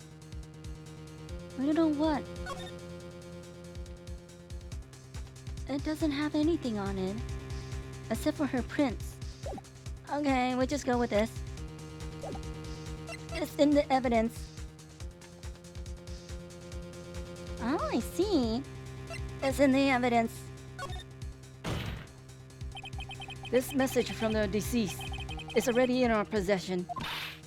Mr. Wright, will you stop at nothing to prove my sister a murderer? You're not being mistaken, Miss Sky. Our purpose is not to accuse Emma of any crime. There is only one thing we seek. The truth. No matter how painful it might be. Now then, Mr. Wright, please show us the piece of evidence that conveys a message from the deceased. I don't know what this is from, though. Evidence for something, but what? There's the Emma Sky prints. This is the message from the deceased. Right. Now then. This is the message. We got it wrong! Oh, I guess I wasn't right. There was less much of my message. It would have been in writing form. That's the only logical conclusion. You better be careful. You might wind up the deceased yourself.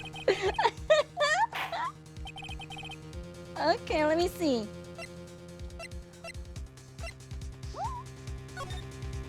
Oh, no! We have this thing! We have this thing! No, but it was shattered! How could this mean anything? It was shattered. Arrow? What does the arrow mean? What does the arrow mean? Maybe the other thing we have to use later. Blood traces. I think that's the only other thing. Well, one way to find out. Wait.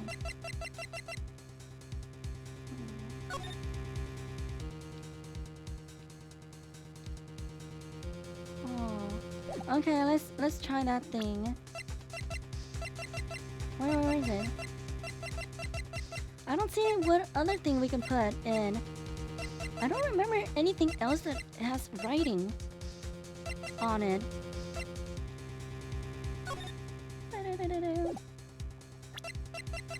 There is blood splatter, but there's also... It's not like, That can't be a splatter. That's an arrow or something.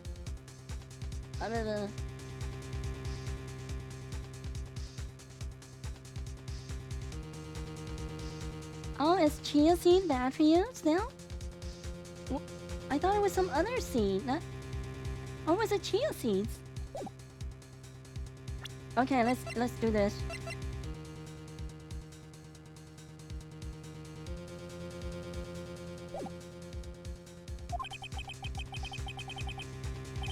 Oh, that's true. We're gonna get it wrong. Ah! Take that! This is that blue badger from before, right? Oh, is he gonna speak the killer's name? If that thing could, I'm sure it would. Looks like everyone's forgotten this is just a jar. A message was left here, on the surface of this jar. What do you mean? If you look closely, you can see a faint trail of blood on this jar. It looks like someone wiped the blood away. Yes, but notice, for some reason, the blood on some of the fragments was not wiped away. Oh, because it was cracked too much and it's hard to wipe.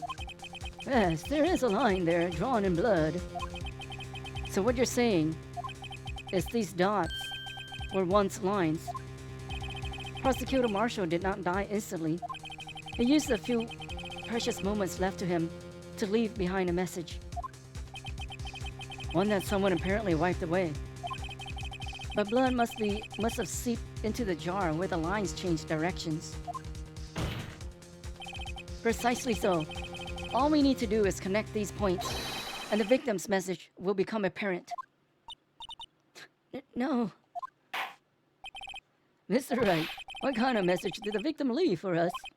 Your Honor, I believe these blood stains will reveal to us the answer. We've got to connect these dots to make letters. There's only one thing the victim could have written, given his circumstances. His murderer's name. Ah. Ah.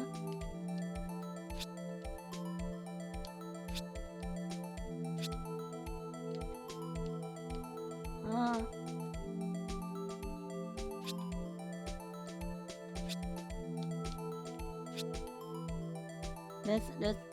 Does that make sense for you guys?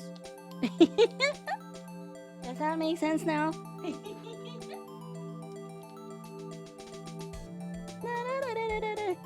Take this! Take that! It's the defense attorney's duty to prove their client's innocence. That's why all I've been thinking about is saving Lana. After all my efforts, I never thought it would turn out like this. Emma. So this is the final message Prosecutor Marshall left behind. I mean, she was trying to save him only, but that's like involuntary manslaughter, though. Of all people.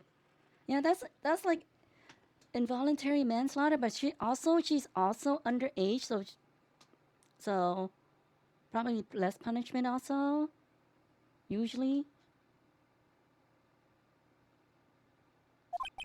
She may not have meant it, but in the end, the one who took the victim's life was Emma Skye.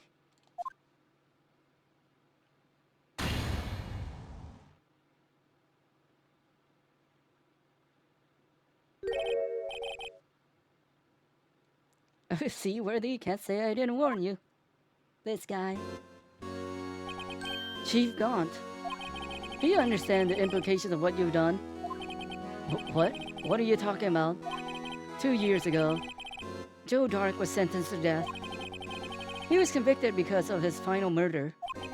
I believe you were the prosecutor in the case, were you not? Yes, Worthy.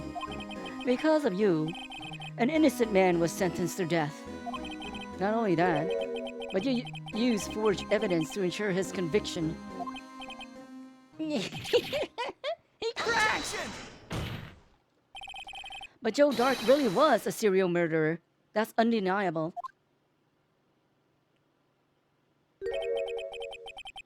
I'm afraid that's not important. Didn't you know? We aren't defenders of justice. What? We're merely keepers of the law. Sentencing a man to death is no light matter. Even if there wasn't any cover-up or evidence forgery, ultimately the responsibility falls on the prosecutor in charge. Despite what anyone may say, this fact cannot be denied. What's going on at the prosecutor's office? They might have sent an innocent man to his death. How can he just stand there like that like it wasn't his fault?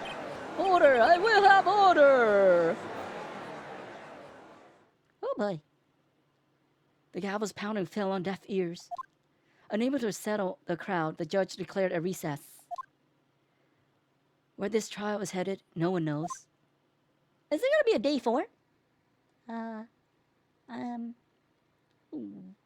boy. Would you like? Yes, please. I need some water. Final day trial. There's 4 days? Is there 4 days? I have no idea. What? We didn't finish yet. Oh. Final day trial ladder.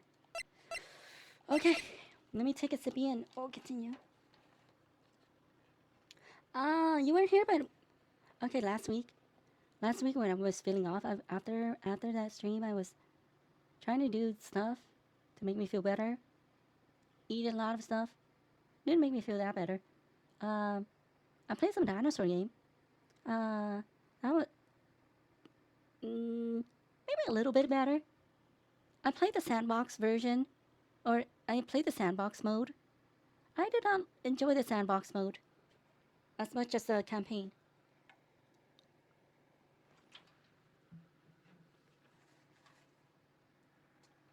I let it run like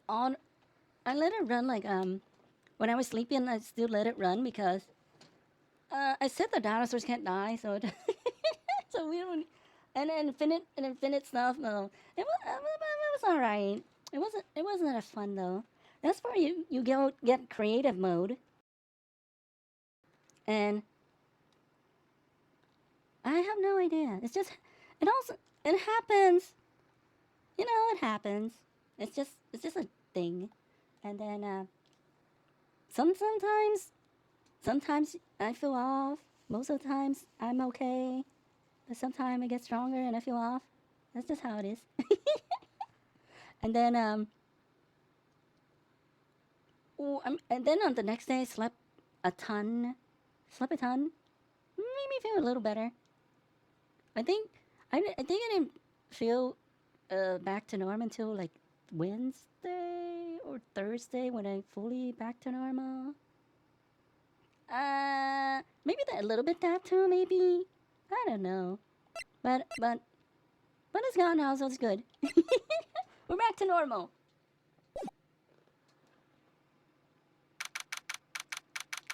Me too.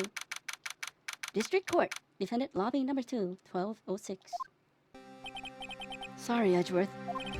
I didn't mean to get you in trouble. Don't worry about it. This is my problem, not yours. Hope I'm not interrupting anything, pals. Oh, guess I am. I'll come back later. Wait, Detective Gumshoe, what is it? You got a lot of nerve, pal. Making a detective run around, all around while on duty. And to top it off, you call me here. I've seen happier people at funerals. I take it Lana's having you run errands again. Let me tell you, this is the last time, pal. Here, she asked me to give you this if there was a break in today's trial. Evidence law. Evidence law? Edgeworth was talking about this just the other day. Oh. You must know the 2 rules of evidence law. Rule number 1, no evidence shall be shown without the approval of the police department. Is that right, Mr. Wright? It seems so. You can at least study some evidence law, really. The chief prosecutor also wanted me to give you a message. A message? She said, if you're planning to take him on, you're gonna need this book. Him. I guess I'll need to give this book a thorough read. Explains the 2 rules of evidence law. Slip into the pocket. Doesn't look like this book will do you any good now, though. All that's left now is the chief prosecutor's sentence. That's where you're wrong, detective. Huh? Haven't you figured it out yet? Why I'm still sitting in that prosecutor's seat, despite all these allegations being thrown at me? Mr. Edgeworth, the real trial today hasn't begun yet. What? What else is there left to do? Yeah. Your credibility has all been ruined with this forged evidence you were unaware of. Emma's guy found out she unwittingly caused a man's death. And now, you're telling me you want to do more? You gotta be kidding me, pal. You're missing the point, detective. Lana didn't murder Detective Goodman. She merely stuck a knife into his dead body. That means the real killer is still out there.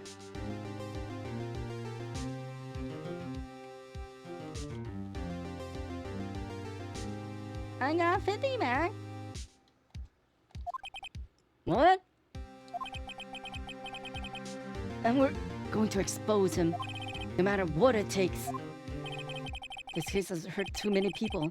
It's time to bring it to an end.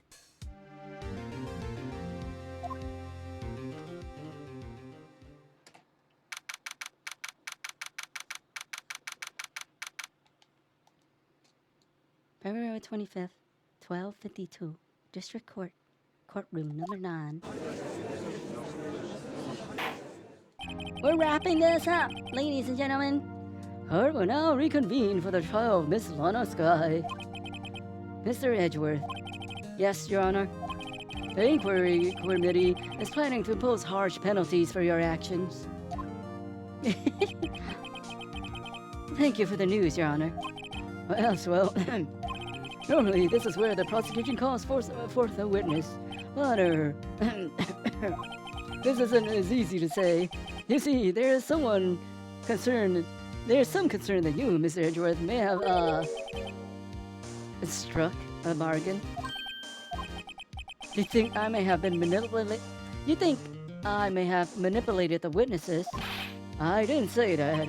It's just, you see, everyone has been talking and... Very well, Your Honor. I have a solution. A solution? That being the case, the prosecution will allow the defense to call forth all further witnesses. But there's no precedent for what you're proposing. Undeniably, this is an unusual arrangement, but a very effective one. It would prove that I haven't struck any deals with the witnesses. Well, Mr. Wright, what do you say? Unbelievable. Edgeworth has found a way to continue the trial. Very well. The defense accepts the prosecution's proposal. Then it's settled. Wait, let me check this out. Oh, rules for submitting evidence. No evidence shall be shown without the approval of the police department. Unregistered evidence presented must also be relevant to the case. Okay. The defense may now call for the next witness. Mr. Wright, you do realize this is your last chance? If you call the wrong witness, this trial is as good as over. The defense calls... What? The time's finally come to bring out the real murderer. The real murderer is Lana Sky! It's Mike Meekins. He's the real murderer. No, Bruce Goodman is the real murderer. He murdered himself. He murdered himself.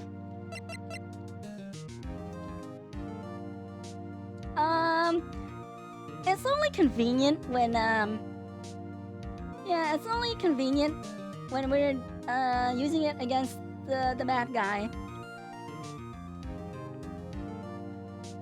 Presenting Damon Gaunt. He's the last one we have to do anything with. You. Okay, G. We'll see you in a bit then. Take that! Damon Gaunt. The defense calls Damon Gaunt to the stand. Damon Gaunt? What does he have to do with anything? As a defendant's partner 2 years ago, Mr. Gaunt has first-hand knowledge of the crime. I feel we should hear what he has to say about it. As luck would have it, he should still be in the courtroom. He would also be the least likely to have been manipulated by me in any way. Wouldn't you agree, Your Honor? True. All right. Bailiff, please escort Mr. Gaunt to the stand.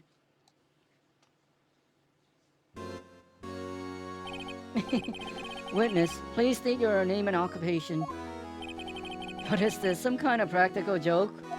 I was just on my way to lunch. Your name and occupation, sir. Worthy, are you sure you want to do this? Your name and occupation. So, you want to play hardball, eh? Please, Mr. Gaunt. Fine. My name is Damon Gaunt. I'm the acting chief of police. Now then, Chief Gaunt, the court requests to hear your testimony. Oh, righto. What's with the grim face? First, let's clear up this SL9 incident. Oh, you mean the time when Lana's sister murdered that prosecutor? Personally, I think it's been made pretty clear already. There are still some things unaccounted for. Oh, like what? Like the role you played in all of this. Son, either you're very brave or very foolish. You're aware, of course, that a police chief has all kinds of weapons at his disposal. Weapons? Sure, take my testimony for example. I don't have to give it if I don't want to. What? Is that true? I'm afraid so. The chief of police has the right to refuse to testify. Of course, such an action carries a certain risk. Don't worry, I'm not here to hinder your trial. Just remember, if this turns out to be a big waste of time, don't say I didn't warn you. Well, the witness may now begin his testimony. Both? As I recall, Neil and I were questioning him that day. To make a long story short, we slipped up. That power outage didn't help either. When I went to my office, I found Lana there. Apparently, she had already arranged the crime scene. As you can see, I had nothing to do with forgery. Ah, okay.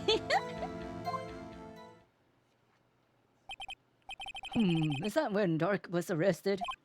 Him? He was lying on the floor unconscious. Why would you have it pointing upwards, though? When Emma sent Neil flying, it seems Drake bumped his head.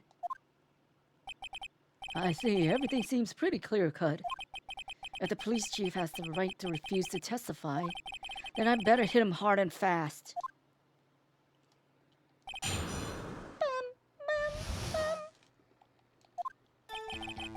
Okay, let me see. Should we have another photo?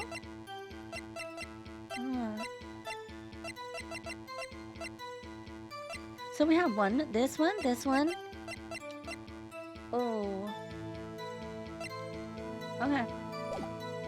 Hold it! As I recall, a ceremony was held at the police department that day. Yes, that's right. I guess you could say I'm a workaholic. After winning his award, Neil was all fired up too. That's probably what spooked Dark and made him run away like that. Was the defendant Lana Skye also present in the room? I don't quite remember. At the very least, she wasn't there when Dark ran for it.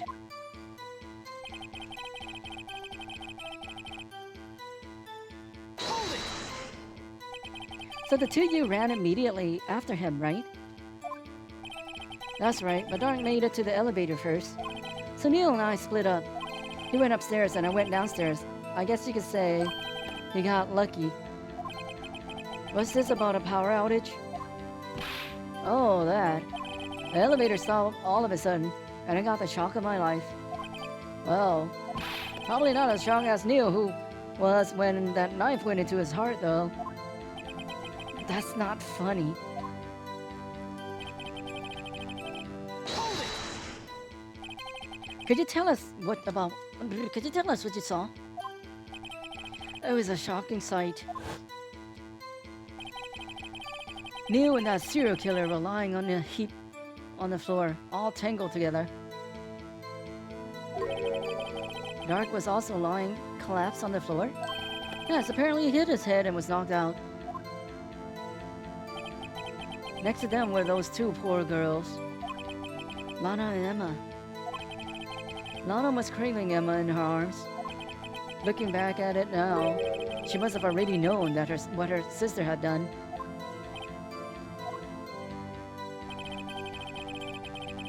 Hold it! How can you know that? Because of the victim's body. It had already been moved. So that means you found the body near Lana's desk? That's right.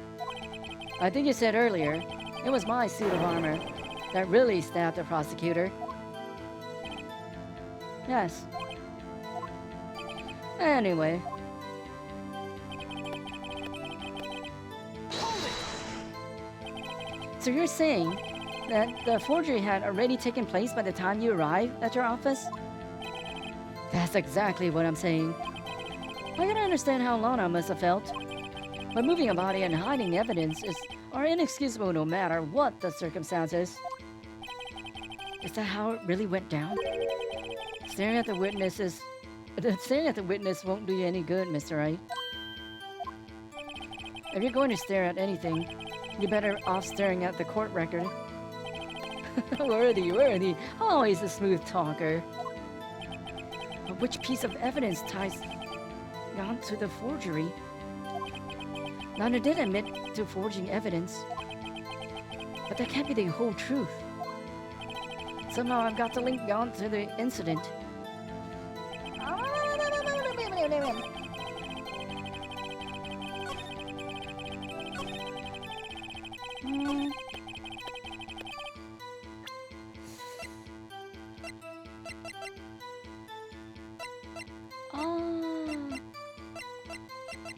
I wonder if we have to use any old ones.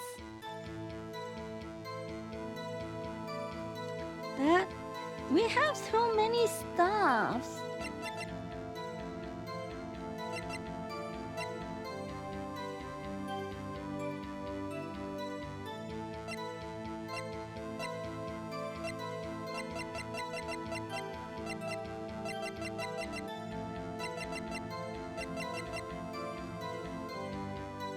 We can link him to Goodman, but I don't know about the other one.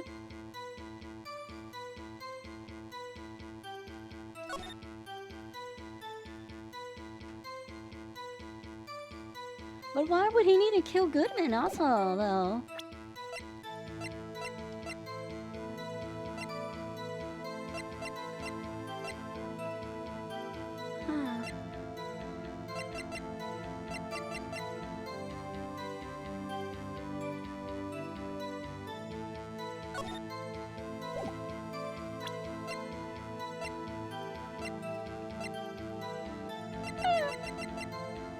Huh.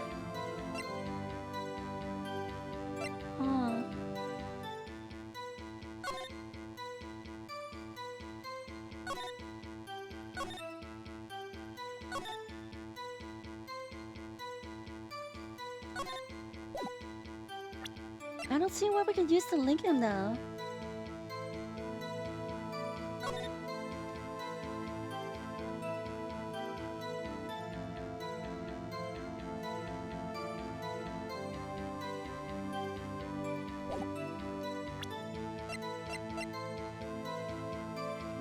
Bears Emma Sky's print, but we do not know what this is for. Clear handprint can be seen on the leather cloth. The print belongs to Emma. I think I'll keep this information to myself.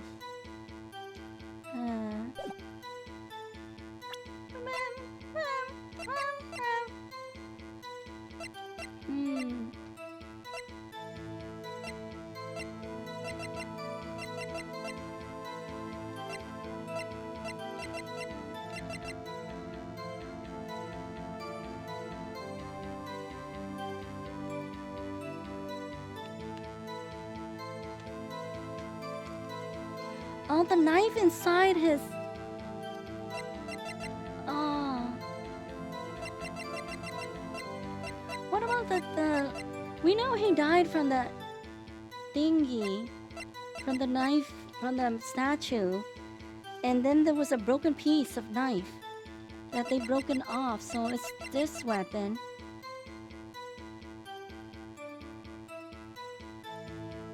I wonder if we can pin him this. Switch lead?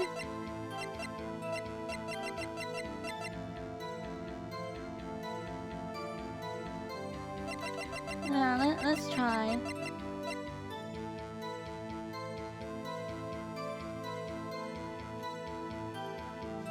Objection!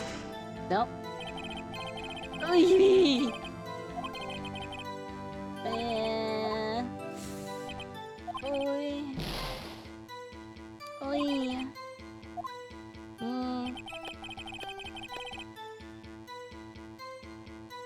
Forgery.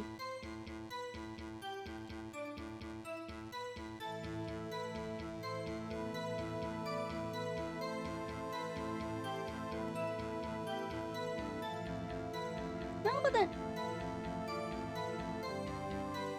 Ah.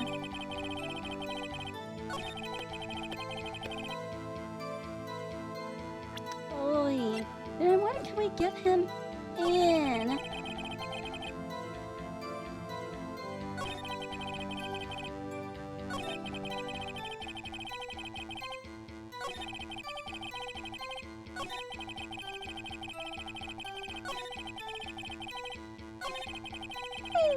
My brain's already melted.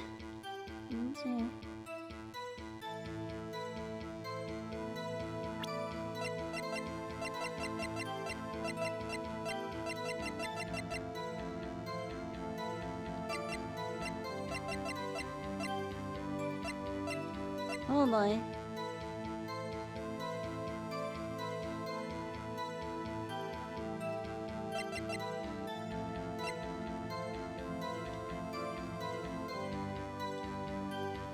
Oh, why do we have to... Really?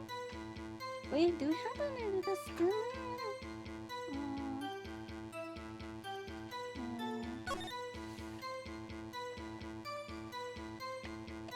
Thank you for the hydrate.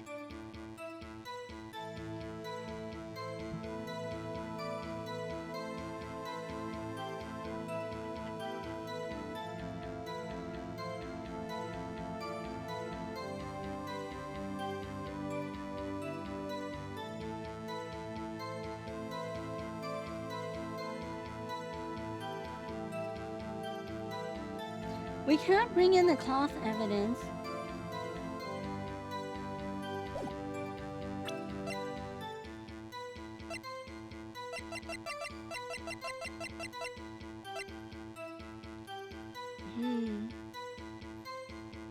I don't feel like this is the right one though.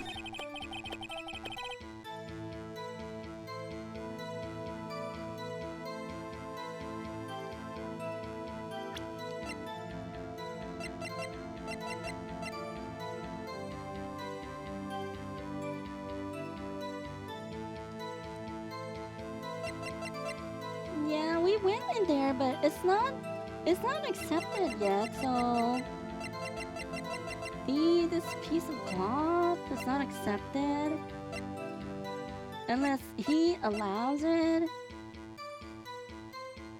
Oh, this thing, maybe. This, Objection! you claim you have nothing to do with the forgery, but I'm afraid that is a claim you cannot back up. Explain yourself. Several pieces of evidence were found in your office. Take this list, for example. That's the list Emma Sky drew her picture on. This was discovered in your desk. Not only that, a piece of this jar was sitting in your office. Was found inside your safe. It was found where? You see, Chief Gon, these articles of evidence uncovered in your office are both concrete proof that you also played a part in the illegal investigation. Chief Gon, what's the meaning of this?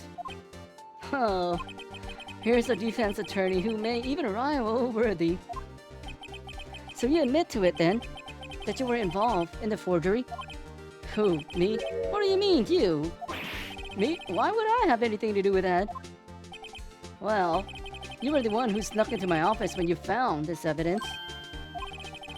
Prosecutors aren't the only one capable of forging evidence, you know. Defense attorneys can do so too. Isn't that right, Righto? Objection! However, Detective Gumshoe was present during the investigation. Worthy, my boy. Not even detectives are exempt from the law. Rest assured, Dick will receive his due punishment. Oh. What? If Detective Gumshoe's salary drops any further, he'll end up paying to work. Oh yes, in light of the detective's presence, please give us your testimony regarding these pieces of evidence found in your office.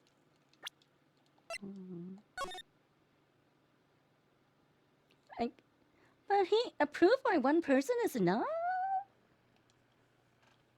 He didn't really approve of it, did he? And their relation to the forgery that took place at the crime scene. My. Kids these days no longer know how to put two and two together. Tell us then, Grandpa. Let's see, what was it now? A jar fragment and a list? For all I know, you could have planted them in my office. Anyway, you can't prove when those pieces of evidence were discovered. If they were found after Dark was convicted, then they're worthless. There's no reason I participate in a forgery. Rearranging the crime scene wouldn't help me out in any way. Mr. Wright. Yes, Your Honor? When investigating the crime scene, you should have been more careful to observe protocol. You do understand that I am the chief of police, right? There will be consequences. Indeed, I believe I will press charges, so you won't make the same mistake again. My apologies, Chief. But would you mind waiting until tomorrow for that? Today is, well, you know. Alright, G. In return, though, I know, that place, right? Huh? What are these guys, telepathic? Evidence and forgery.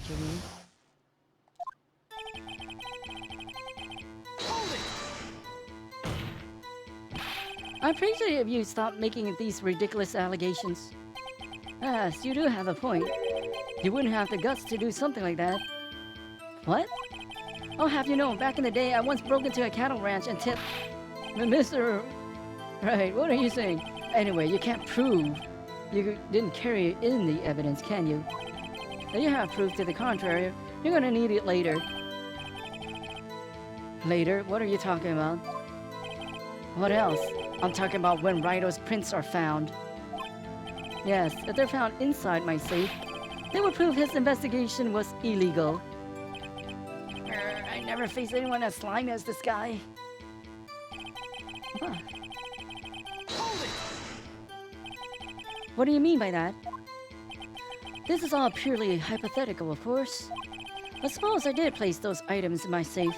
Such an act wouldn't necessarily constitute forgery. Objection! If concealing evidence found at a crime scene isn't forgery, I'm not through speaking yet, righto. It all depends on when the evidence was discovered.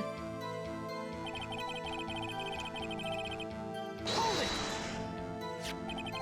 Are you saying this jar fragment wasn't discovered in the initial investigation? It would appear not. After all, it wasn't listed in the evidence list. For all we know, it could have suddenly materialized the day after Dark was sentenced. Objection! Oh, and wouldn't that be convenient? Right. The chief is talking about a possibility, so long as you can't rule that out. Your remarks, however clever they may be, will only succeed in wasting time. Tell me something I don't know. Come on, righto. Think about it.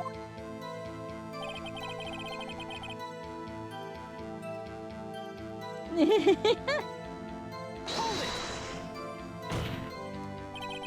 How can you look at me in the eye and say that? Because I'm innocent. Remember, who was it that murdered Neil? I'm not sure I care for the word murder here. But in the end, the person responsible for Mr. Marshall's unfortunate demise was that MS guy. Well, now do you see? Hold it! Really, Chief Gaunt? At the very least, there is one very large benefit you've reaped from all this. Oh, I wasn't aware. What is this benefit? That would of course be the position you have, Chief of Police. Oh, the resolution of the SL9 incident occurred has secured your promotion to Chief. That in itself is sufficient motive.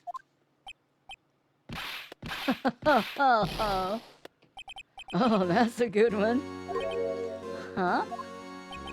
Do you really think I'm that incompetent? What do you mean? Even without that case, I was already in line to become the next chief. The resolution of SL9 merely sped up the inevitable a little.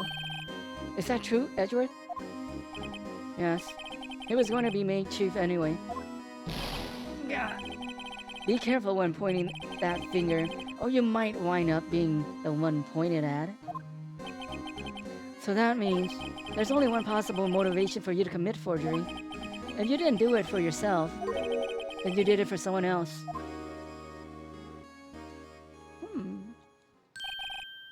Don't be silly, Worthy. You know me better than that. There are only 3 people I look out for. Me, myself, and I. There, it's out in the open now. Gee, would you mind if I changed my testimony a little? Oh, by all means, do so. Hold it!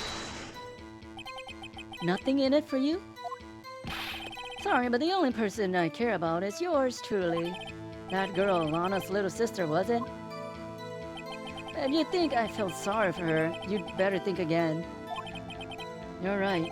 You don't feel sorry for anyone. Be tough on crime and tough on people. That's how I was raised. You seem to be lax enough on yourself, though. Oh, that's a good one, Worthy. Could there have been something in it for him? Given his selfishness. Would he have helped someone out? Put out an accomplice? Huh? No? No?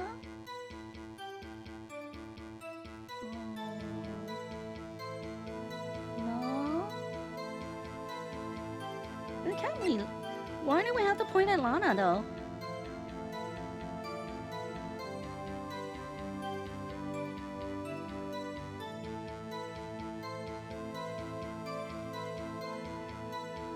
Do we have to point at Lana?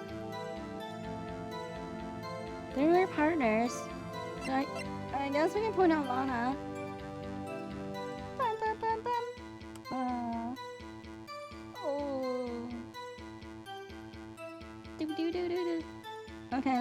Lana. Maybe. True, you might not help. True, you might not help out anyone for their sake. But if it would benefit you, you might decide to assist someone. Mr. Wright, it appears you're positively determined to portray the chief as a nice man who likes to lend people a hand. That's not what I mean. What? Very well then. Who is this person you believe Chief Gaunt may have helped forge evidence? Alibi. Take that! Chief Prosecutor Lana Sky. The defendant? I believe it's quite obvious in light of the circumstances. Emma Sky fell victim to an unfortunate series of events. Who would want to help her more than her own sister, Lana? And as for the Chief Gaunt, he would also have a reason to help Lana if she asked him to. That reason, of course, is self-profit. Self-profit? What do you mean? After the SL9 incident was resolved, Lana Sky was appointed Chief Prosecutor at the Prosecutor's Office. The person who arranged this job change was you, Chief Gaunt. But how would he profit from all of this? He would be able to use the Chief Prosecutor as his puppet. Essentially, he would acquire unchecked authority over all investigations.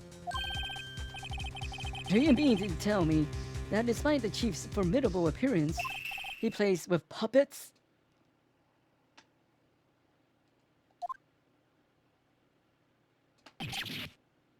Oh, wait.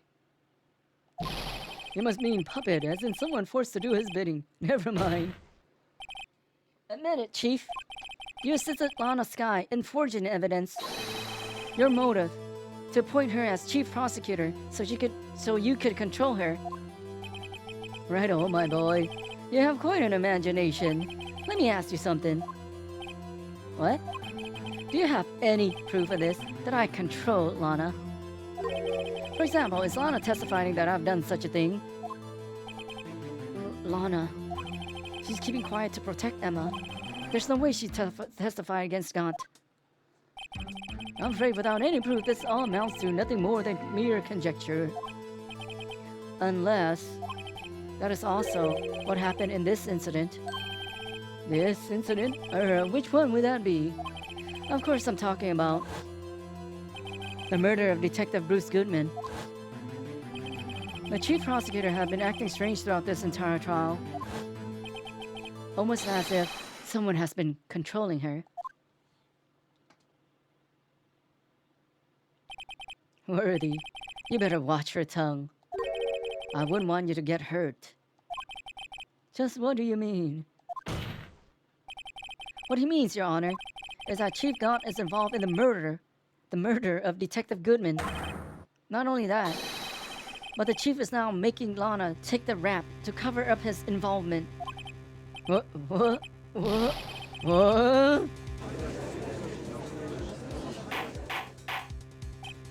Order! I said order! Mr. Wright, you can't be serious. Huh? This is an affront to the highest ranking officer in our law enforcement agency. To accuse the chief of police of blackmail and murder. That's, impossible. Your Honor, I was merely reiterating what Mr. Edgeworth said in easier to understand language. Why are you pinning on me? It's too late, Mr. Wright. There's no turning back for us now. It looks like he's the one who's decided to go through with this. Can you prove this, Mr. Wright? That the chief, a high-ranking officer of the law, is involved in this murder? Good question. Regardless of his rank or title, Chief Gaunt is just a man. The question is he a criminal? I believe the evidence will tell. I see. Alright then. Let's see what Mr. Wright's got, and it better be good.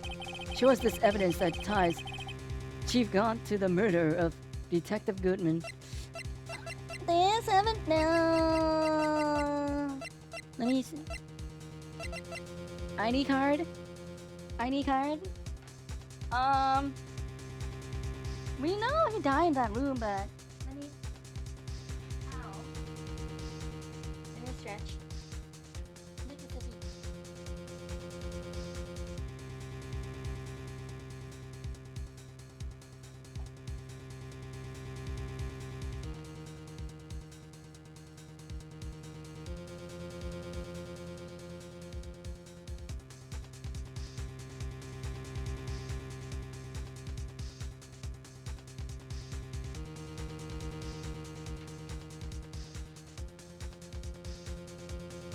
I don't know if this is the right move, though.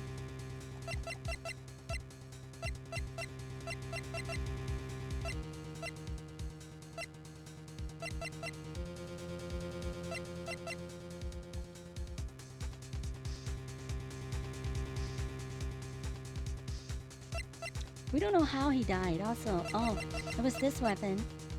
That was this evidence weapon.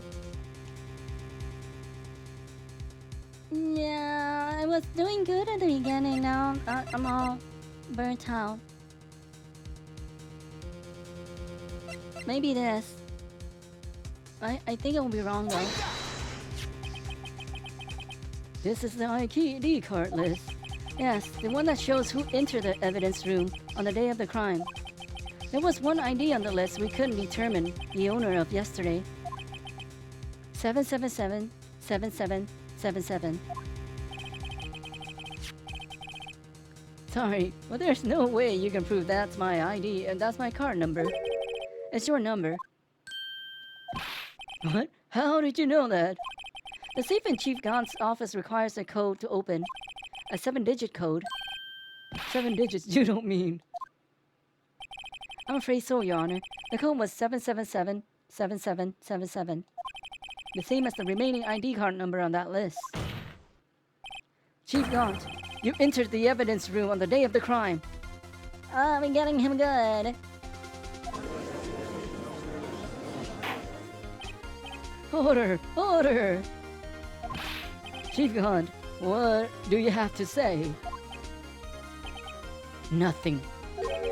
The defense search of my office was in violation of regulations.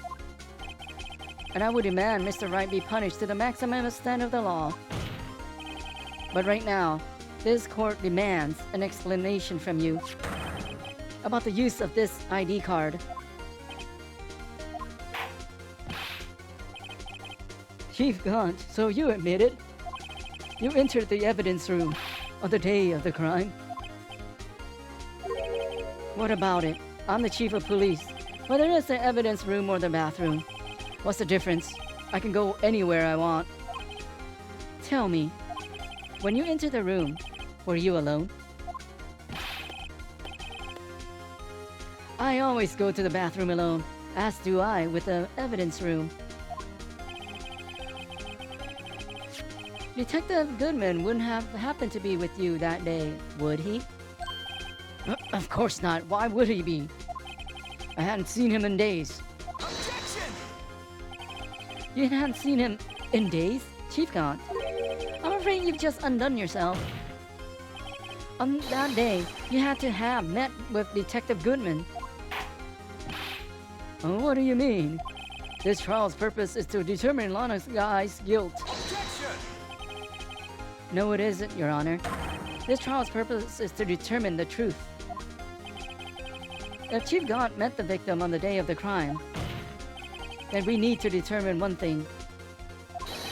What transpired during that meeting? In that case, Mr. Wright, I'm going to have to ask you for evidence. Show us proof that the victim went to meet Chief Gaunt on that day of the crime. Oh my, I don't remember. It's a transferal thing. Ah.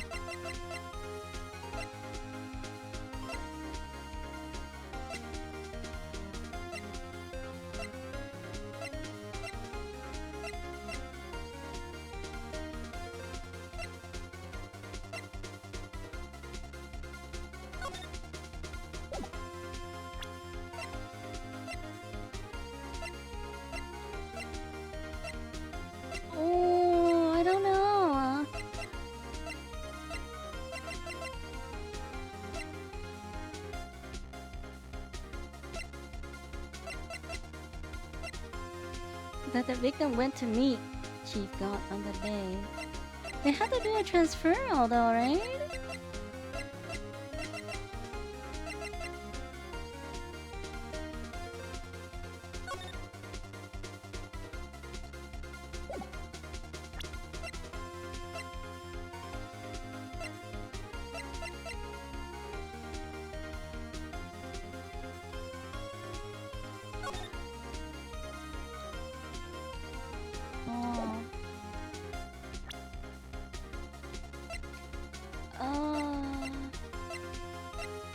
I think it was somewhere they mentioned something, but I don't remember.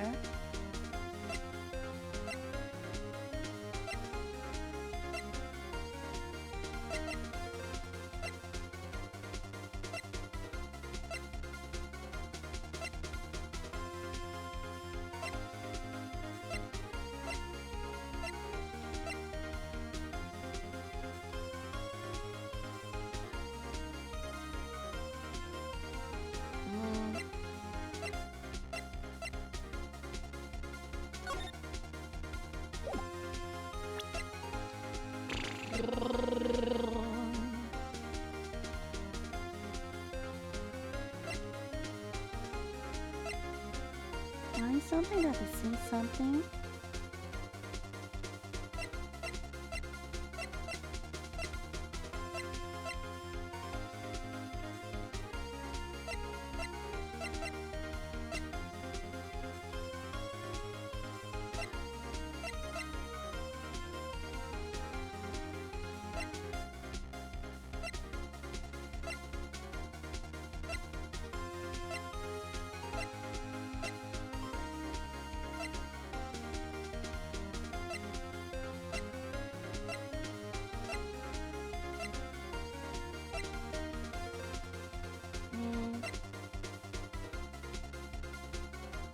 Oh, this thing.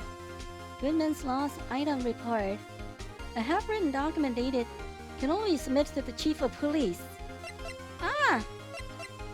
Look at this! Detective Goodman lost his ID card on the day of the crime. Or to be more accurate, Jake Marshall stole it. So Detective Goodman filled out a lost item report. He would have had to give that report to the chief of police.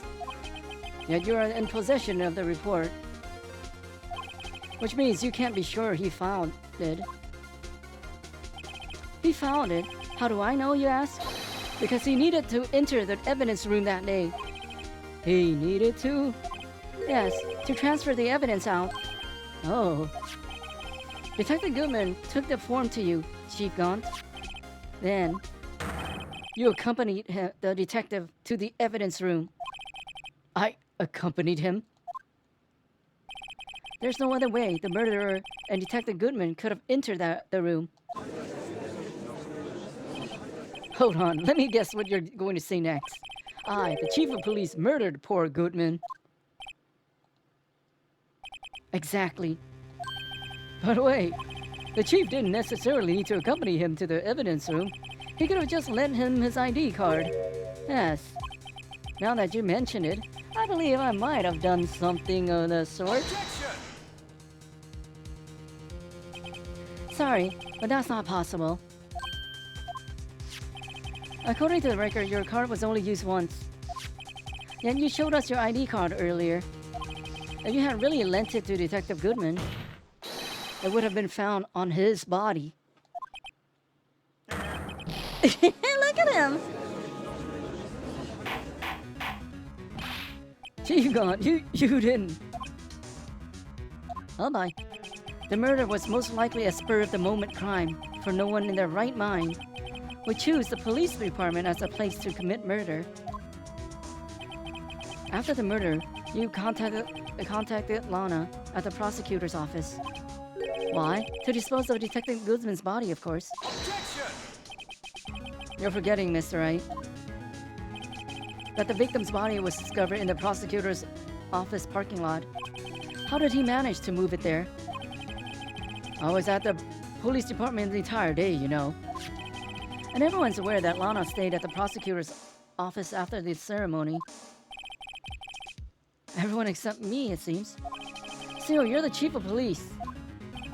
You have an entire police force at your disposal.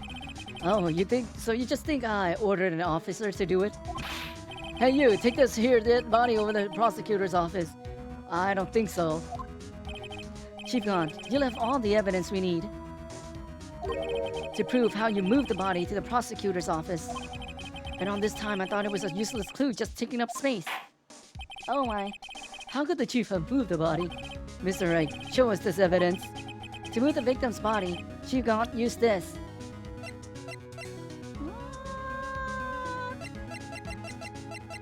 Oh! This thing.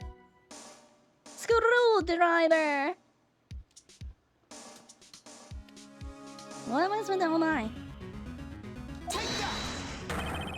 This is how he moved Detective Goodman's body. What's that? A screwdriver? But what does it have to do with this case?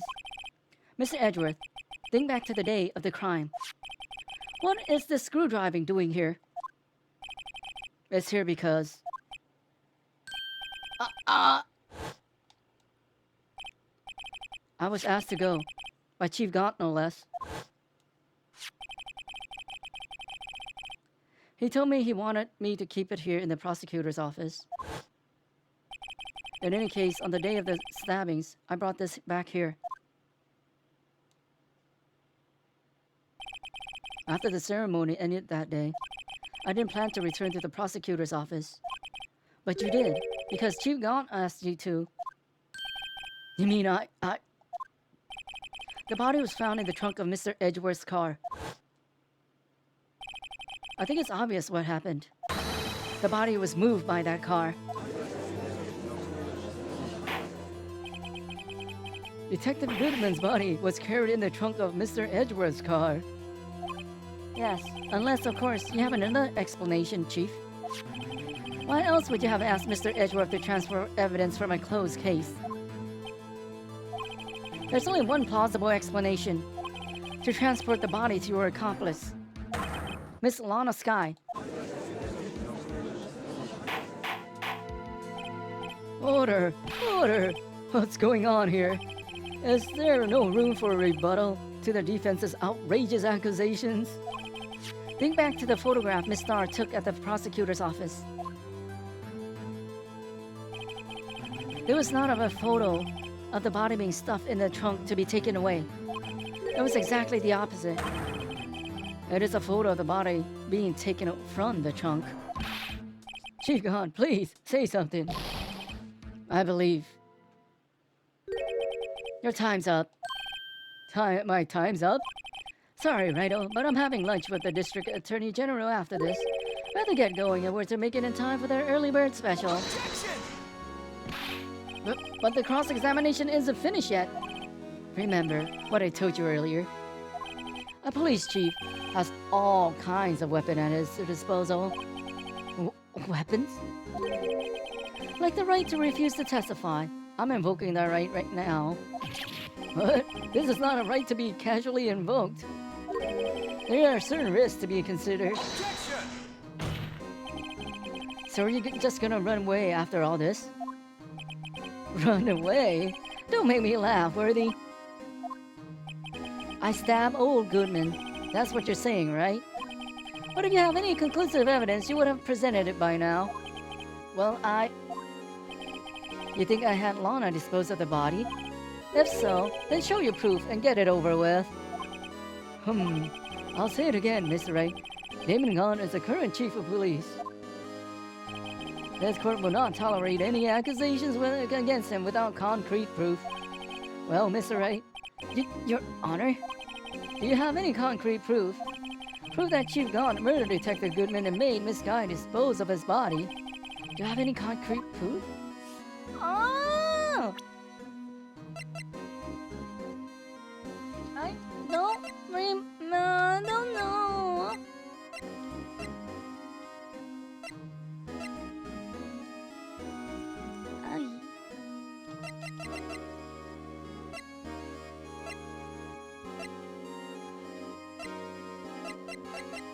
I'll do it because usually we don't have to look at the old evidence.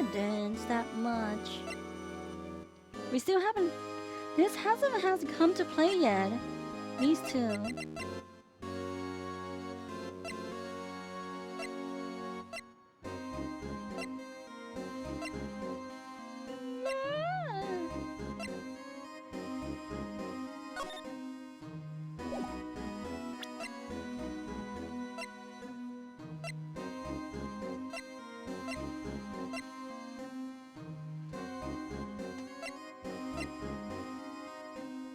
Maybe this.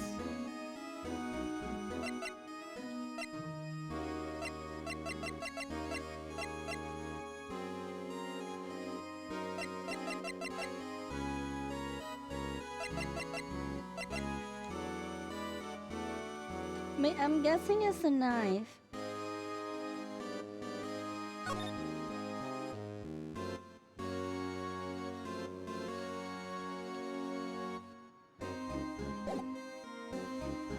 Okay, we'll go with the knife. Oh. Present evidence. I can't let him just squirm his way out of this. I've got to keep the pressure on. Yes, Your Honor. I do have such evidence. Then please hurry and present it. Just remember, it better prove she's gone to murder Detective Goodman beyond a shadow of a doubt. Beyond a shadow of a doubt?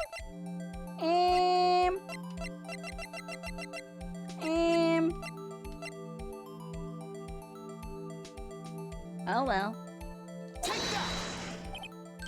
So, what exactly is this evidence? It's proof as to whether or not it's enough to demonstrate the chief's guilt. I'll let you be the judge. But I am the judge. All right. Well, what do you think? Oh, I got it wrong.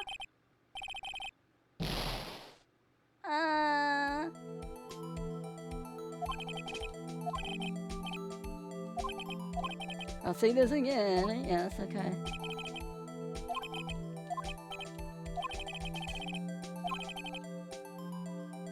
Proof of Chief Gaunt murdered Detective Goodman made Miss Guy dispose of the body.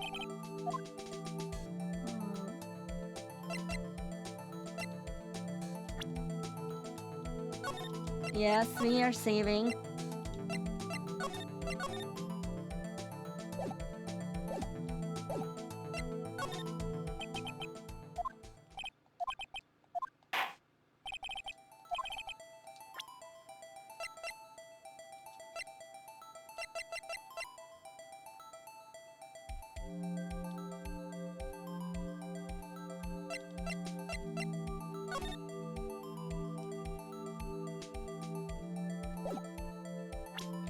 Oh.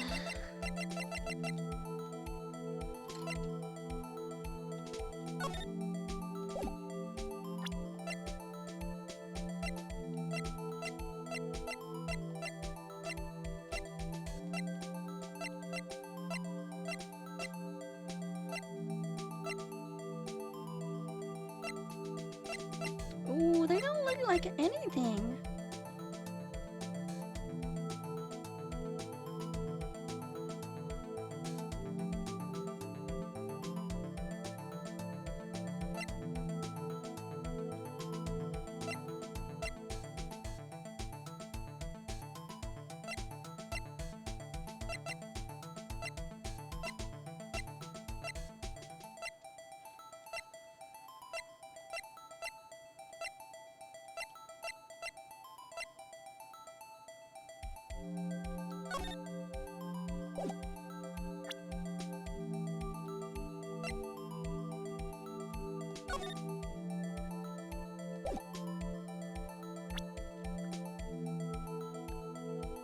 Oh, there was... No. What did we... There was a fingerprint we found of Gaunt's, right? I don't remember where.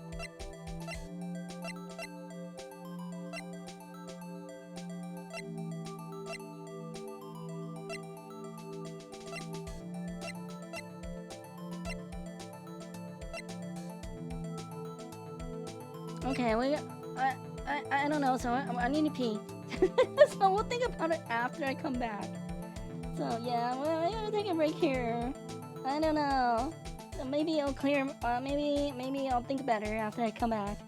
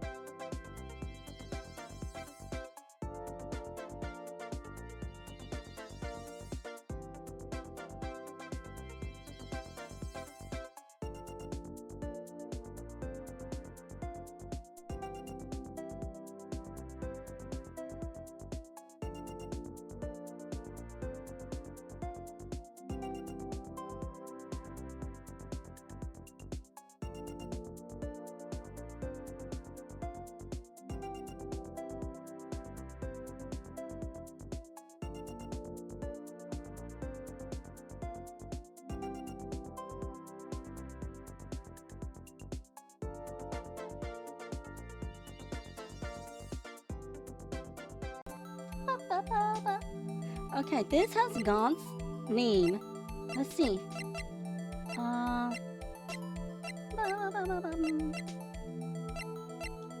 But I don't think so.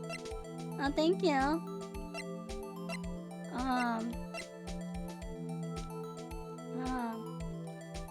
So you won 5,000 and now you want to lose it all? Yes, lose it all. Lose it all.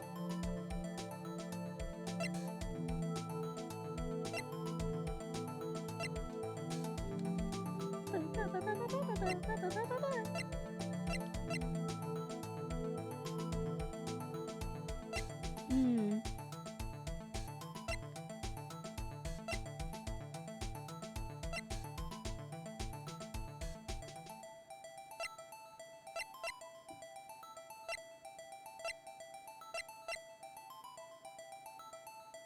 Hmm.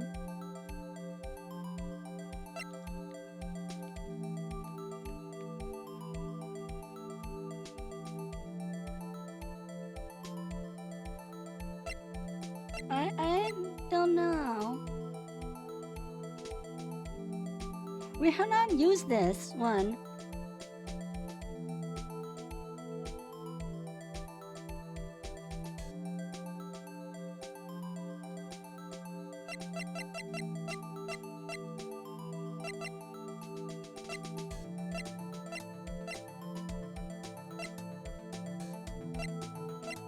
Hmm.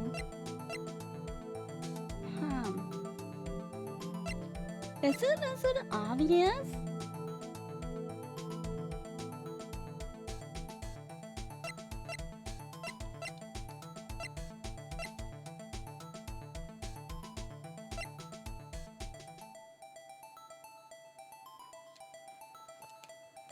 Oh.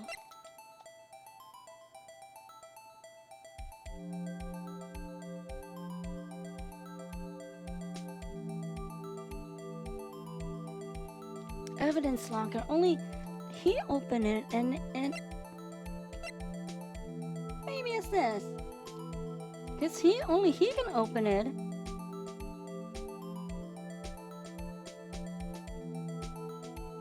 Okay, I think this only he can open. Let's see. Uh-oh.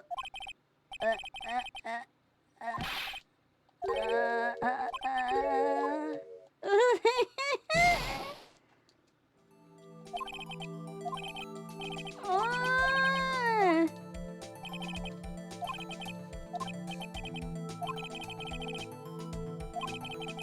I don't have instincts.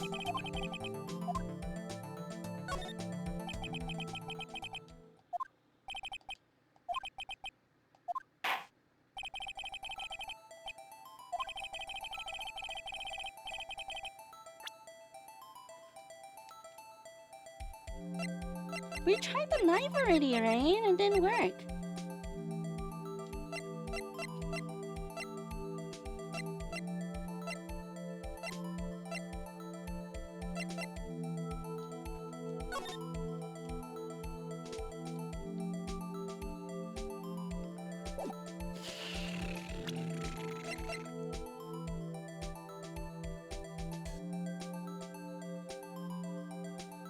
I don't know. I don't remember what was my first one anymore.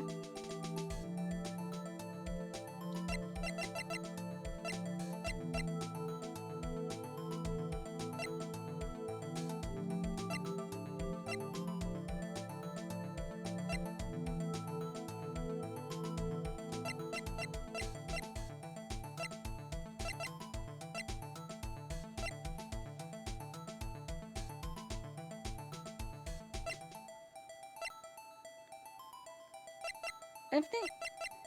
I mean, some of these cases I like to use the same ones. Also...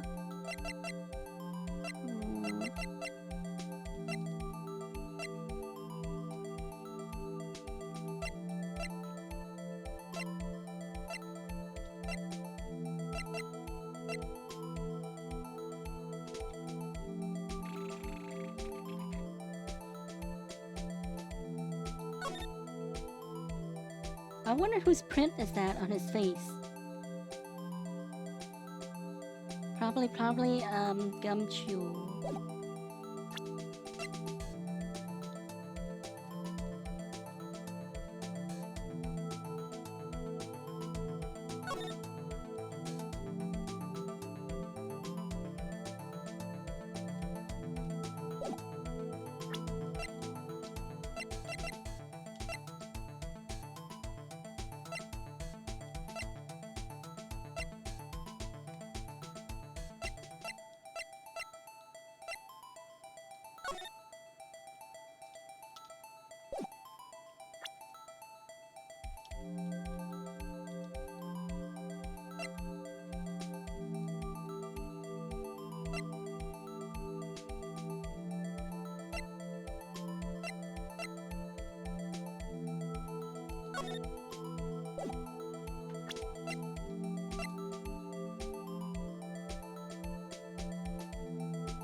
But he murdered.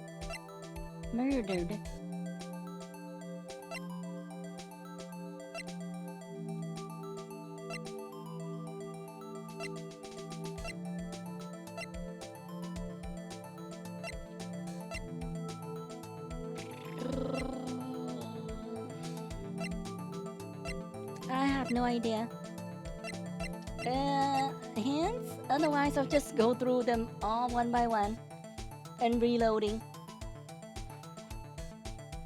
I have no idea.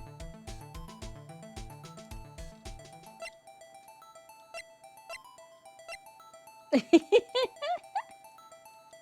we're gonna go one by one then.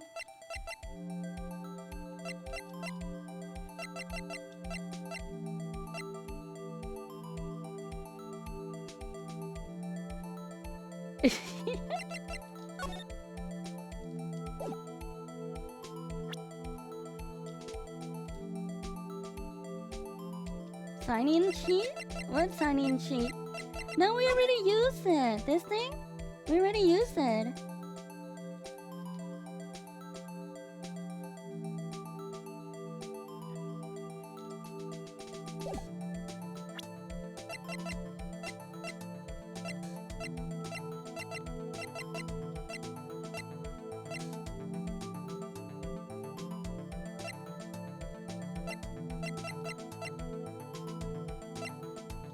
Well.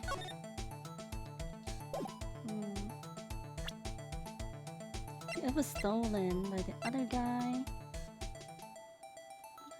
Just do this then. Oh, we did it earlier. I forgot. See, even I forgot. Okay. You. This is lame. Lame.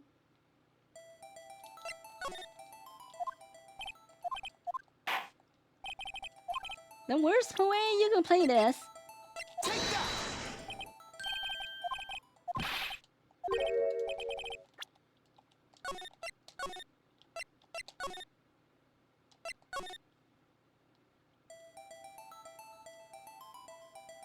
We don't have proof yet? That's kind of dumb.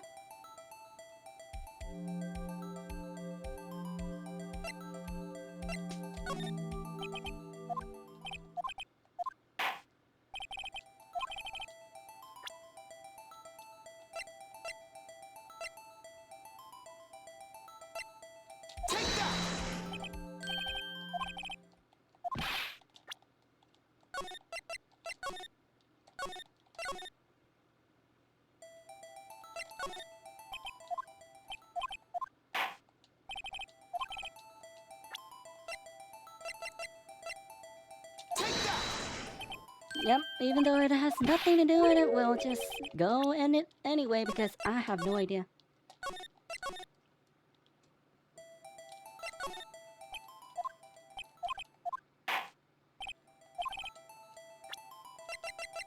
Is it?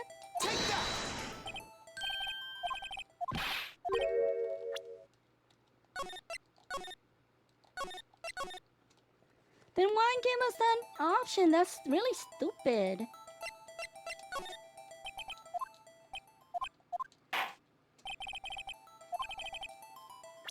Why give us that option then? I'll just take this.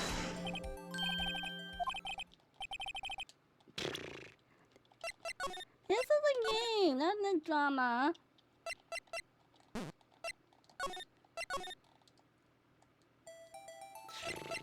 Whatever.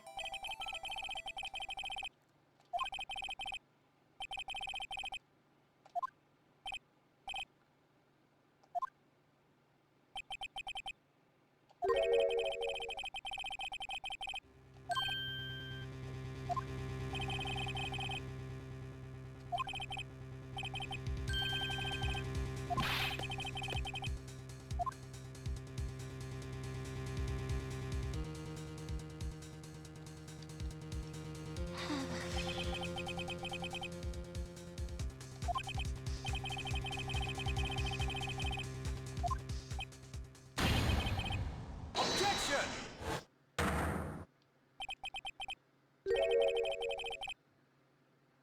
Lady Luck, maybe we should have a word with her. Mr. Edgeworth, what do you mean? There's one lady who knows the real truth behind this trial. We haven't yet the honor of hearing her testimony. Yes, and we know who it is. In the absence of conclusive evidence, the only other method of proof is testimony. Well, Chief Gaunt has invoked his right to refuse to testify. There's still someone else, one more witness who can answer all the questions raised in this trial. Someone right in this very room. Mr. Edgeworth, who is this person? Why are you asking me, Your Honor? Have you forgotten? The defense is the one calling witnesses today.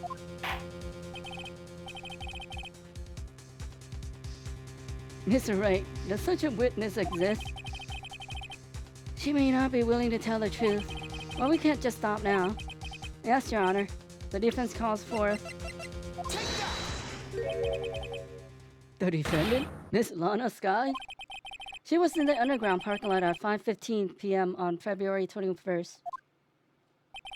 Her task to dispose of the victim's body. In accordance with a certain someone's orders. Mr. Edgeworth. The prosecution has no objections, Your Honor. Very well, the court will now take its final recess for the day. In 15 minutes, we will reconvene to hear the defendant's testimony. This court is now in...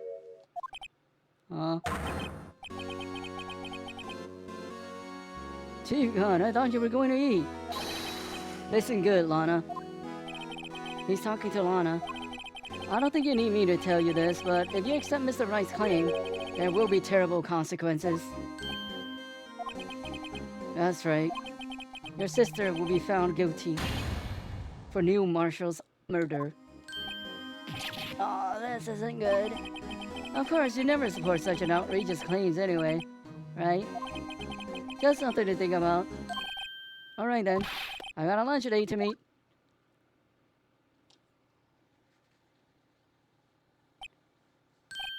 Okay, if there isn't any further objections, this court is now in recess.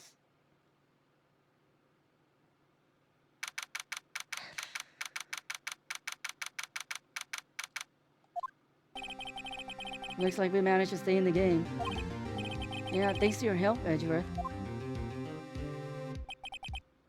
Chief, he's something else, eh, pals? Detective Gumshoe. I'm not a detective anymore. Oh, yes, sorry about that. Don't worry, I've already decided where to work now. At your office. My office? Sure. I'll take the place of that, top-knotted girl you used to work with. Could it be... Maya? Still, looks like we're all out of moves now. She'd be all done it again. How's it always gets the upper hand? It's not fair he has the right to refuse to testify. Settle down, right? Remember what the judge said? Yeah.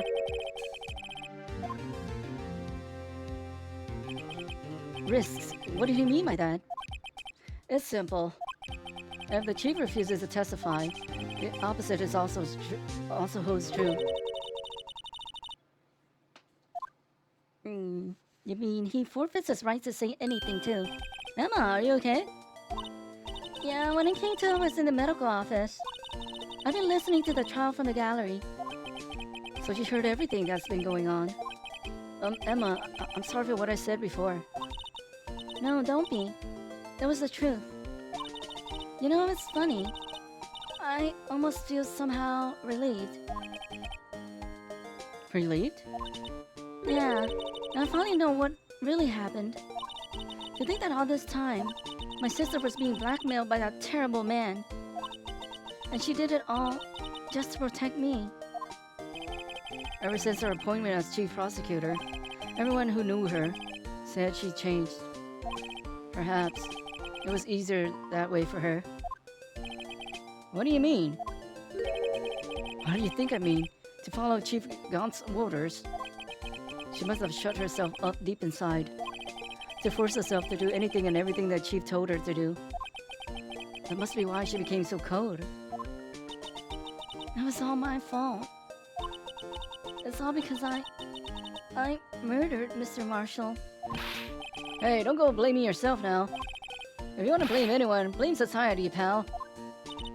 Chief Gaunt may be able to fool everyone else with his forgery, but he can't fool my memory. I remember now. I knocked Mr. Marshall into that armor. I see. Well, we better get back. It's time for the final act. Emma, why don't you... No, I'm going with you. I want to be there when Lana tells the truth. Let's go, Wright. It's time to end this.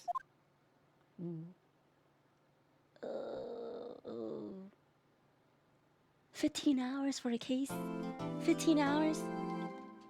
That is way too long for any case. For any case to be that long. 15 hours.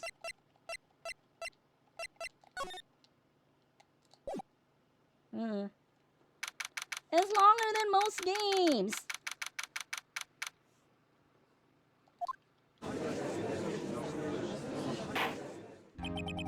Now then, will the defendant, Miss Lana Sky, please take the stand? Hopefully this is the last person. We need to cross-examine because, oh boy. Miss Lana Sky, you're the chief prosecutor. I'm sure you're aware of what is required of you. But Mr. Edgeworth, you already know everything. You know all that I've done in these past 2 years. Please provide the court with your testimony, Miss Sky. And remember, you are under oath. We want to hear the truth. Of course. The truth. Lana, no matter what happens, I'll always be your sister. Now then, your testimony, if you will. First, tell us about your relationship with Chief Gaunt. Everything hinges on your testimony. You're the only chance we have to get Gaunt. Oh, he's probably gonna appear again, huh? Oh my.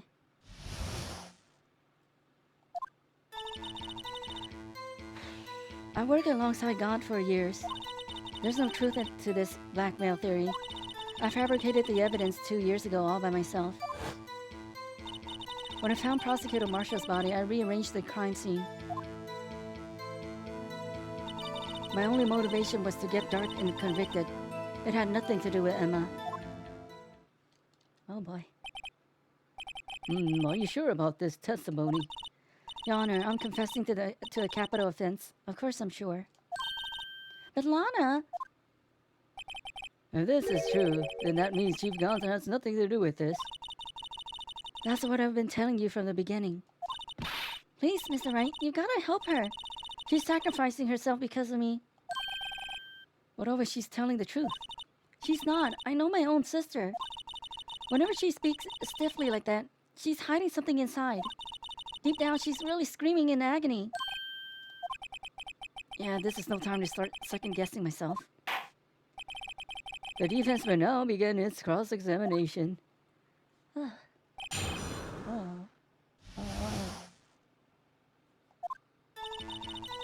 Okay, give me a second.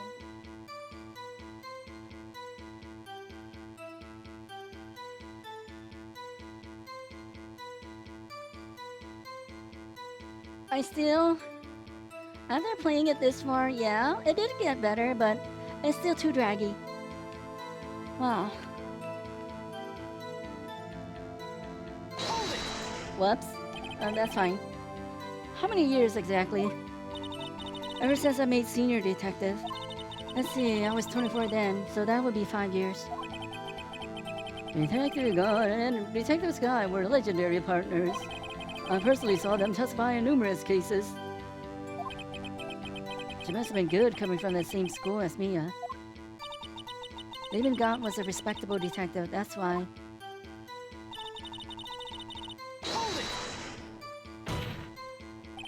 But think about it, Miss Guy.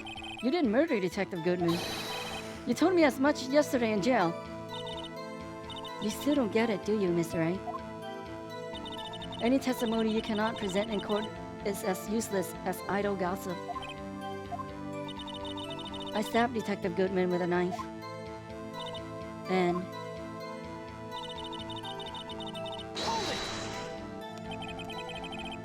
Did you do so to help your sister? Joe Dark was a serial killer. My sister almost became his last victim that day. I didn't want that incident to ruin her life. But what she did was justifiable self-defense. She wouldn't have been charged with anything. That's not the point. She was traumatized that day, all because of that creep. That's why I couldn't forgive him. So that's why you fabricated evidence 2 years ago?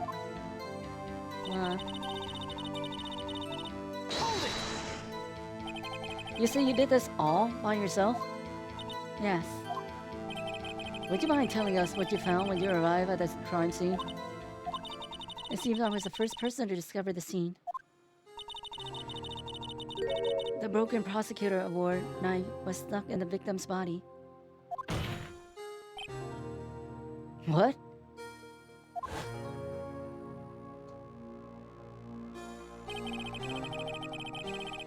But Prosecutor Marshall died from an unfortunate accident. That's only a situation you dreamed was possible. The reality is, it was my sister who took the prosecutor's life. Fantasize all you want, Mr. Wright, but I'll never change this statement. You mean Prosecutor Marshall wound up being killed by Dark? Something like that. If that's so, what happened to the other murder weapon? Dark was carrying a switchblade knife. Oh, that was lying on the floor a little distance away. It was probably knocked away in the struggle. That's not how it went down. She's trying to cover her lies with more lies. Yeah.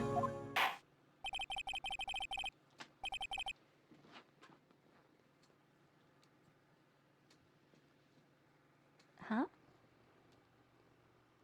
DL9 part of the start of the day and the current murder. Aww. So when you found the scene like this, what did you do? After all, this is what everything boils down to. Yes.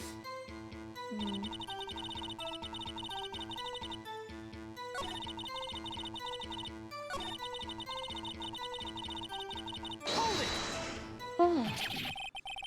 You planted the tip of Dark's... And then you moved the body? But why? Why would you do that? You of all people should know, Edgeworth. You've always had a good head on your shoulders. My head isn't that bad, but maybe I ought to ask for the sake of others.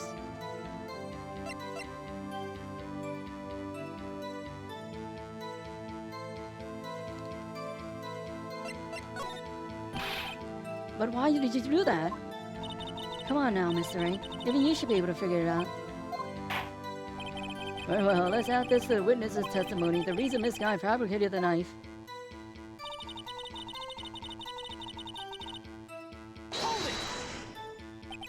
According to your testimony, Prosecutor Marshall's broken knife was a murder weapon, right? Yes, and leaving it at that might point the blame away from Dark. I felt the most effective way to get him convicted would be by having the tip of his knife found inside the victim's body. So you buried it inside the victim's stab wound? Yes, because I hated Dark for what he did.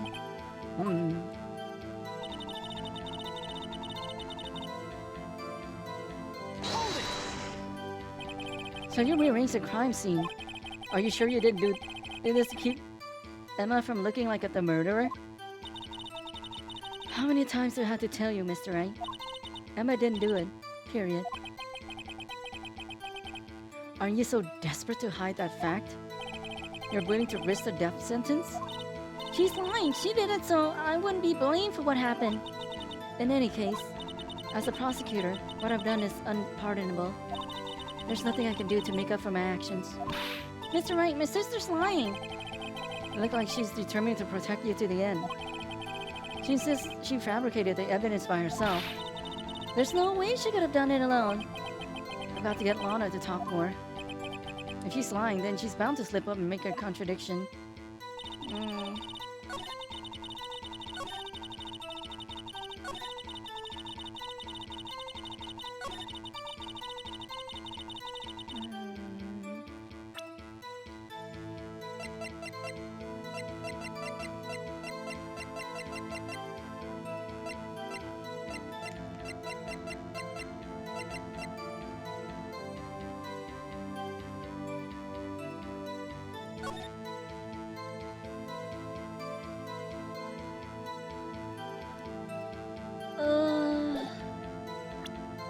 I don't know.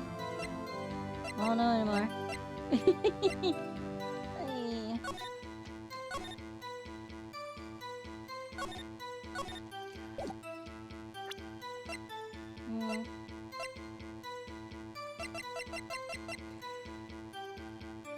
Evidence or something that would connect that.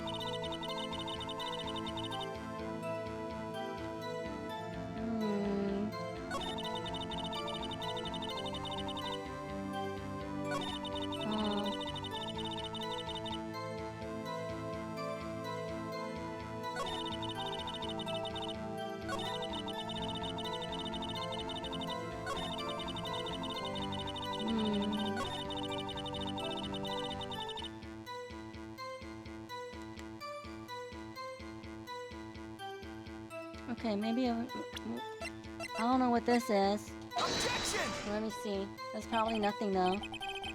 Yeah. They're not supposed to use this yet.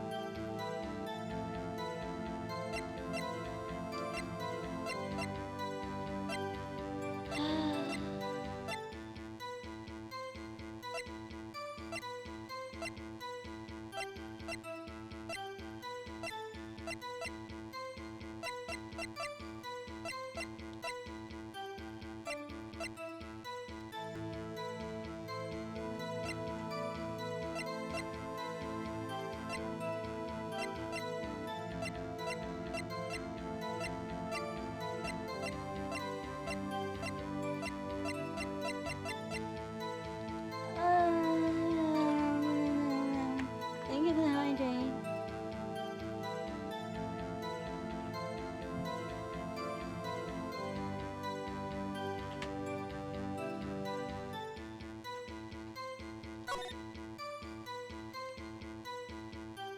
Oh.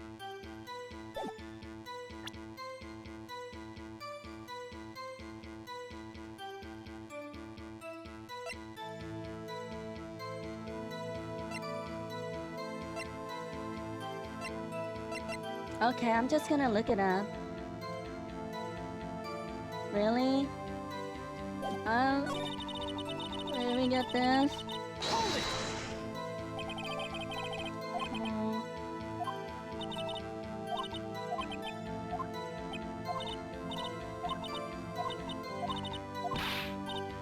Yeah, but why can't we select both at the same time then?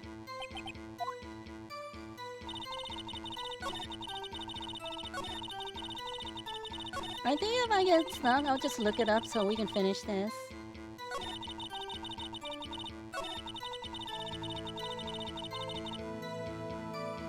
Hold it!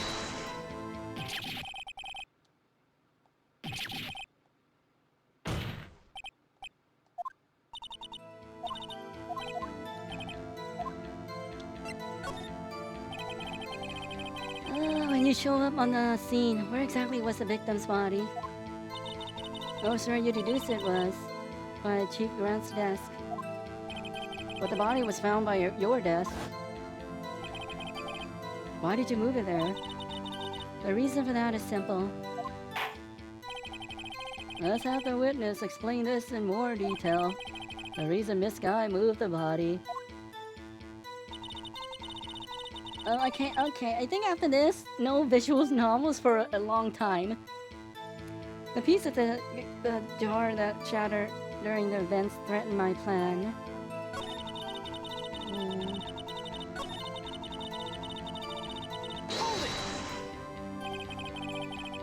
Piece of the jar, you mean? Yes, that wretched jar you showed us earlier. In order to show that Dark committed the crime, I felt it would be more expedient to move the body. So, you were the first to find the body. The jar was already... Of course, it had been shattered to pieces. If you look at the crime scene, it would be clear right away what happened.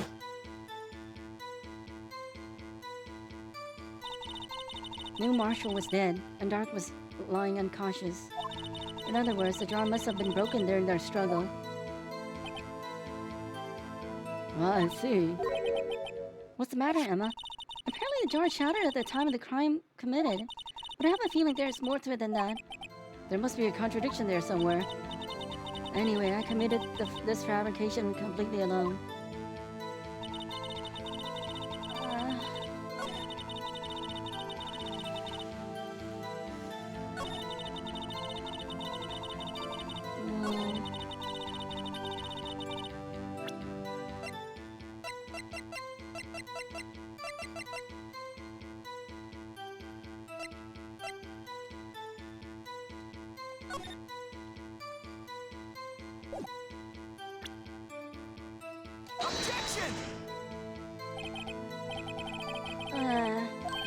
He didn't die instantly.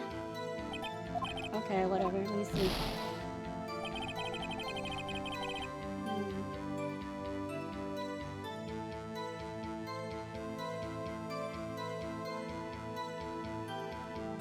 Yeah, what about the jar? I can't think anymore.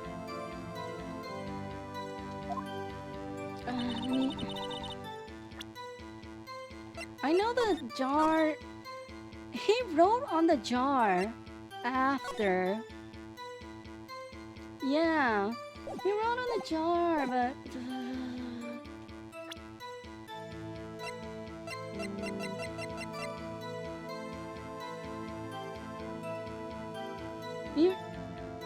This would tell he didn't die instantly also. Objection! Miss Guy, I understand how you feel.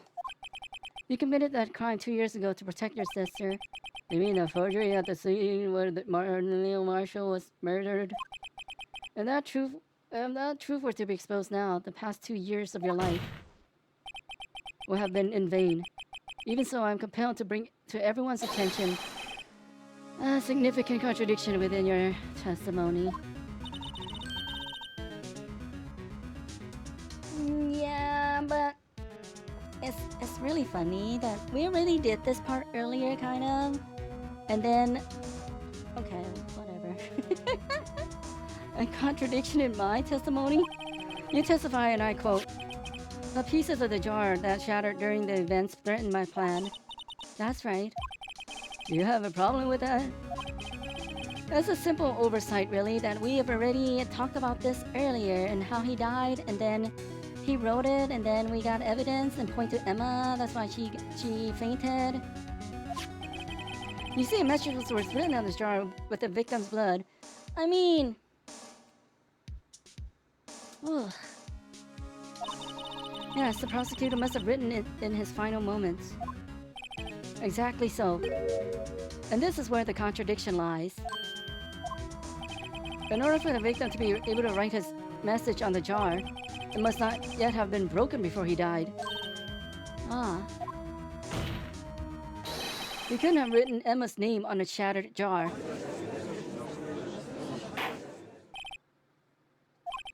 Your Honor, it would appear more information is needed in regard to this jar and its bloody message. We may be missing something critical here. Something critical?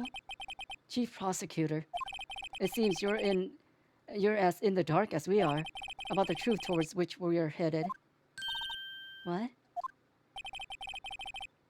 Just tell us exactly what you saw. We'll piece it together with the information and to arrive at the truth. Well, the witness may now continue her testimony. I mean, I think this case, 5 hours probably would have been good. But 15 hours? No. No. No.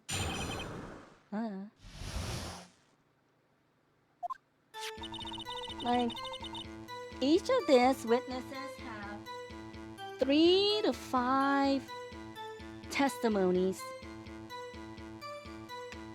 which is really funny in itself.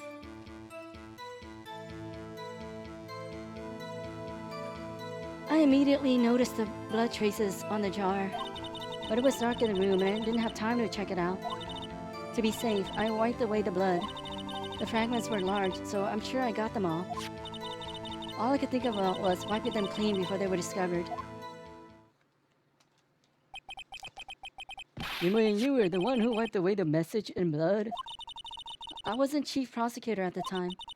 She didn't think Dark was the real murderer. That's why she tried to erase the real evidence. Oh, it's okay. Don't worry about it. Very well, the defense may now begin its cross-examination. Oh, really? Ah. How'd that happen? That's not normal, is it? Hold it!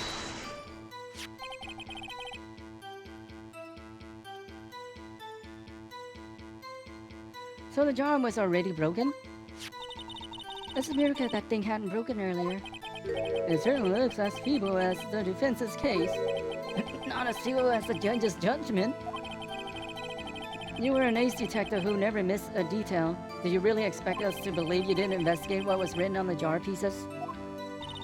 Normally I would have. I see. Hold it!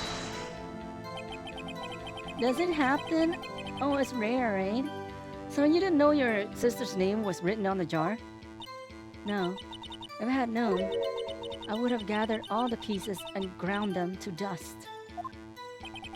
Well, that helps my case. No, not... You do that for me? We don't need your remarks much. It seems you two might make up yet. Anyway, I had barely had enough time to move the body as it was. So if someone happened upon the scene, you lose your chance to erase the evidence. You must have been in a hurry. But this was day 3. Day 3 usually is the last one. I was. I knew I had to destroy the evidence before anyone came. Wow, does this mean there's still a lot left? This is rather shocking. Let me get some water.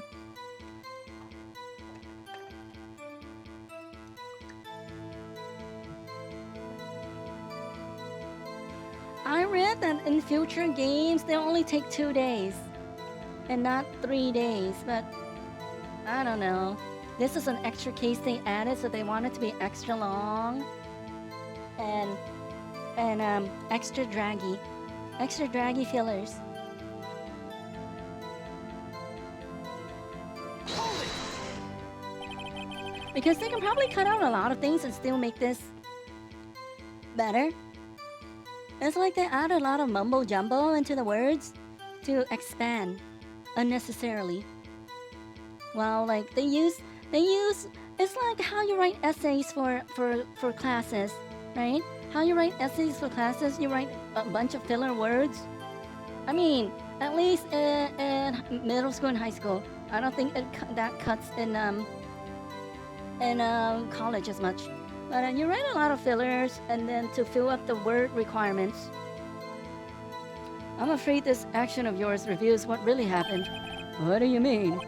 If you really thought Dark killed Prosecutor Marshall, you wouldn't have wiped away the blood. What else could I have done in that situation? I only had a few moments. There wasn't enough time for me to do anything but gather the pieces.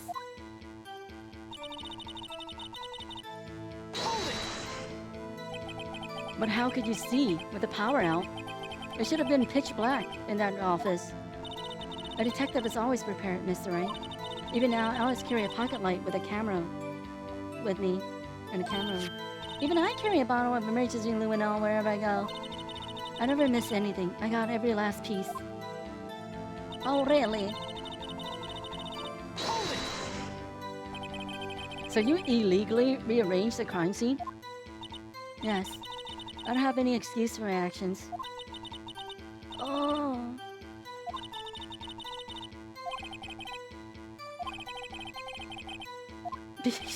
That is unnecessary. After we get to the bottom of this incident, you have time to make up, basically. No doubt that this day will leave a permanent stain in the history of the prosecutor's office. More contradictions surface in her testimony.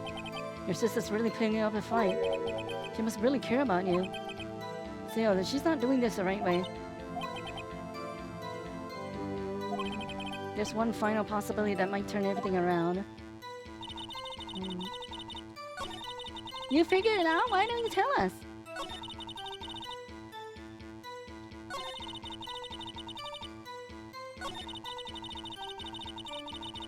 Aww.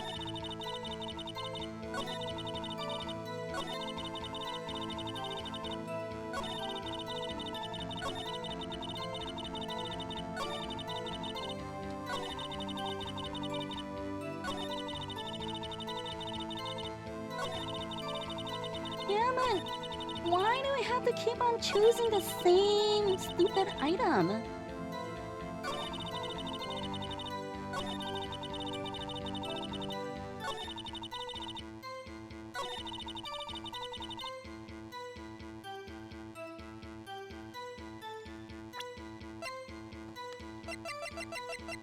Do we have to choose this again?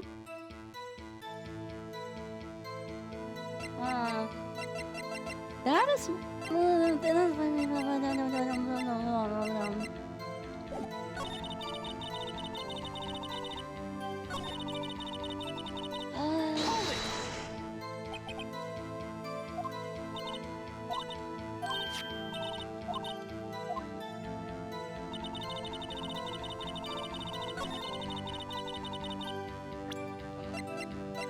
This is stupid if it's the same thing. Objection!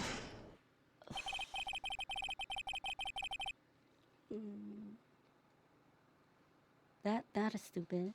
I don't like it when you reuse evidence so many times. This guy, I believe this jar conceals a truth even you were unaware of. What? We found the final piece of this jar in Chief Gaunt's safe. In the Chief's safe? But how?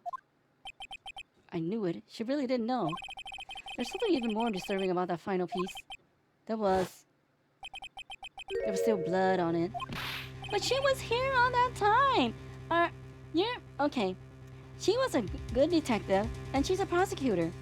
And she was in the defendant's chair all this time. So did she not hear what we said to Gaunt?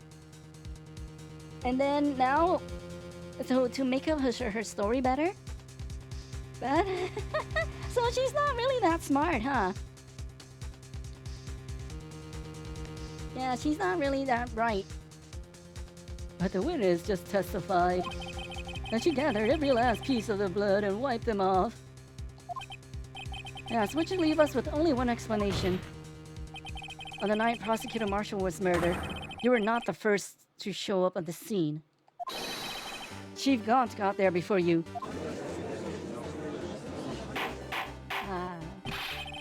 Why couldn't the defendant have simply missed the piece? Objection! She has a lie. I'm afraid that's unlikely.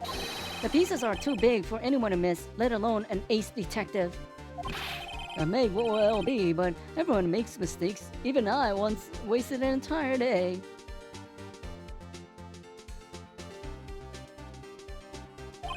looking for my dentures. They were in my mouth all along. Can you believe that? Objection! Have you forgotten, Your Honor?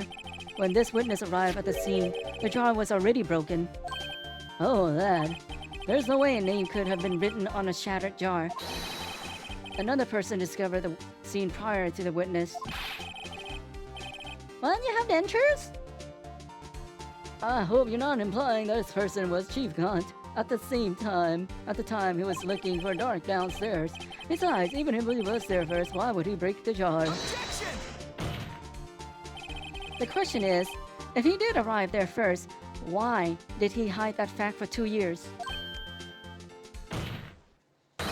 Oh, and it was on... Well, Your Honor, can you answer us that?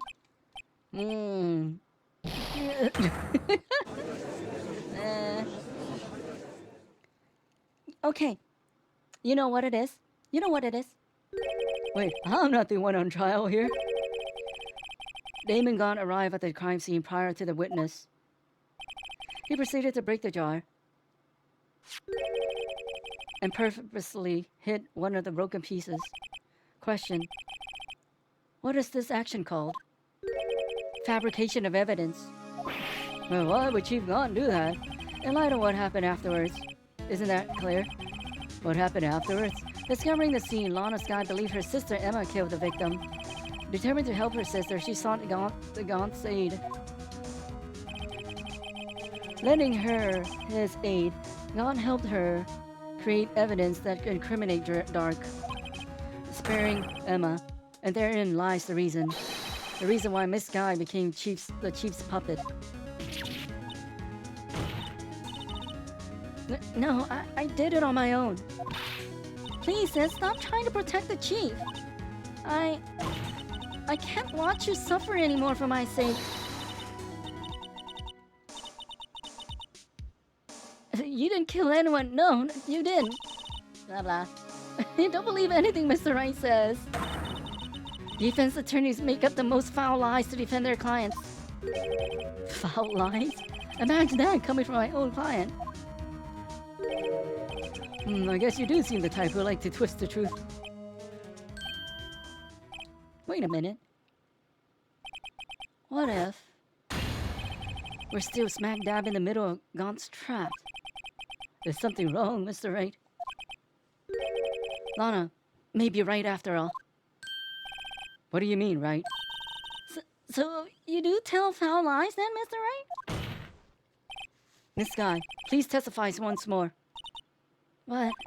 If evidence was fabricated behind your back, then Emma's accidental killing of Prosecutor Marshall might also be a lie.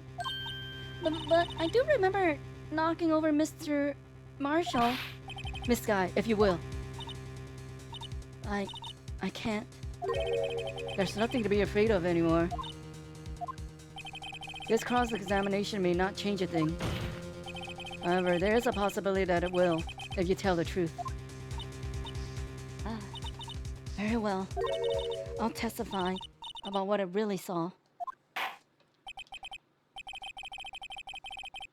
Alright, the witness may testify once more for the final time.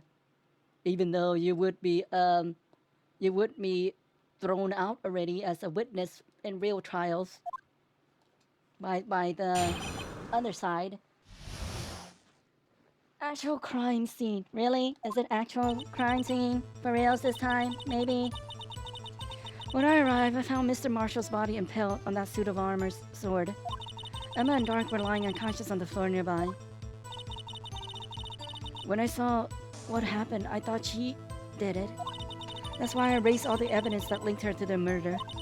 I had Chief Gaunt help me remove the body from the sword and carry it. But if it all really was a fabrication, Emma might be innocent. Unbelievable. The body was impaled on the armor's sword. You were the only one who saw that. If only you had proof. Actually, I do have proof. Your camera? I gave it to Mr. Wright just this morning. What? To me? It's a picture I took of the crime scene as I encountered it. I thought it might be needed. But I don't remember receiving a picture like that. Lana must have known. See, Mr. Wright? She really does have faith in you. Very well, Mr. Wright. Please present this picture. I don't remember seeing any picture of Lana. Well, so she gave you this morning, right? I seem to remember getting something from her then. Let's check out the evidence again. There must be a picture in there somewhere. Whoops.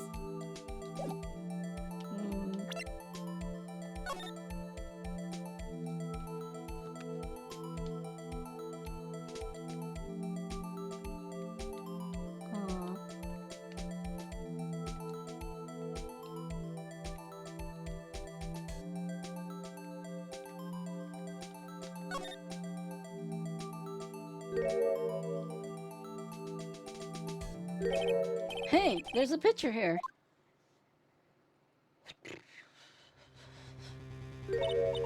Oh my. This is the actual crime scene.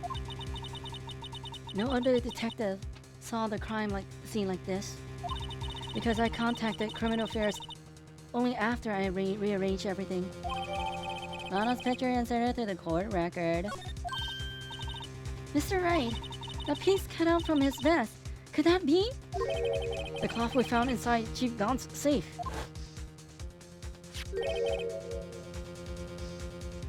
What's this? It has Emma's print on it.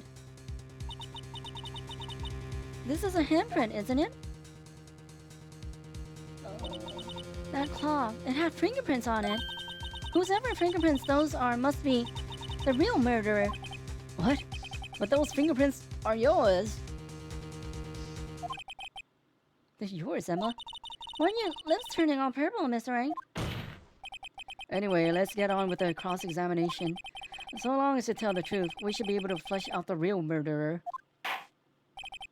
Well, the defense may now begin its cross-examination. Oh boy. Oh. If that's the case.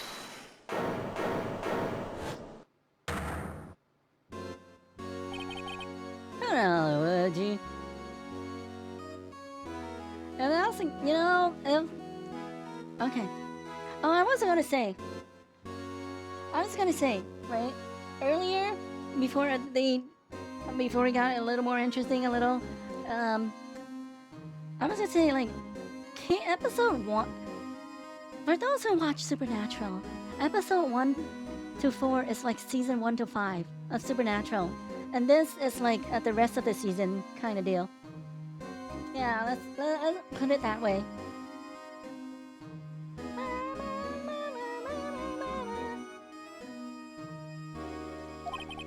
This is the poorest excuse for a trial I've ever seen. Chief Gaunt. But now you want to make me out as the bad guy too? If so, I'd like to put in a word or two in my defense. You waived that right. Objection! I'm afraid it's too late for that. What? You already declined to testify. That means you forfeited your right to make a statement of any kind of sort.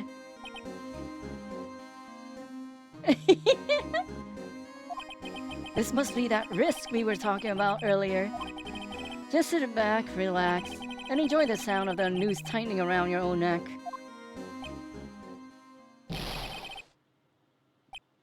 Yeah, dying, Aunt.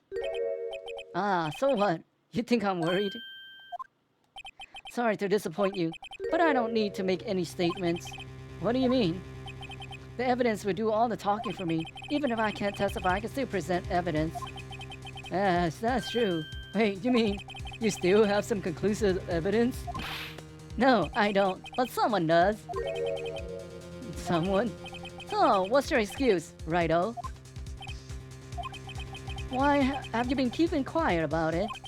You do have something to show us, right? Something that proves who knocked over Neil Marshall, causing his death? Conclusive evidence that leaves no room for doubt. Is this true, Mr. Wright?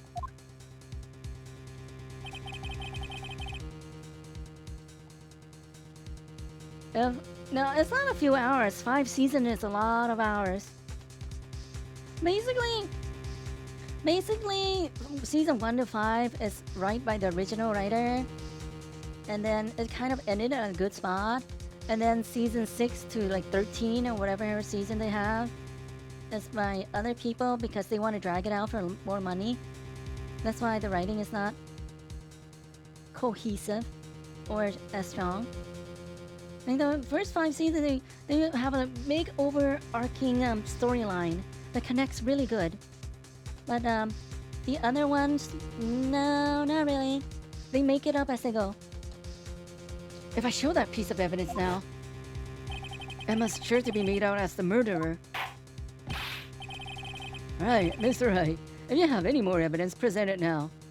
And if you're trying to conceal anything, you will be the one appearing before the board of inquiries. What do I do now? I better think this through carefully. I can't afford to make the wrong decision. Should I present a piece of evidence? The one that really shows who killed Prosecutor Marshall? Of course you show the evidence. Just show the evidence. What could go wrong? What could go wrong? Pushing doesn't mean killing. Oh, hi, Singer. And how was, oh, Eternal Dread. What's that?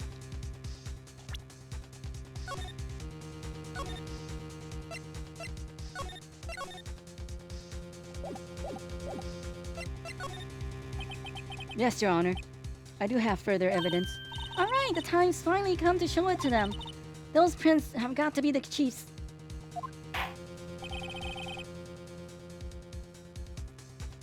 Oh, I see. What's Dread Trials? Now then, let's see this conclusive evidence. The evidence that shows who actually murdered the prosecutor. Prosecutor Marshall. Okay. Push doesn't mean kill, though. Well, let's just give it to him. Oh, I see. It's a piece of leather cloth. Yes, it's most likely was cut from the victim's vest near his chest. What's this? There's a big handprint on it. Surely it must have been left by the cloth by whoever shoved the victim into the sword. What? Whose fingerprints are on this? I'm sure Wright has checked, haven't you? Well, whose are they? They're Miss Skies. Miss Emma Skies. What? They're mine? So I really did do it. See? I told you it was conclusive. Objection! But this was found in your safe. That means it's possible you forged it. I don't know what you're talking about. I don't remember any cloth in my safe. Do you really expect me to believe that? Objection! What? Give it up, Mr. Wright. It's over. You shouldn't have presented that. By presenting that evidence, you tied Emma Sky to Neil Marshall's death. Whatever. It appears we have your killer. No.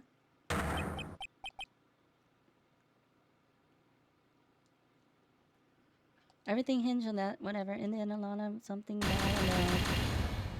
Okay. That's why we saved.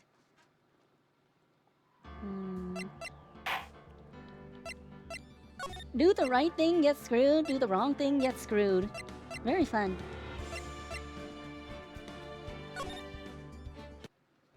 That's true.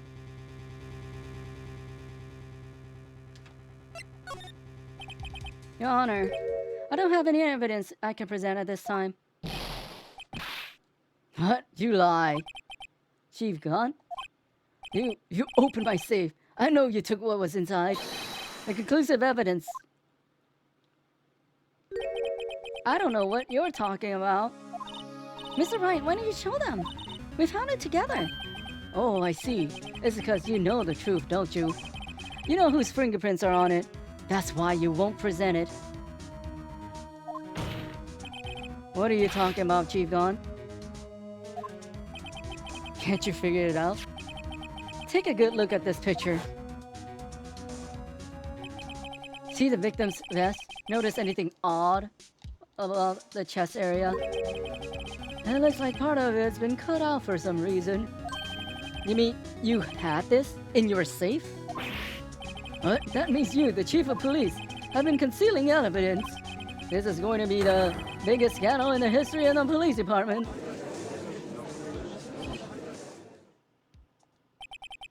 Impressive. To be honest, I didn't think you had the gall, Righto. Well, I can't just let you pin me up as the murderer. I'll tell you what really happened. What? You mean you admitted to it? Oh my. Is he gonna testify?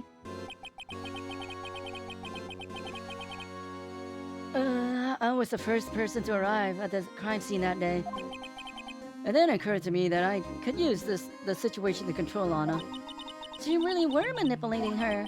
I knew Lana. And I made it look like a blame lay with her sister. Then when she saw the scene, she would ask me for my aid. So you assisted, Miss Sky. I told her to arrange all the evidence. I had her plant the knife tip in the victim's body and move the body across the room. And I ended up using that evidence to get Joe Dark convicted. When I tampered with the crime scene, I had 2 pieces of evidence. This was before Lana arrived at the scene, mind you. 2 pieces of evidence? You mean those items in your safe? But why? For insurance. Of course. Insurance? I was sure my plan would work, but it's always best to prepare for the worst. I wasn't about to let anyone blame me for a murder that girl committed. You mean you were calculating that far ahead of, forging the evidence? What do you take me for, a fool? I don't make police chief by dumb luck. See this jar fragment? I had hid the most legible part of Emma's name.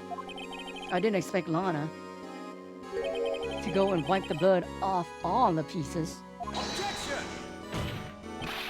But you fabricated all the evidence. What's to say you didn't fabricate the message on this jar too? Some people just don't know when to quit, do they?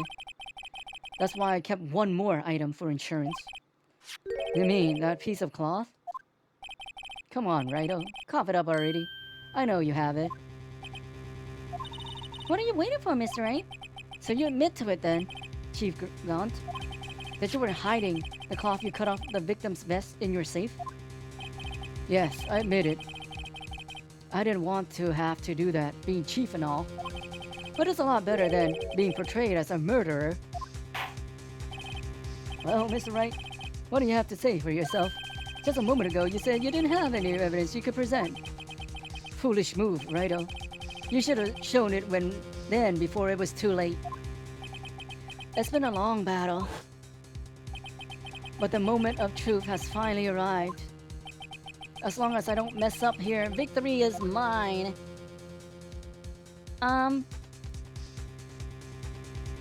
Okay, let's see. I'm thinking of something, but, no.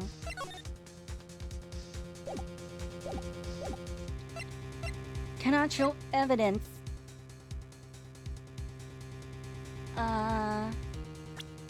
Until...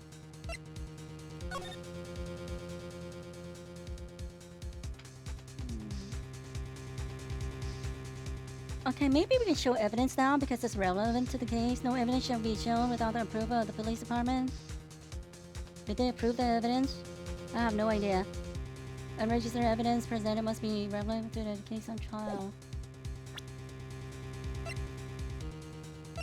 What if we say no? So we can present it now? Or should we present this? Dumb book.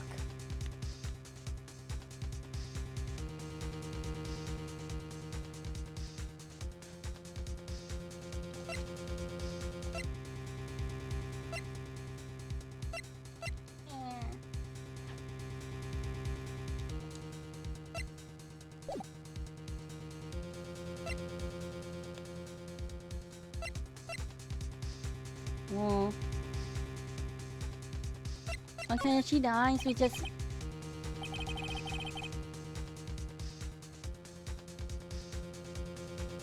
I have no idea.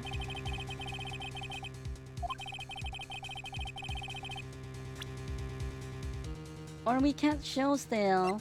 If she dies, then we'll just redo it, I guess.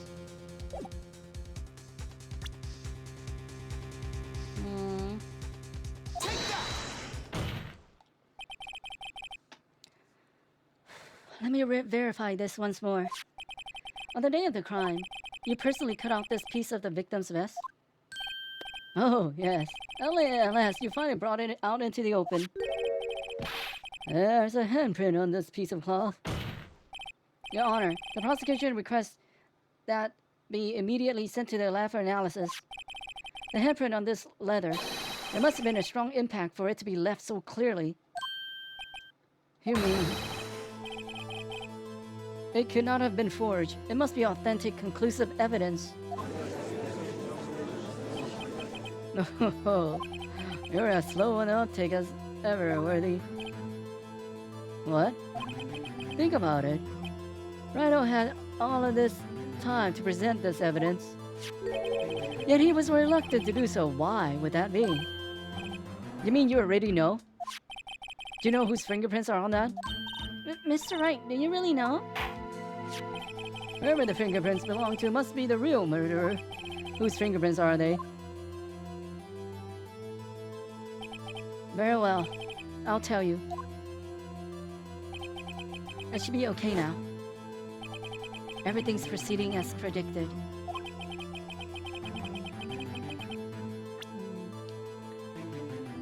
It's the dead dude!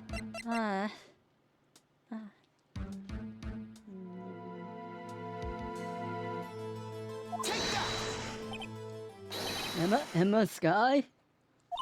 What? They're mine? I'm sorry, Emma. But why? Why did you tell me? Maybe you have other articles of clothing that was, or maybe the blood didn't seep out much yet at that moment. Oh, you're really something, Righto. You knew this girl did it all along, and you still try to pin the murder on me. So it's true. Tragic, but true. This girl really did shove Prosecutor Marshall to his death. How could you monster?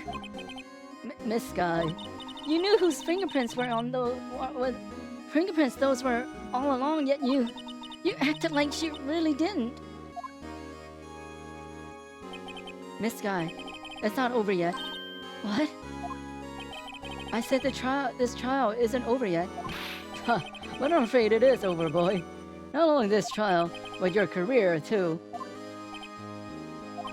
You purposely concealed this conclusive evidence. That, my friend, is a serious offense. I'm looking forward to pressing charges after the defendant is convicted. I'll have your badge, boy. Look at us. What's the matter? Cat got your tongue? Aren't you going to tell us how it feels? How it feels to be the one who single-handedly turned a poor little girl into a murderer? Before I do that, there's just one little thing I have to clear up. Oh, and what's that? Who really killed Prosecutor Neil Marshall? What? Chief Gaunt, you're absolutely right. This piece of cloth proves who the real murderer is. Who killed Neil Marshall? You asked? It was Emma Sky, wasn't it? I'm afraid that's not possible. You see, this piece of cloth contains a critical contradiction. What? A contradiction? What is this fool blabbling about? I'm talking about a contradiction, one that proves who the real killer is. Mr. Wright, this piece of cloth, what could it possibly contradict? Chief Gaunt, your tyrannical erring ends here. Behold, the piece of evidence that contradicts this cloth.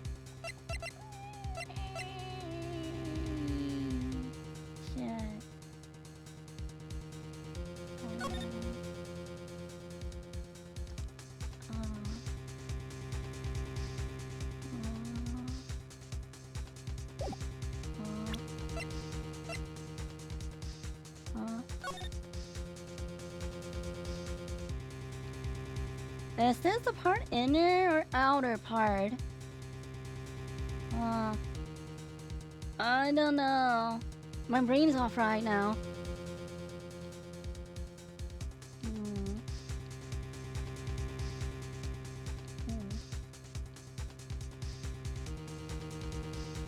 Blood. Blood. Where's all the blood? No, but there's no blood on it. There's no blood on it. Right? There's no blood on it.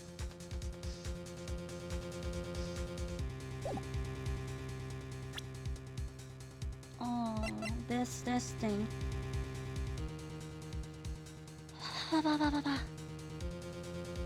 Okay. And what exactly is this supposed to be? This is a picture Miss Sky took. Take a good look at it.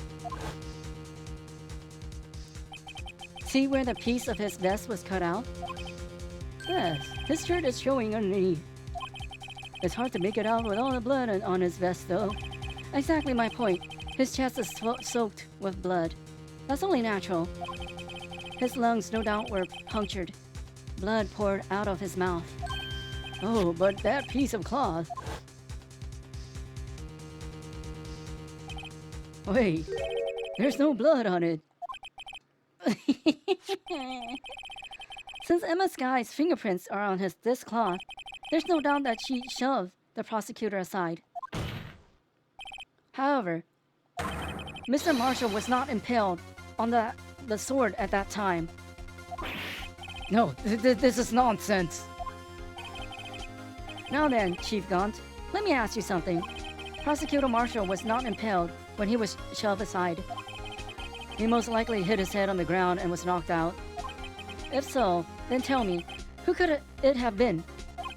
Who could have arrived at the scene before Miss Lana Sky?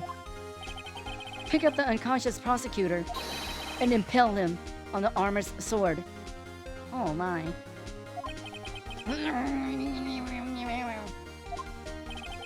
Then, to make it look like Emma was responsible for the prosecutor's death, said person proceeded to write her name on the jar with the victim's blood. A jar that they then broke on purpose to leave behind a clue. To make Lana believe her sister did it. Remember what you admitted only moments ago? That you personally cut out this bloodless piece of the victim's vest? Ironic, isn't it? Through the very act of creating insurance, you proved that you were the actual murderer. Why would you kill him, though? Okay. It's finally all over. Maybe. Let it be over. Is it over? Who's on the injection?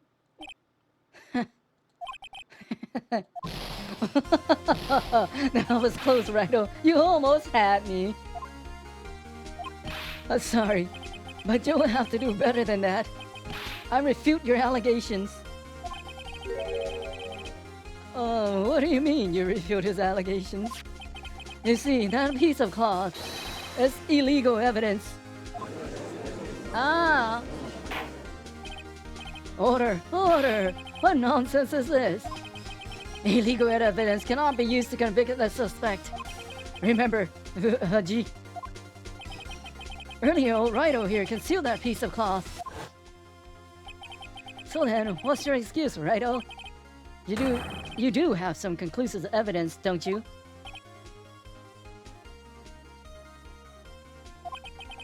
Your Honor, I don't have any evidence I can present at this point in time. Yep, he messed up good time. Big time. Well, that's true. The defense did refuse to present evidence. At that moment, that piece of cloth ceased to be legal evidence. But that's not fair. Did you actually think you could best me in court? It looks like the last laugh's on you, son. Yeah, they didn't have enough evidence, yeah, because... Also, they wanted to nail that guy good. They knew he did it, but couldn't get enough evidence to get him. I'm afraid Mr. Gaunt's claim is legally correct. Well, Mr. Edgeworth. True, illegal evidence cannot be used to convict a person. Assuming, of course, that the evidence is indeed illegal. Well, Mr. Wright. It seems, at last, the time for me to reveal my plan has finally arrived. Mr. Wright, do you admit to it that you purposely and illegally concealed this piece of cloth? I did not. I did not. I admit I refused to present it at one point.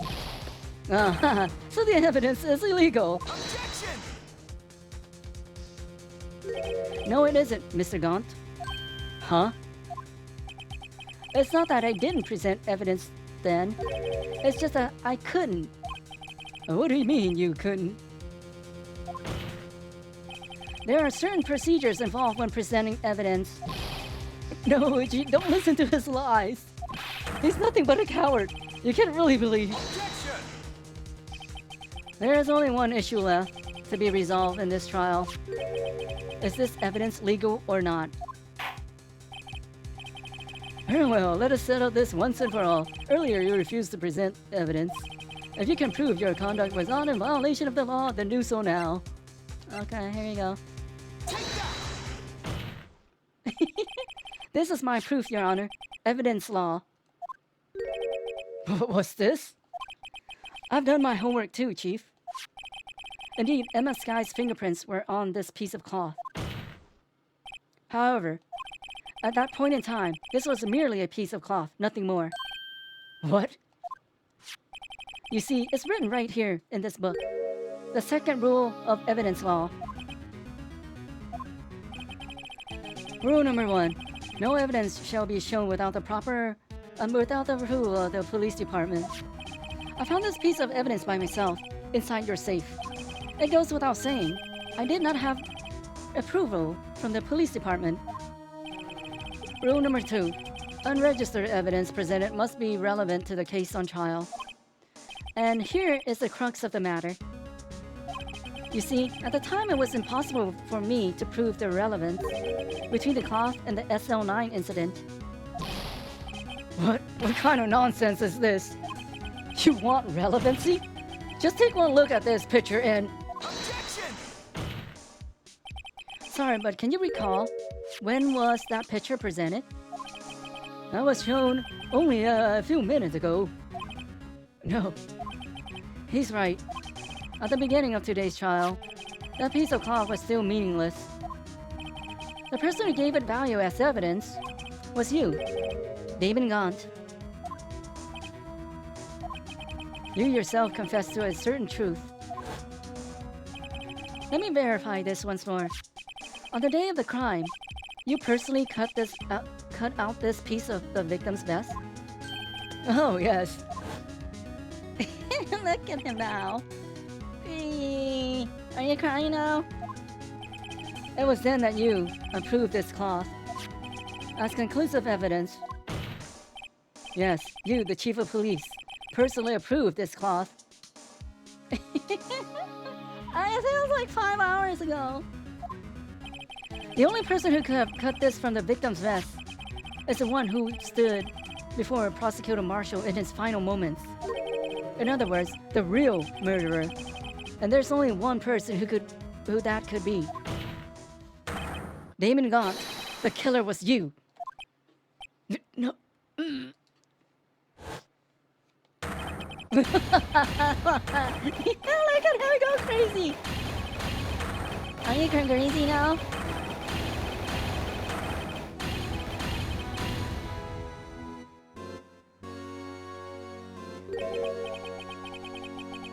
I knew I should have gotten rid of him. That good-for-nothing scum. For 2 years, he's been snooping around the department, trying to get something on me. Crimes are being committed every day, yet he insisted on hounding me. I'm suffering. Well, your crime wasn't exactly petty. He wanted to reinvestigate the case. He recruited Angel Star, then convinced Bruce Goodman. Detective Goodman? Yeah, that's right. If the evidence is transferred, if the evidence is transferred, I'll lose my only chance to find out the real truth. Please, you gotta help me. No, nothing. Goodman turned him down, as he ought to. Still, Jake Marshall didn't know when to quit. He stole Goodman's ID card and tried to take the evidence. Goodman came to me that day. He wanted to file a lost item report. I went with him to the evidence room. Then, all of a sudden, he decided to speak out. What are you talking about, Goodman? Can you please reopen the investigation, Chief? We can't transfer the evidence out. There are too many questions left unanswered.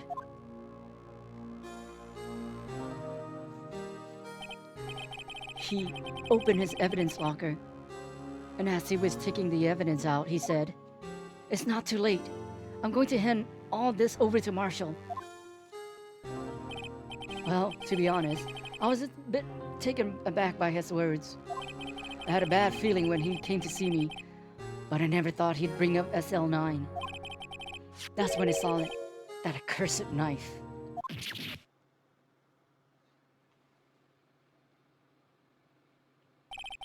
I can just pull it out.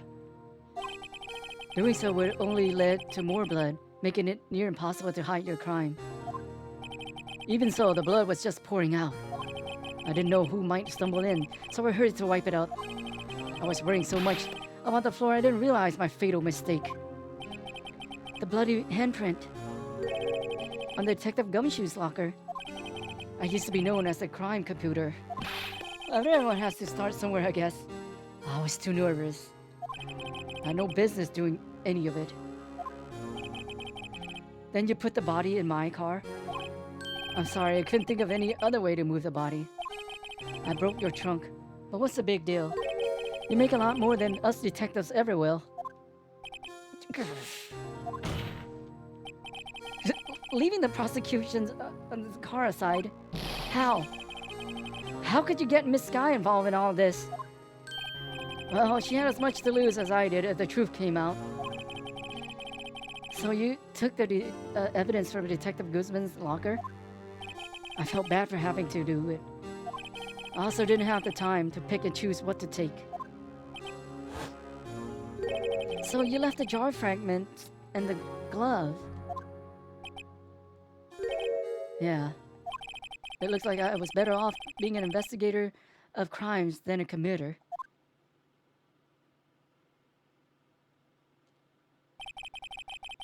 They all did their best to get in my way. I got to hand it to them. They do their jobs well, much to my dismay. Fake evidence doesn't hold up very well upon close examination. You must have known that. Tell me, Worthy, why do you stand in court? Me? You despise criminals. I can feel it. You and me. We're the same. One day, you'll understand. Oh, believe me, you will. You're just one man. You'll see what it really takes to bring them down once you try to go it alone.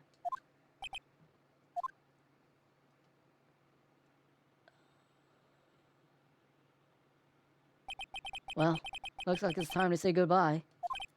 Oh, G. What? Looks like we'll have to cancel that lunch date. Sorry, old friend. I'm sorry too, David Gunt. I knew you as you used to be long ago. You were once a fine investigator and an example to others on the force. I'm sorry to learn that you are no longer that person. Those days are gone now, Luigi. Thanks for all the memories, though. Don't worry, you'll be fine. Now you'll have Wright here. And Worthy. With these two around, you can't go wrong. In fact, I can hear them already. The melodious sound of a new beginning.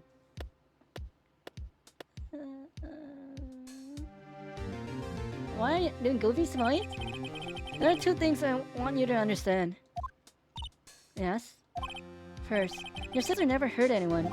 Second, Valengant betrayed you from the beginning. You see, Miss Sky, you no longer have any reason to keep silent. You're right. When this trial's over, I'll tell everything. All that I've done these past 2 years. From the time I had God help me forge evidence up until today. So, it seems all the questions raised in this trial have been answered. I'm sorry, Miss Guy. I couldn't get you out of all your trouble. My. What high standards you have for a rookie. I can see why Mia thought so highly of you. Who knows, a few years from now, you just might make it to the top. I owe you my thanks, Mr. Wright. Miss Sky. And to you too, Mr. Edgeworth. You've suffered every bit as much as I have over these past few days. Believe me, I know how much of an ordeal it's been for you. It was nothing. Liar. I was worried the pressure might break you. And yet, you rose above it all and guided Mr. Wright to victory. You've done well, Mr. Edgeworth. Stop it, I only did my job. In light of this case, it seems a good self-examination is in order for all of us. Miss Guy. Yes, Your Honor? You're innocent of murder. However, although the chief blackmailed you, the fact is that you still acted as his accomplice. A trial will be scheduled for these crimes at a later date. Yes, I understand, Your Honor. Is there something amusing about all of this? Why are you smiling? It's been a long time, Your Honor. A long time since I felt free of these heavy chains.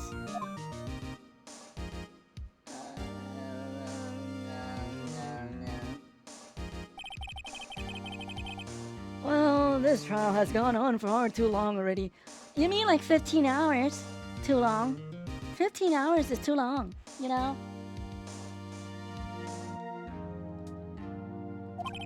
Regarding the charge of murder, this court finds the defendant, Miss Lana Sky, not guilty.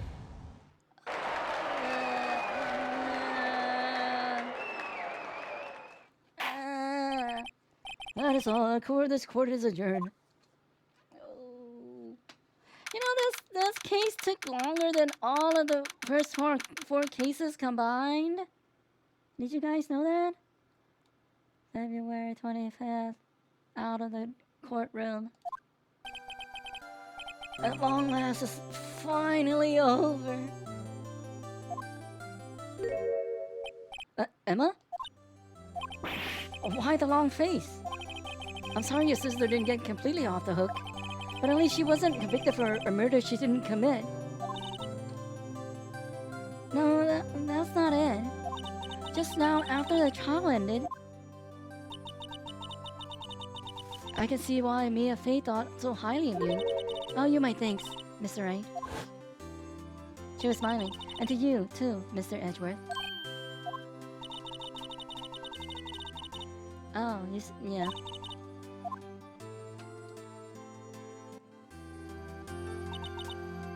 You know, I did my best, too. But Lana didn't say a single word to me. Hope I'm not interrupting anything, pals. Oh, yes I am. I'll come back later. Wait, Detective Gumshoe, what is it? Oh, I'm getting hungry. You're doing this on purpose, aren't you? Making a detective run all around the mall in a Rudy. And to top it off, you call me... here. I've seen happier people at funerals. I don't think he'll ever reach Chief. Hey, lighten up, pals. I'm only kidding. Oh, are you here because of my sister again? Nope, not this time. I came today because of you, pal. Me? That's right. I thought you'd like to see someone. Lana! Should you be doing this? She's still under arrest, you know. Well, I'll tell you won't. Emma, I owe you an apology. It's okay, sis. Don't worry about it. That day 2 years ago. Oh, are we flashbacking again? Oh my. Was the first time in my life I've ever panicked. It was all I could do to keep myself from screaming. All I could think about was keeping you from getting wrapped up in that mess.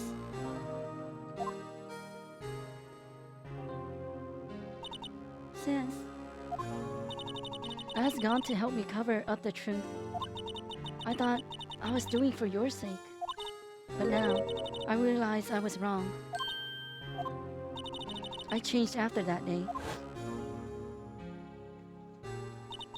I had to. It was the only way I could make it through the past 2 years. I knew how much it was hurting you by distancing myself. But I couldn't bring myself to tell you what I did. I was scared. Scared that you'd look at me with those eyes of yours. I was scared of how you'd react if you knew. But sis, you were only doing it for me. No. Huh? I turned my back on you that day. In hiding what I believed to be the truth, I was deceiving you. Sis? I'm such a fool. It took me all this time to realize it. Emma, I'm so sorry. But sis, you don't have to apologize. I'm happy now. You're happy? Of course. You know, sis, I always knew that one day you'd come back. And now you have. Oh, Emma. I mean, I would be happy too if this wasn't like 15 hours long. No one can change the past. The only thing we can do is strive to make up for our mistakes. Why must we make up for our mistakes, you ask? Because in doing so, we can find a way back to our rightful path. And it is from there that we can move on toward a brighter future. At least that's what I felt watching the two sisters make up. Mr. Wright, Mr. Gumshoe. Me? Thank you both for all that you've done. I'm sure we'll meet again someday. Isn't that right, Edgeworth? Edgeworth? Stop hiding and come over here. Where was he hiding? I just came to say congratulations. Thank you. Thank you, Mr. Edgeworth. Right. Well, I'll be going now. Mr. Edgeworth, I hope you don't blame yourself for what happened. Yes, you owe me a new car. Oh, the repair bills. We were the ones who acted corruptly, not you. It's too late for me. No matter what anyone may say, I realize today that I can't correct my mistakes. Mr. Edgeworth. Not only that, but I don't even trust myself anymore. Chief Gaunt was right. Yeah, we'll need to redo him.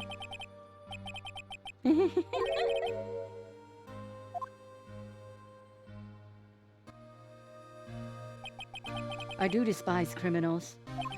I plan to dedicate my entire life to fighting them. But in order to fight crime on my own, I need a weapon. It's scary, but I've known that to be true for quite some time now. But Edgeworth, who knows? Given enough time, I might have tried to pull something like Chief Gaunt did.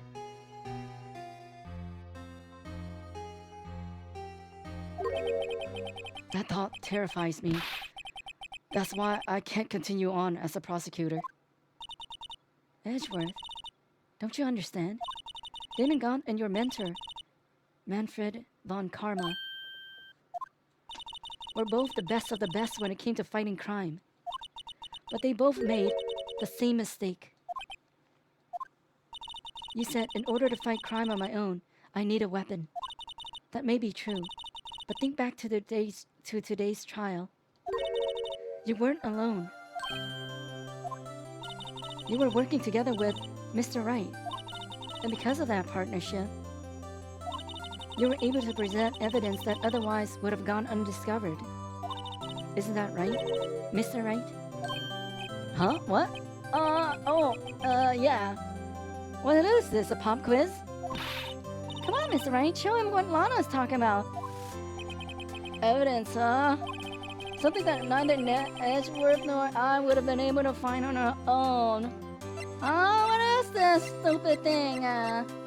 This thing over here? Half.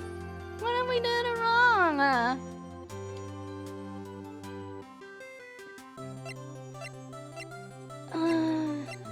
I think this. Let's get on this. If it's wrong, it's fine.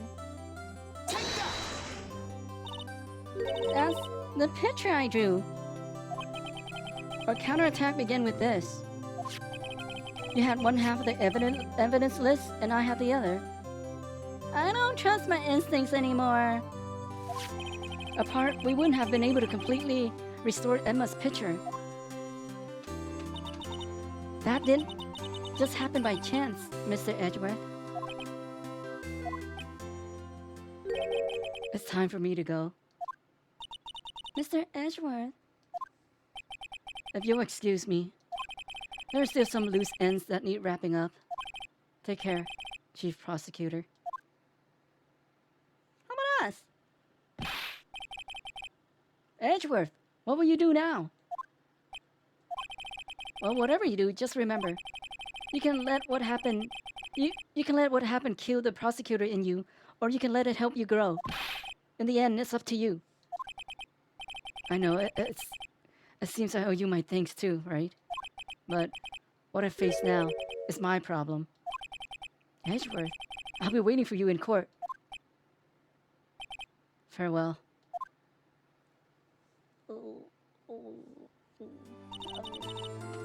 I better be going too. Okay, but I'll be by to visit soon. It seems we both have a lot to learn and catching up to do. Here, this is a little something for you. Scientific investigation. It's the first book I ever bought. Study it well. Thanks, sis. I will.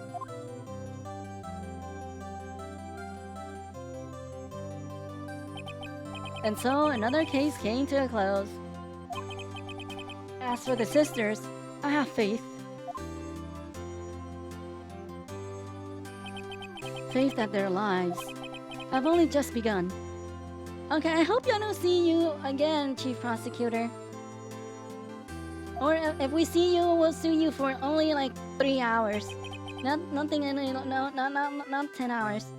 And as for me, I think it's time I started on a new journey of my own. A journey to rediscover myself.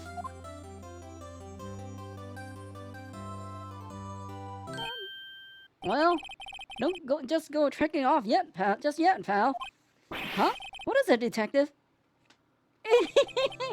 This is a little matter to be resolved about the chief prosecutor. You see, she isn't supposed to be out of jail like this. But I thought you said it was okay. Yeah, well, it may be okay with me, but the folks at the prison are a different story. Huh? Basically, I had to bribe a guard in order to sneak her out for 30 minutes. Believe me, it wasn't cheap either. Huh? Way to go, detective. I didn't know you had a Y outside. Oh, yeah. You see, do you need money? Mr. Wright here's the one who will be footing the bill. Huh? What? You think I can afford it with my salary? You gotta be kidding me, pal. Huh? Huh? Thank you, Mr. Wright. You're the best. Why is it? I suddenly feel like I want to scream. Hey, I got an idea. Why don't we all go pay for it off together? Yeah, that's a great idea. Come on, guys. Let's go. Objection!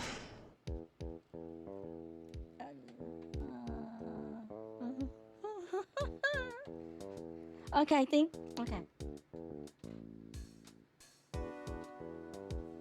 Oh, I arranged a friend of mine in Europe to take care of something. Should we please to study on the top corner? As for me, this affair has pretty much ended my days at the prosecutor's office. So I'll manage to find my way back to the field somehow. Then I'll be able to investigate crimes together with Emma. Okay, I want to say stuff, but there's some things here. But it might be too fast for me to read anyway. So, yeah.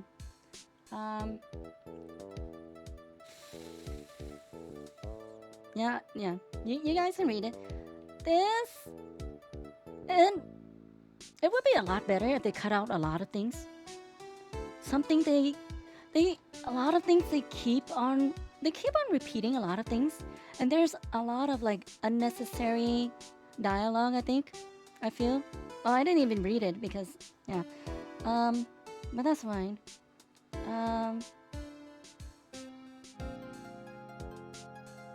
Okay, I lost my train of thought instantly already. They should? Yeah, the pacing, they make it too, like, ooh.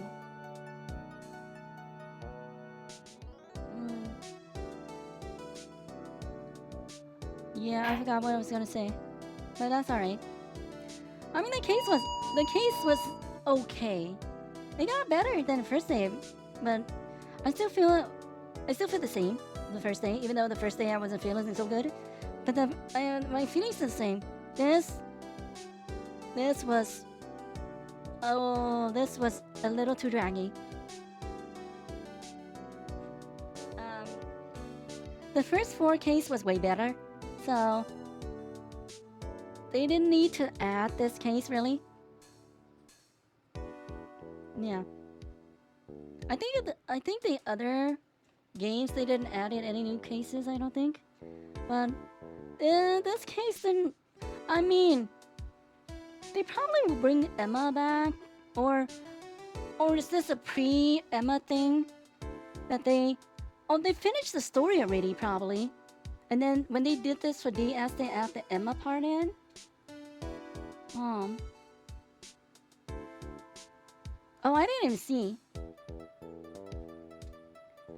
So yeah, the first 4 cases was way better.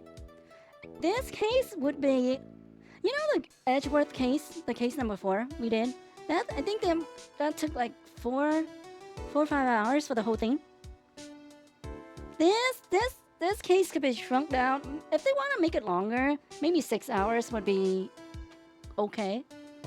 But 3 times that no.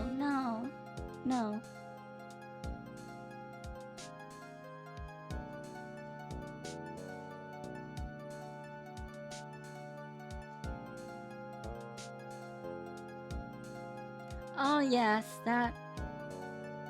See, all that little. I mean, they could do it a little bit, but it's like a joke that you run into the ground. Well, you do it once or twice, it's still good. But when you keep slamming it into people's throats, no. It just gets old fast.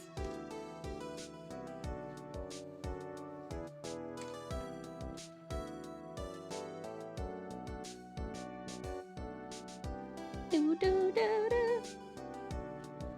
Huh? What's with your weird face?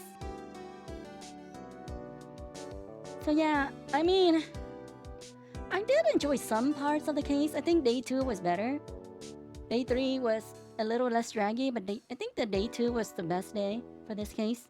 But they also, you know, in like the original games, they don't have like they after court former, after court ladder. That's like add an extra day into it. So I don't think that and that shouldn't have been part of it.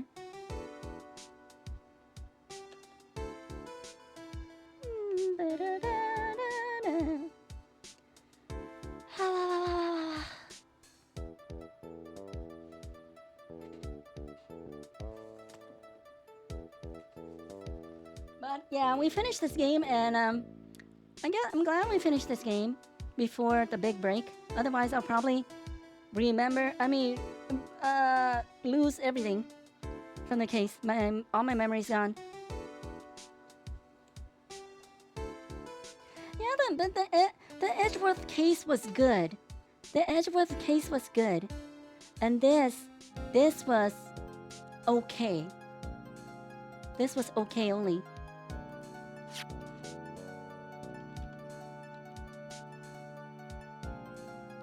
Whoa, what happened? Yeah, the Edgeworth case didn't last that long. We did everything like we did the Edgeworth case. We read everything. Except this, I didn't like it. Some parts I didn't read. But we read everything, and I don't remember how long, maybe 5 hours? Or it took 2 days. No, I don't remember the Edgeworth case. Was it long also? Oh, we did 1 day each, right? We did day 4, 1, 2, 3. We did 3 days.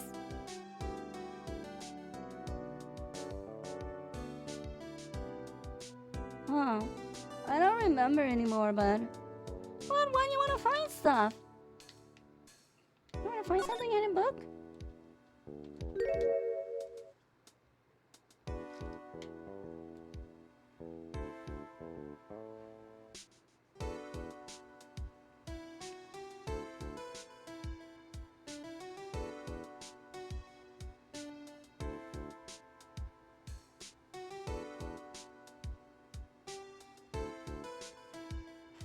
Oh, okay. So, I don't know when we'll play part 2. It's gonna be a long while until we play part 2, probably. But next week, we do anniversary stuff. And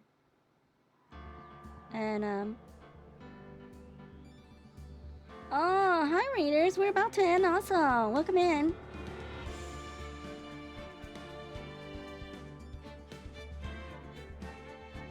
And well, I forgot what I was gonna say. My brain is really melted today, so I have no idea.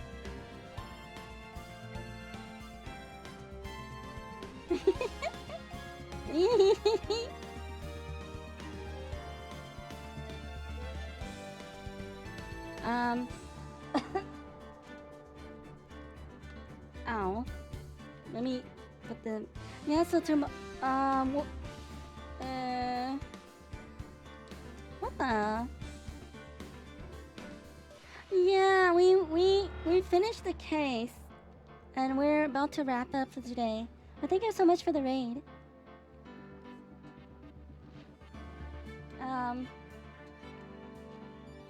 Yeah, Buttercup needs to be rigged at the end of the day. So, okay, so next week we won't be doing the same.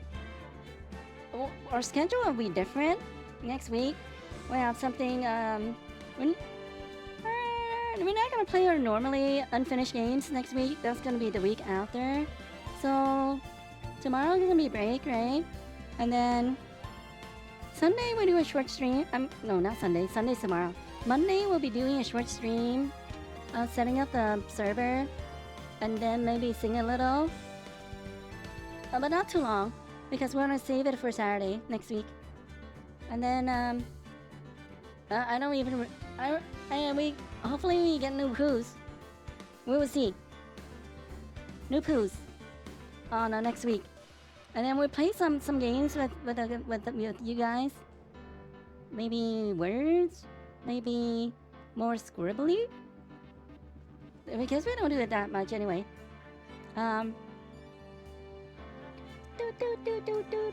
Oh, I need some water.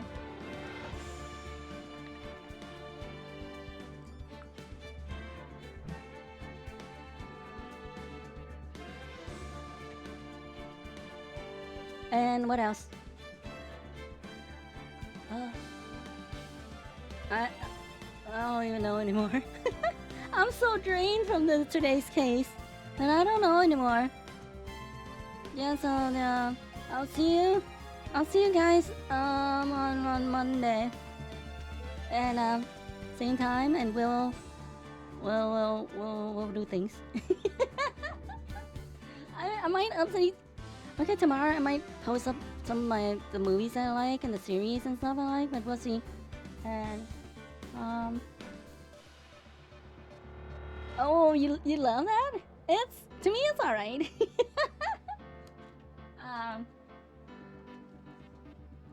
Okay, my hands are really empty right now, and I need to put some food in my tummy. So we finally finished. We finished Ace Attorney Part 1, so we still have the other two, but it's not gonna be anytime soon, I don't think. Maybe a few months, maybe more than a few months. And okay, since we're gonna, since Friday is gonna be like Terraria Day, we might add back Mondays to the stream. Instead of 2 days break, we take 1 day. And then occasionally, if we need more, we'll take more. We'll see. I think, yeah, we'll have to wait and see. But that's the plan at least for now. So thanks for hanging out, everyone. Thanks for watching, and I'll see you guys. I'll see you guys back in on Monday, and we'll do some things. Take care, everyone. Good night. I'll see you guys all soon. Bye. Bye. Bye. Bye.